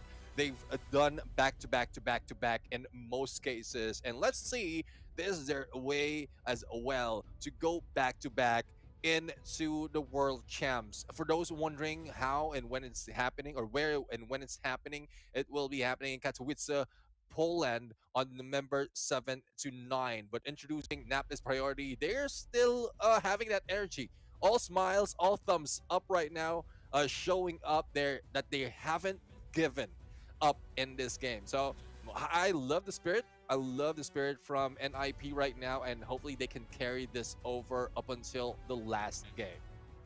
Let's get it on. NIP, their last and final series to wrap things off for this year's runs for the World Championship here in Garena.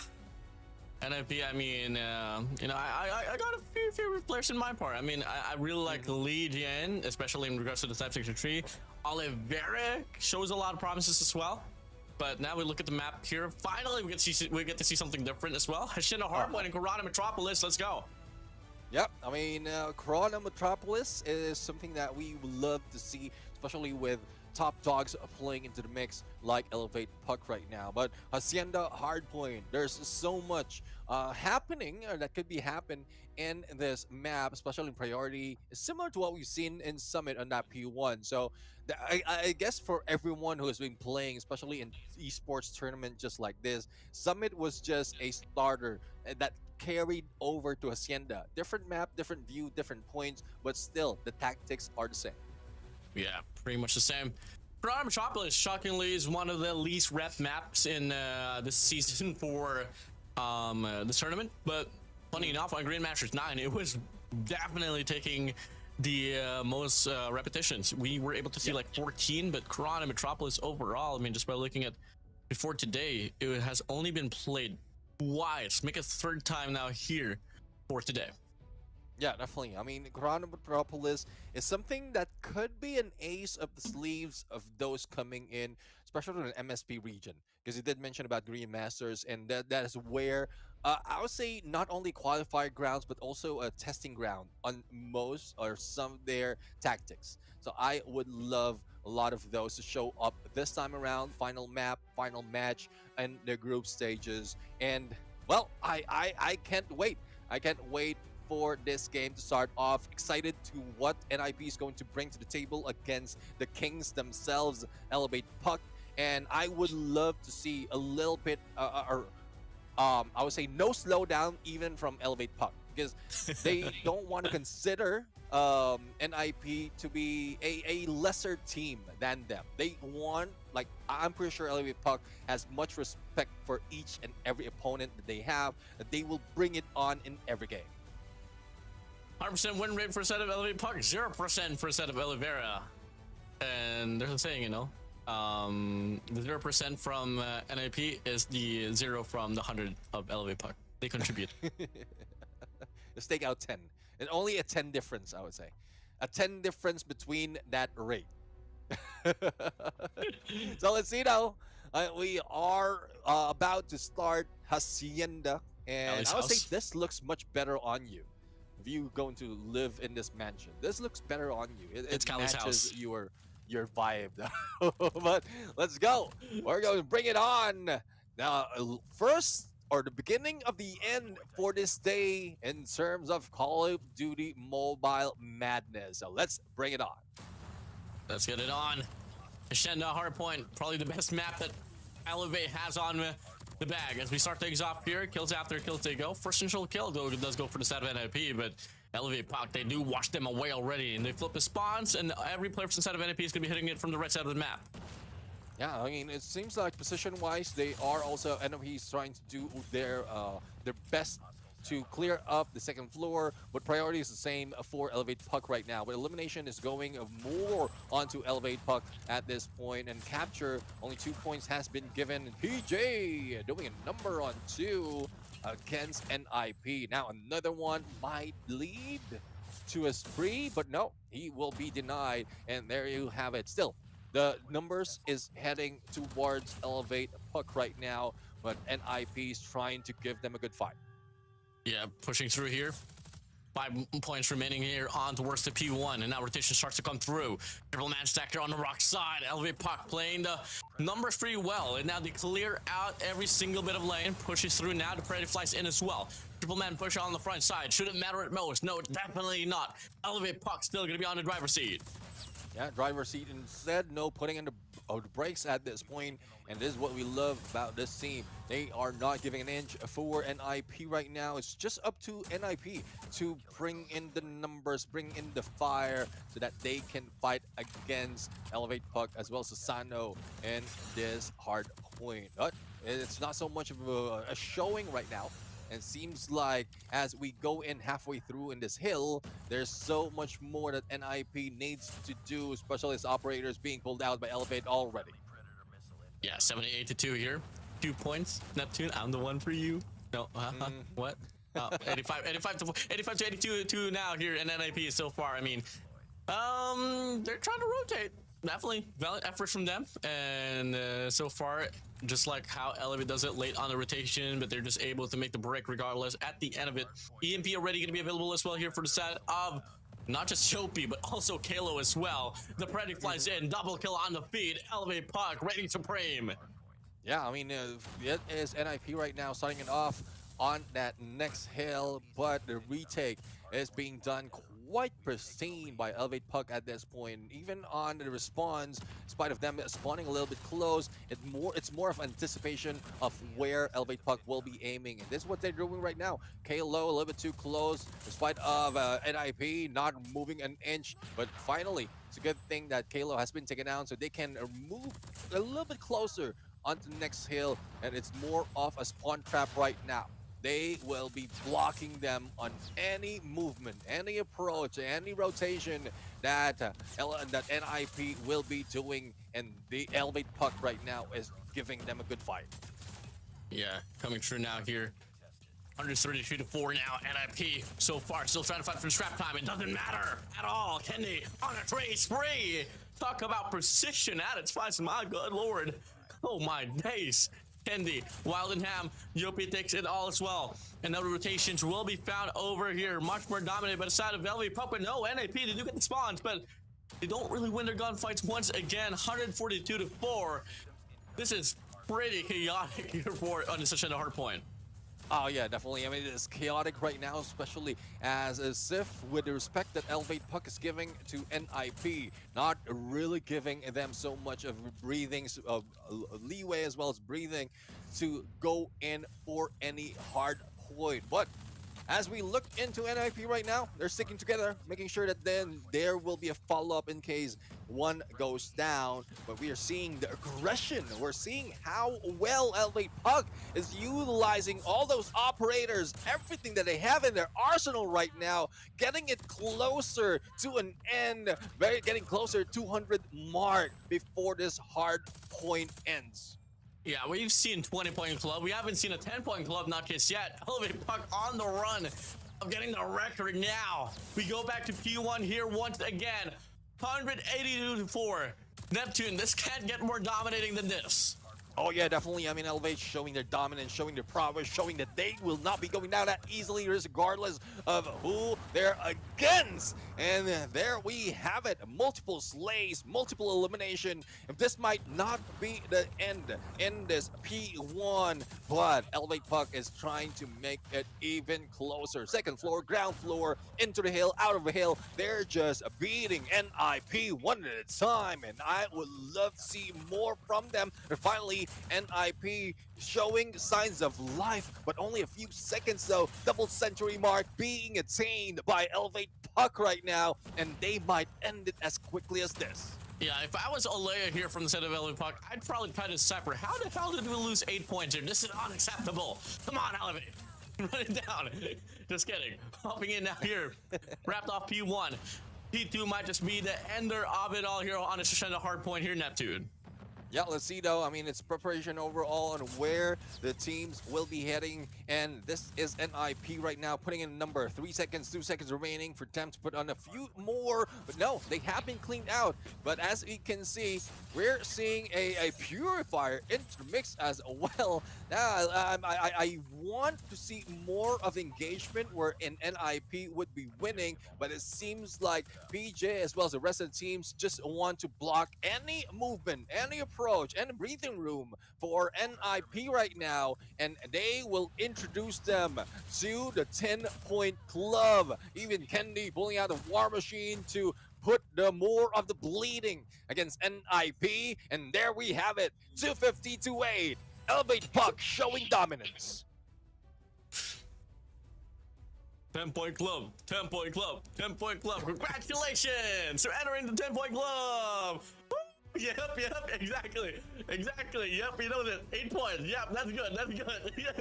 I love these guys. Yeah, definitely. I mean, all smiles, regardless of losing a fight. And this is what I love. When I was starting out playing Call of Duty Mobile, I'm always stressed in losing a game. But until I found out that I can even enjoy, I can put in smiles, then it doesn't matter. Yes, this is a tournament. I would say this is a tournament, but it's for the love of the game as well. In spite of how huge the lead is, in spite of how big the opponent is, if you are loving the game, you wouldn't stop. You would still learn. And this is what we're asking NIP do. Yes, they would lose this time, but if they learn anything from these matches, especially at this level of tournament, then they would come back even stronger.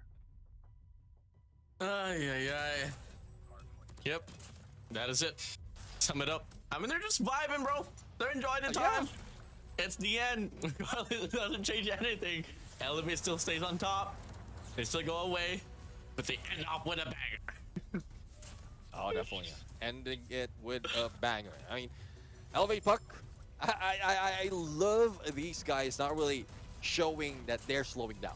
I love that they're not playing around with their food. Sorry to say, but NIP looks like they were their food in each engagement right here, being eaten up, being fed to the dragons, being fed to the tigers, and Elevate, the Red Rebellion, as you did, as often call them, is bringing in the rebellion against anyone against them. And this is a good showing as well.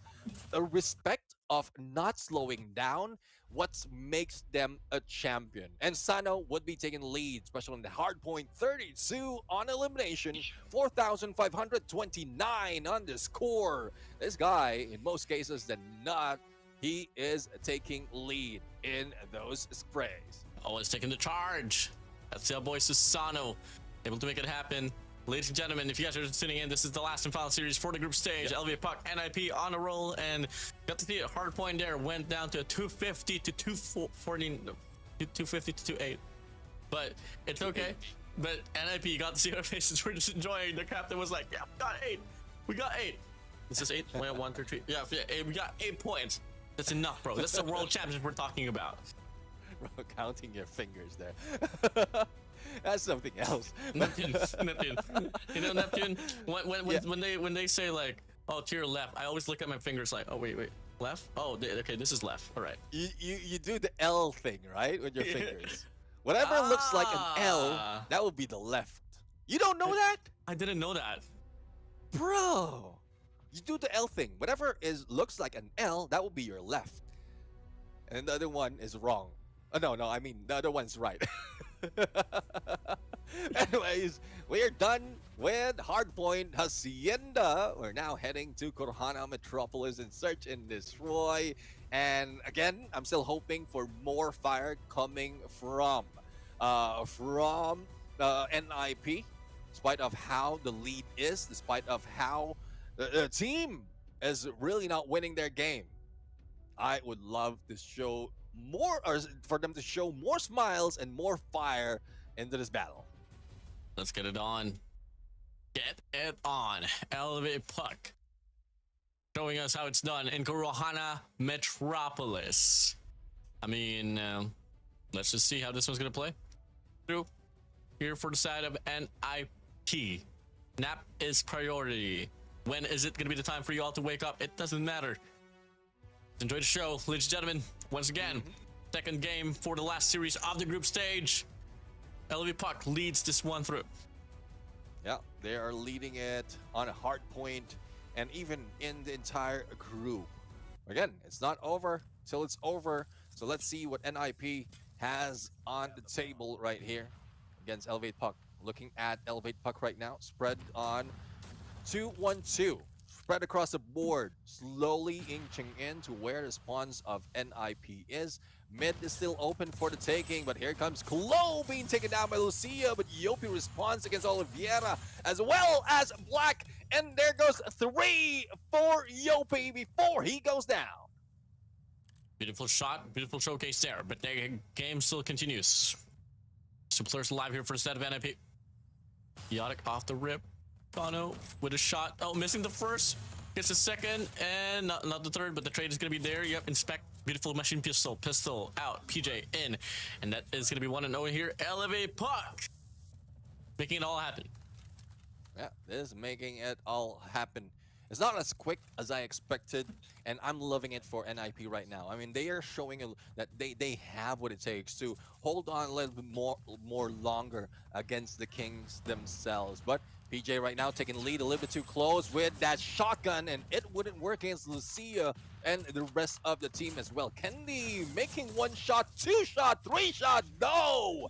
And he ends it, as well as the other players from Elevate Puck from one side of the map. 2-0. Beautiful red here for the set of Elevate Puck. Able to put it down. Now, coming in. Next one's going to be opening up here. 2-2 split here to be offered by the set of Elevate Puck. Kendi here on mid-map has 2 opportunities. 1 here to go. Off the heady. Susano just rushing this one down. And gets spotted by Lucia off the Type 63. HS to the hands. PJ shot 6 in away. Now, 4-4, 1-for-1 trades. 1-for-1 trade. Let's see if it will be offset later on. And Kendi right now sees 1, shot 1, chaotic being poetic, and Oliveira will be taken now. Same goes with Lucia. 3 shot from Kendi, similar to what we've seen earlier, makes things more exciting from the sniper himself. Most definitely. Most freaking definitely. 3-0 here. Eyes on the prize here for set of Elevate Puck. They want to get this game over with already. Now, same old formation here for them, but there's going to be a much more of a bigger stack here from the side of NIP on its ace side. Sniper on board. Susano missing the first 2 shots. The third connects. Looking to get another one. Finds a hit marker. Gets the follow-up shot as well. Susano out of his mind. Finds Chaotic on the other side. It doesn't matter. 6 in now here all alone. 1v2. The chase down. Doesn't happen. Goes for the shot. 610 still goes for the rechow. Double foul to be offered here, but instead of elevate puck, they want to go and roll and yep, get the boat over with. 4-0 already. Elevate puck now here. 2 more to go before we switch sides. Yeah, 2 more to go. Let's see if this is something that they can do much more into battle. Well, we are seeing a lot of damage being done by 610 as well as Lucia. It's not so much that it can give them a point. But Sana right now, I mean, he does miss a few shots, but follow through is just pristine for this guy. So let's see the smokes right now, stopping any or blocking any visuals, with Yopi opposing personal missing the shot. Susano for the follow-up, and Kendi right now missing a couple as well, but not to that second. And that flick, that hit, only one remains. 610, who might be hit by an Odin, but no, but Kendi for the final nail in the coffin, bringing it to 5-0 win the scoreboard. 5-0 elevate puck. NIP. Welcome to the World Champions Playground, Kurohana Metropolis, baby. Pushing through last round before switch sides. 5-man push here from the side of NIP. Sasano, eyes on Sasano here. Slums is out, back the way. Smoke's gonna be deployed as well. All on the eyes of Yopi. Finds one up front, but no. Black finds a way with a shot. Oliveira as well. Kalo takes down 6-9. That's a 3v3 situation. Pushing through, a chance, an opportunity for NIP to take this round away, but no, Kalo doubles it down. Finds Oliveira and the other teammate. It doesn't matter. PJ shuts it all away. Match point already for the side of Elevate Puck. Yeah, one point closer to end this game. And, well, NIP, a lot of showing that's needed from them, at least for that final match, from final round. We've seen a glimpse of hope, equalizing in the 3v3. Just so happens that Kalo was something else with a double as well as a finisher that has been done. But NIP initially going in for the slay against PJ, but you know how it is with Elevate. You take 1, we take 2, and it's still equalized though on a 3v3. 3 to go. While in half, Shisano Kendi. The sniper tandem is on. Lucia's gonna be all alone. Yep. Gets a flick on towards Susano, and Kendi secures the deal. 7-0. 252-8. Sheer dominance from the side of Elevate Puck. Yeah, definitely sheer dominance. Signs of hope has been taken away from NIP from most instances in that game. But again, I'm loving that they're fighting back. I'm loving that they're enjoying the game right now. And, well, loving that we are about to end this series as well. It's not a long day. It's just so happened that we want to see how it is going to happen on the playoffs. This is the final match between these two teams, and the final match as well into the group stage. And by next week, we're going to be introduced in playoffs and how each team is going to bring themselves to Katowice, Poland. You got 2 lives to play there on the playoff. 2 lives. And top 2 teams. Not only do they qualify for the World Championship, they also get their banner, their logo inside of the game, featured behind their names. So there's a lot of stakes here. There's a lot of pride and glory that every team is fighting for in this one. Definitely, you know, Elevate Puck having a run for their money here up against NIP, but once the playoff starts to kick in, it's where things gets more dramatically intense. Neptune. Yeah, definitely. I mean, it wants that intensity and that drama to happen as well, because it goes quite well that the storyline of these teams will continue on to playoffs, and we want to see that storyline move over onto World Championship. But again, it's just the Garena Qualifiers, and that is the S&D for the final match of the game. Our MVP, Kendi, with multiple elimination from that LW Tundra, and I'm loving how he is correct in that sniper. So LW3 is his weapon of choice in S&D, but he's not just bringing in 3. Well, probably 3 in every round, I would say. Neptune, I got a question for you, bro. What is this? That's a hand, bro. No, it's opposite. What's this? What? Opposite. Ah, you got me there. You got me there. That's a new one for me. A new one for the uncle. Opposite and opposite, I would say. What I was seeing was hands moving weird. I don't have that uncle vibe with that one. I was holding on to the joke for the entirety of the game. It's a good one. It's a good one. I mean, you got one from the uncle himself. You got one from the uncle himself, and I'm loving it. Well, we are seeing the numbers and the board lit red by the Red Rebellion Elevate Puck. Now, we are heading into Takeoff control, going to head-to-head right now, Kalo against Chaotic. I know it's a little bit poetic for NIP to ending this series as well as ending the group stages and this day, going against the Kings themselves. But I would love to see more of them in this final game. More energy, more fire, not really giving up hope, and all smiles, especially when the camera brings us to the players. But here it is, the final game of the day, Warden. Yep, last and final game to close out the group stage. Presented to you by Elevate Puck and NIP NAP is priority. May we see a lopsided game, may we see a close one, it doesn't matter. Let's enjoy the show, ladies and gentlemen. Yeah, well, let's enjoy the show. Right now, we're enjoying the view as well in Takeoff. And we've seen so much of this, especially in the past. But right now, this is the final round. This is the finisher of our day, regardless what the result is, whether it's Elevate Puck winning once again or NIP turning things around.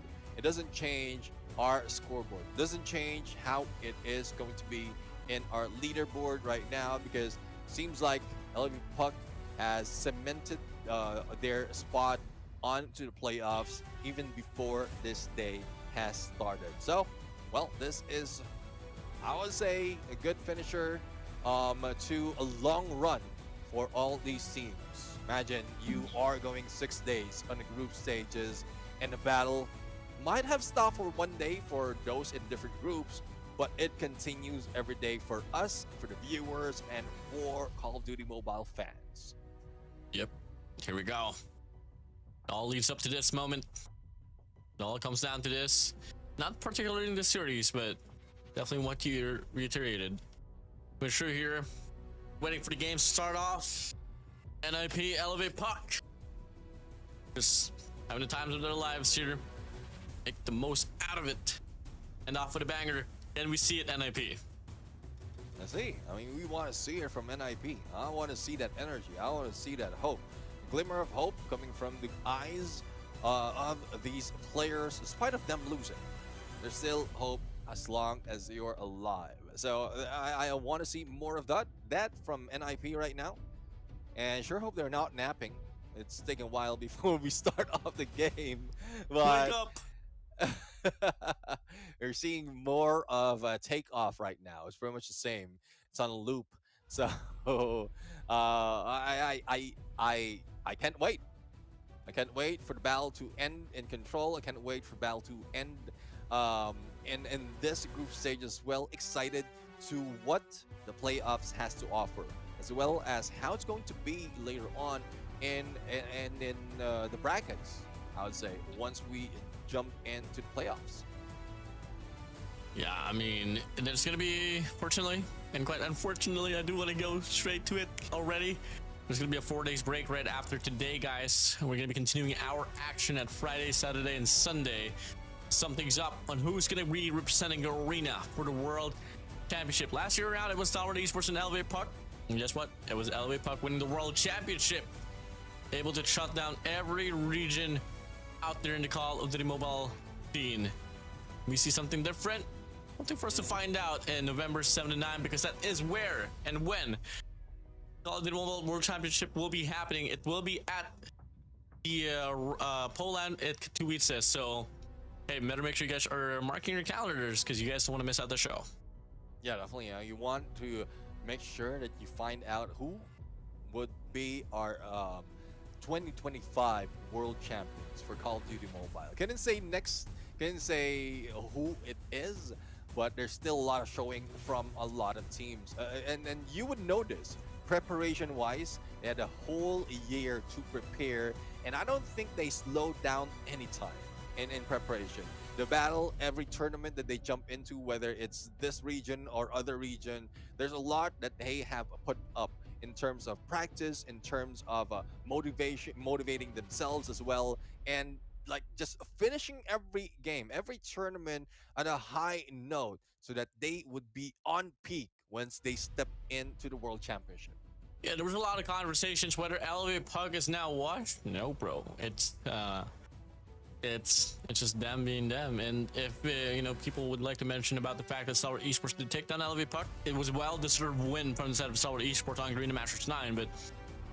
And it's just a matter of, hey, first of all, the game was pretty close. Each and every one went down to the wire, and at the same time, it was just Stalwart Esports improving and adapting to the competition of what Elevate has to offer. All right, and right now, guys, for those of you waiting or just waiting for the players as well, we are making sure that everyone is on point, especially with the device, with their internet and everything that's needed for them to play smoothly into the game. So hang tight, just wait, enjoy the view, enjoy the music, enjoy our voices. Hopefully you're enjoying our voices though, because it seems like we'll be talking a little bit more. So I would want to see the game start as well. But for those of you who would want to comment on what Warden mentioned about Elevate Puck, well, go ahead, put that in the comment section. Put that in chat right now. There's a lot that we can talk about because we're just buying time. We're just waiting. Sweet time for everyone to prepare for the next game.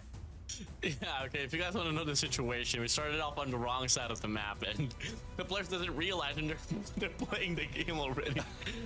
So, a bit awkward there, but obviously we got to stand by the rules and stand by the regulations that was put up before the initial game itself. So we do have to wait out for the players to realize, oh wait, started off on the wrong side. This shouldn't happen. Yeah, definitely. I mean, quite surprised as well. Even Elevate didn't notice it. So, but we know for a fact they're so focused. They're locked on. They're locked on once they start their game. And same goes probably with NIP right now. So let's see. Let's see if this is. Oh, there you have it. There you have it. The game is starting again. This is Takeoff control between Elevate Puck and NAP is priority. Let's go to the last map to sum things up here for the group stage. Elevate Puck, NIP. As we continue the series, so far, what we've seen is sheer dominance, absolute decimation, as Elevate Puck has been able to offer inside of this game. And we see something different here as it opens up. It's going to be the bulk of the kills going to the side of Elevate Puck, and PJ just littering around here like a rat. Yeah, trying to trigger a spawn trap right now. Let's see if they can make it through. K-Low will be going down from hands of Oliveira. Same goes for Odin or Sixten, taking down Yopi. But Sano taking on point. Ground floor. Second floor will be taken by PJ and HS0405. Not really counting down as to how much he can bring, but K-Low with that shot and a slide will make the scores, the lives rather, a little bit more different in terms or between them and NIP. It's now going to be 19-7 now here. NIP doesn't have any contention at all on any control points, and the lives is ripped away. Elevate Puck leading the charge once again. Slight bits of recovery there to be able to open up the lane there towards the B control point to have more time extension. About KLO, fucking left, wielding a shotgun. They'll be able to whip out and find another elimination. The capture ensues there on the B control point, but should it matter? I don't think so. Oliveira, Lucia, now here all alone. Make it Oliveira now, the last player here for the side of Elevate Puck. They don't even want to play no operator skills. They want to get the round over with. Round number 2 now going to be up next. Elevate Puck on the lead. 1-0 for Elevate Puck right now. The scores and the lives rather, differential is quite huge. It seemed that earlier from one of the matches, I just can't remember which one, but this is just Elevate Puck enjoying and also putting so much of pressure against NIP that it is back and forth from the early parts, and similar to what we're seeing right now. I'm loving that NIP is just fighting back, and there goes takedown against Susano. I mean, the death machine has been averted, and Kalo right now with the claw. I mean, he's living up to his name. Truly living up to his name. Claw Run on down claw. so far. Yeah, I mean, the Claw has had a pretty huge buff recently. I mean, the duration has now been maximized. Back then, you had to rush with the Claw. This time around, you can hold things down. Now here, though, the Tempest is going to be rolling in here for a set of PJ. Able to slip by now here towards the entry on his B control point. That should be alerting the players of NIP. But down for Secret Progress. Should be in the making now. Finds one off the pop. Looking to get another as well. Pushing up now here on the red side. 5 shots has been put up, but only one connects. But should it matter? Not entirely, but the lane is now going to be occupied here on the A control point. There should be time extension here for the set of Elevate Puck. Let's see it out. Time extension. That would increase it 1 minute more. There goes Alpha being captured. The takedown is not being done as quickly as expected for Elevate Puck. So they're just roaming around, trying to trigger a spawn trap. But some of the players from NIP is breaking through. Sano right now on second floor. Good oversight against the opponent, against NIP. No takedown. And then they're just backing away. Not so much of movement from NIP as well, because they don't want to be caught off guard. But Kendi's already crossing over. Rooftop gameplay from Zia doesn't work. Kendi just took him down one after the other. It's down to 3 lives remaining. And down. Chaotic Oliveira, Lucia on the other side. Lucia, it's the shotgun off PJ, and Yopi shuts Oliveira away. Match point now here for Elevate Puck. Yeah, match point indeed. And, well, we might be seeing another quick one, unless NIP proves otherwise. Now, as we look at them trying to go in for a capture, whether it's Alpha or Bravo, I think they're prioritizing on Bravo right now, but Elevate Puck is heading straight on. For those who are left behind or just spawning, they will be taken down. It's a good thing Chaotic is trying to fight back onto the other side, taking down PJ, and they will be left back in spawns. Spawn trap trigger, 23 lives remaining, and it doesn't stop for Elevate Puck. Yeah, an extension is granted. Map control evidently controlled by the side of Elevate Puck. Everything's going haywire here for a set of NIP. Doesn't serve to prove anything different here off this round. It's just Elevate Puck running this one through. It is us just living into Elevate's world here, Neptune. The spawn trap ensues. The life count is drained apart. Yep, it is going to be Elevate Puck here, about to run out with a clean slate. Zito, let's see if they can run it with a clean slate. Only 20 seconds remained. No capture at either point. And PJ right now taking point with the Tempest. I don't think anyone will show up. But Susano will be taken down. And PJ will still stay on point. No movement that we're seeing for the side. For some players from NIP, capture is being ensuing right now on Bravo. But as quickly as that, it has been denied. Only 3 remains. And 4 seconds. Make that 3 seconds. Which goes down first, the time or the lives? I guess it's a time. And there we have it. It's time to end the game. Elevate Puck on a 3-0 against NIP.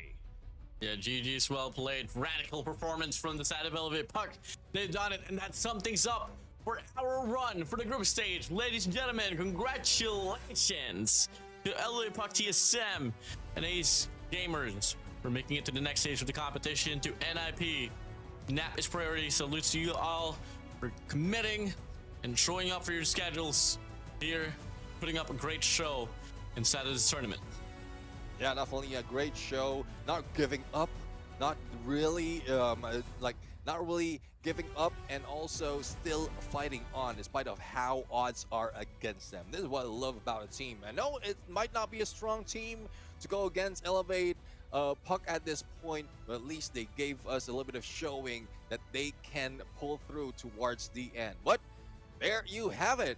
Game is over. As we look at the highlights right now, there's no more break.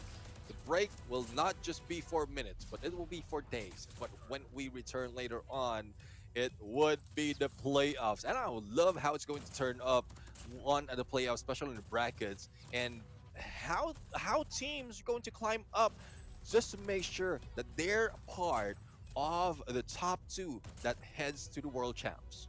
Well, as we all know as well, that the number 1 team for each bracket will actually book a direct ticket towards the semifinals, while the rest will play the quarters. So it's going to mean quite a lot for Elevate Puck to actually pick the number 1 seed here. Same goes for Stalwart Esports. But we go back to the series here. Last and final MVP for the group stage. It's going to be PJ from the side of Elevate Puck. 24 elimination, 2,836 in the points. And it's not only him. We've seen as well that there's a lot of effort that's been done by the team of Elevate Puck in taking the lead in elimination. Susano, for a fact, also has the same number of elimination, but not so much in terms of score. But as we look at the board, it's all red for Red Rebellion and Elevate Puck to take all 3. And I would say they took what, all 14 games. If I was again, all 5 series that they played in this game. So they will secure. I'm pretty sure it's already secured, but they will show sheer dominance in their way to the playoffs. I mean, the time that we were able to see Elevate Puck drop a map here in this group stage was up against CSM on the same map on Takeoff Control. There was also a close one there, a close call where we got to see, I think if I'm not mistaken, Ace Gamers put Elevate Puck towards round number 5. So, you know, gods do bleed time and time and then. Yep. But now, let's see if, you know, this is where we start to question. After the group stage is now summed up, we move over towards the playoffs. Was any of the teams just hindering, just hiding their strategies? Were they holding back? Did they got something to show? Because if you look at the map pool that has been played here in Neptune, there has been some maps that has been neglected all throughout this group stage. And we all know when the best of 5 series comes on board, there's going to be a lot more maps to be played. And that's where all of these repetitions will start to come through. Yeah, definitely. A lot of tactics will be coming out because but both teams from both groups will be put against each other. But we know for a fact that Elevate Puck would want to meet up against Stalwart Esports, whether it's a revenge against Stalwart Esports or just like continued dominance by Stalwart Esports after what happened in Garena Masters. But I would love to continue this story for tonight. I would love to see what is next because so far the group stage is somewhat exciting. Well, we try to make sure that it's exciting in spite of how odds are against other teams, but this playoffs would be even more exciting, more tactics being shown, more aggression being shown as well by the team, and more disappointment that will be felt by the teams who will be losing out. After all, we've come across the playoffs. There's going to be 6 teams that will make it, and soon enough we'll see the standing to officially announce to you all who will make it to the playoffs. And right after that, though, only 2 out of the 6 teams will actually make it to the World Championship. So everything's going to matter at most. Ladies and gentlemen, this is just the start of what's about to come on the big stage for Call of Duty Mobile. Yeah, definitely. I'm talking about a big stage. You know that there's a lot of teams that is waiting for those who will be moving forward from the Garena region, especially as a title is being held right now from this region. So we want to see on who's going to proceed, especially for those coming in from Group B. We know for a fact already that Stalwart, Scary, as well as 3 Evil Dragons has secured Group A, but Elevate Puck, Team Star Magic, I love that they have made so much progress in securing and cementing their place. But who's going for a third? It's Ace Esports. Well, we talked about this earlier. The battle between Ace Esports against Thanatos with a crucial game that whoever wins would be going in on to the playoffs. So, well, unfortunate for Thanatos, Ace Esports would be going ahead. That being said, 3 Evil Dragons, for the first time in history in Call of Duty Mobile, Taiwan makes it to the playoffs as well. Congratulations, SD, Scary, 3 Evil Dragons, Elevate Puck, Team Star Magic, and Ace Esports. See you next week. But for the set of Xenon Gang, Prestige, ABC Esports, Thanatos, Ninja, Napis Priority, we wave our hands goodbye to you all for your run of this year's Call of Duty Mobile World Championships run. Yeah, I mean, salute to the lower 6 teams from both groups. But again, we want to see them improve. We want to see them perform even well tournament after tournament, similar to what we've seen 3 Evil Dragons has done from the past up until today. There's huge progress for this team. As I did mention, the first time ever that three evil dragons will be proceeding to the playoffs. And you know what? They might be performing even more. Even if the gods will bleed, some teams are not even dubbed as gods just yet. So there's more chances that those in the lower part, those in the lower seed will be able to take over. And well, it might be a long run, it might be a tall order, but we want to see those happen. You look at the top dogs in the competition, it has been TSM, it has been Elevate Puck alongside Stalwart Esports, and the rest, you know, coming from the side of G Evil Dragons to Ace Esports, and you know, they all have a lot of things to prove here alongside Scary as well. Those are going to be your underdogs to watch out for the next week's action towards the playoffs. Will we see another run here for Elevate Puck, or can Stalwart Esports take this one up the notch? Can we see something else? The Dark Horses, I don't exactly know. Neptune, we got 4 days to wait it out. Yeah, I mean, 4 days to wait it out, 3 days to make it end. And that's one thing that we want to see right there. We want to go in from day one up until the end to find out who's moving so much better compared to what we've seen them in the group stages. But the difference of group stages compared to playoffs is it's like the disparity is somewhat quite different. But I would want them to give us a good showing onto the playoffs, not only on the grand finals, but even from the beginning of the playoffs, Warden. Yeah, every game starts to matter at most. Ladies and gentlemen, we have come to an end towards the group stage. It is I, Warden, alongside with me, Uncle Neptune, waving our hands goodbye from the group stage of the 2025 Garena Qualifiers here for the World Championship. For the time being, take some rest for this upper break. We're going to be seeing you guys at the playoffs. See you all. Good night.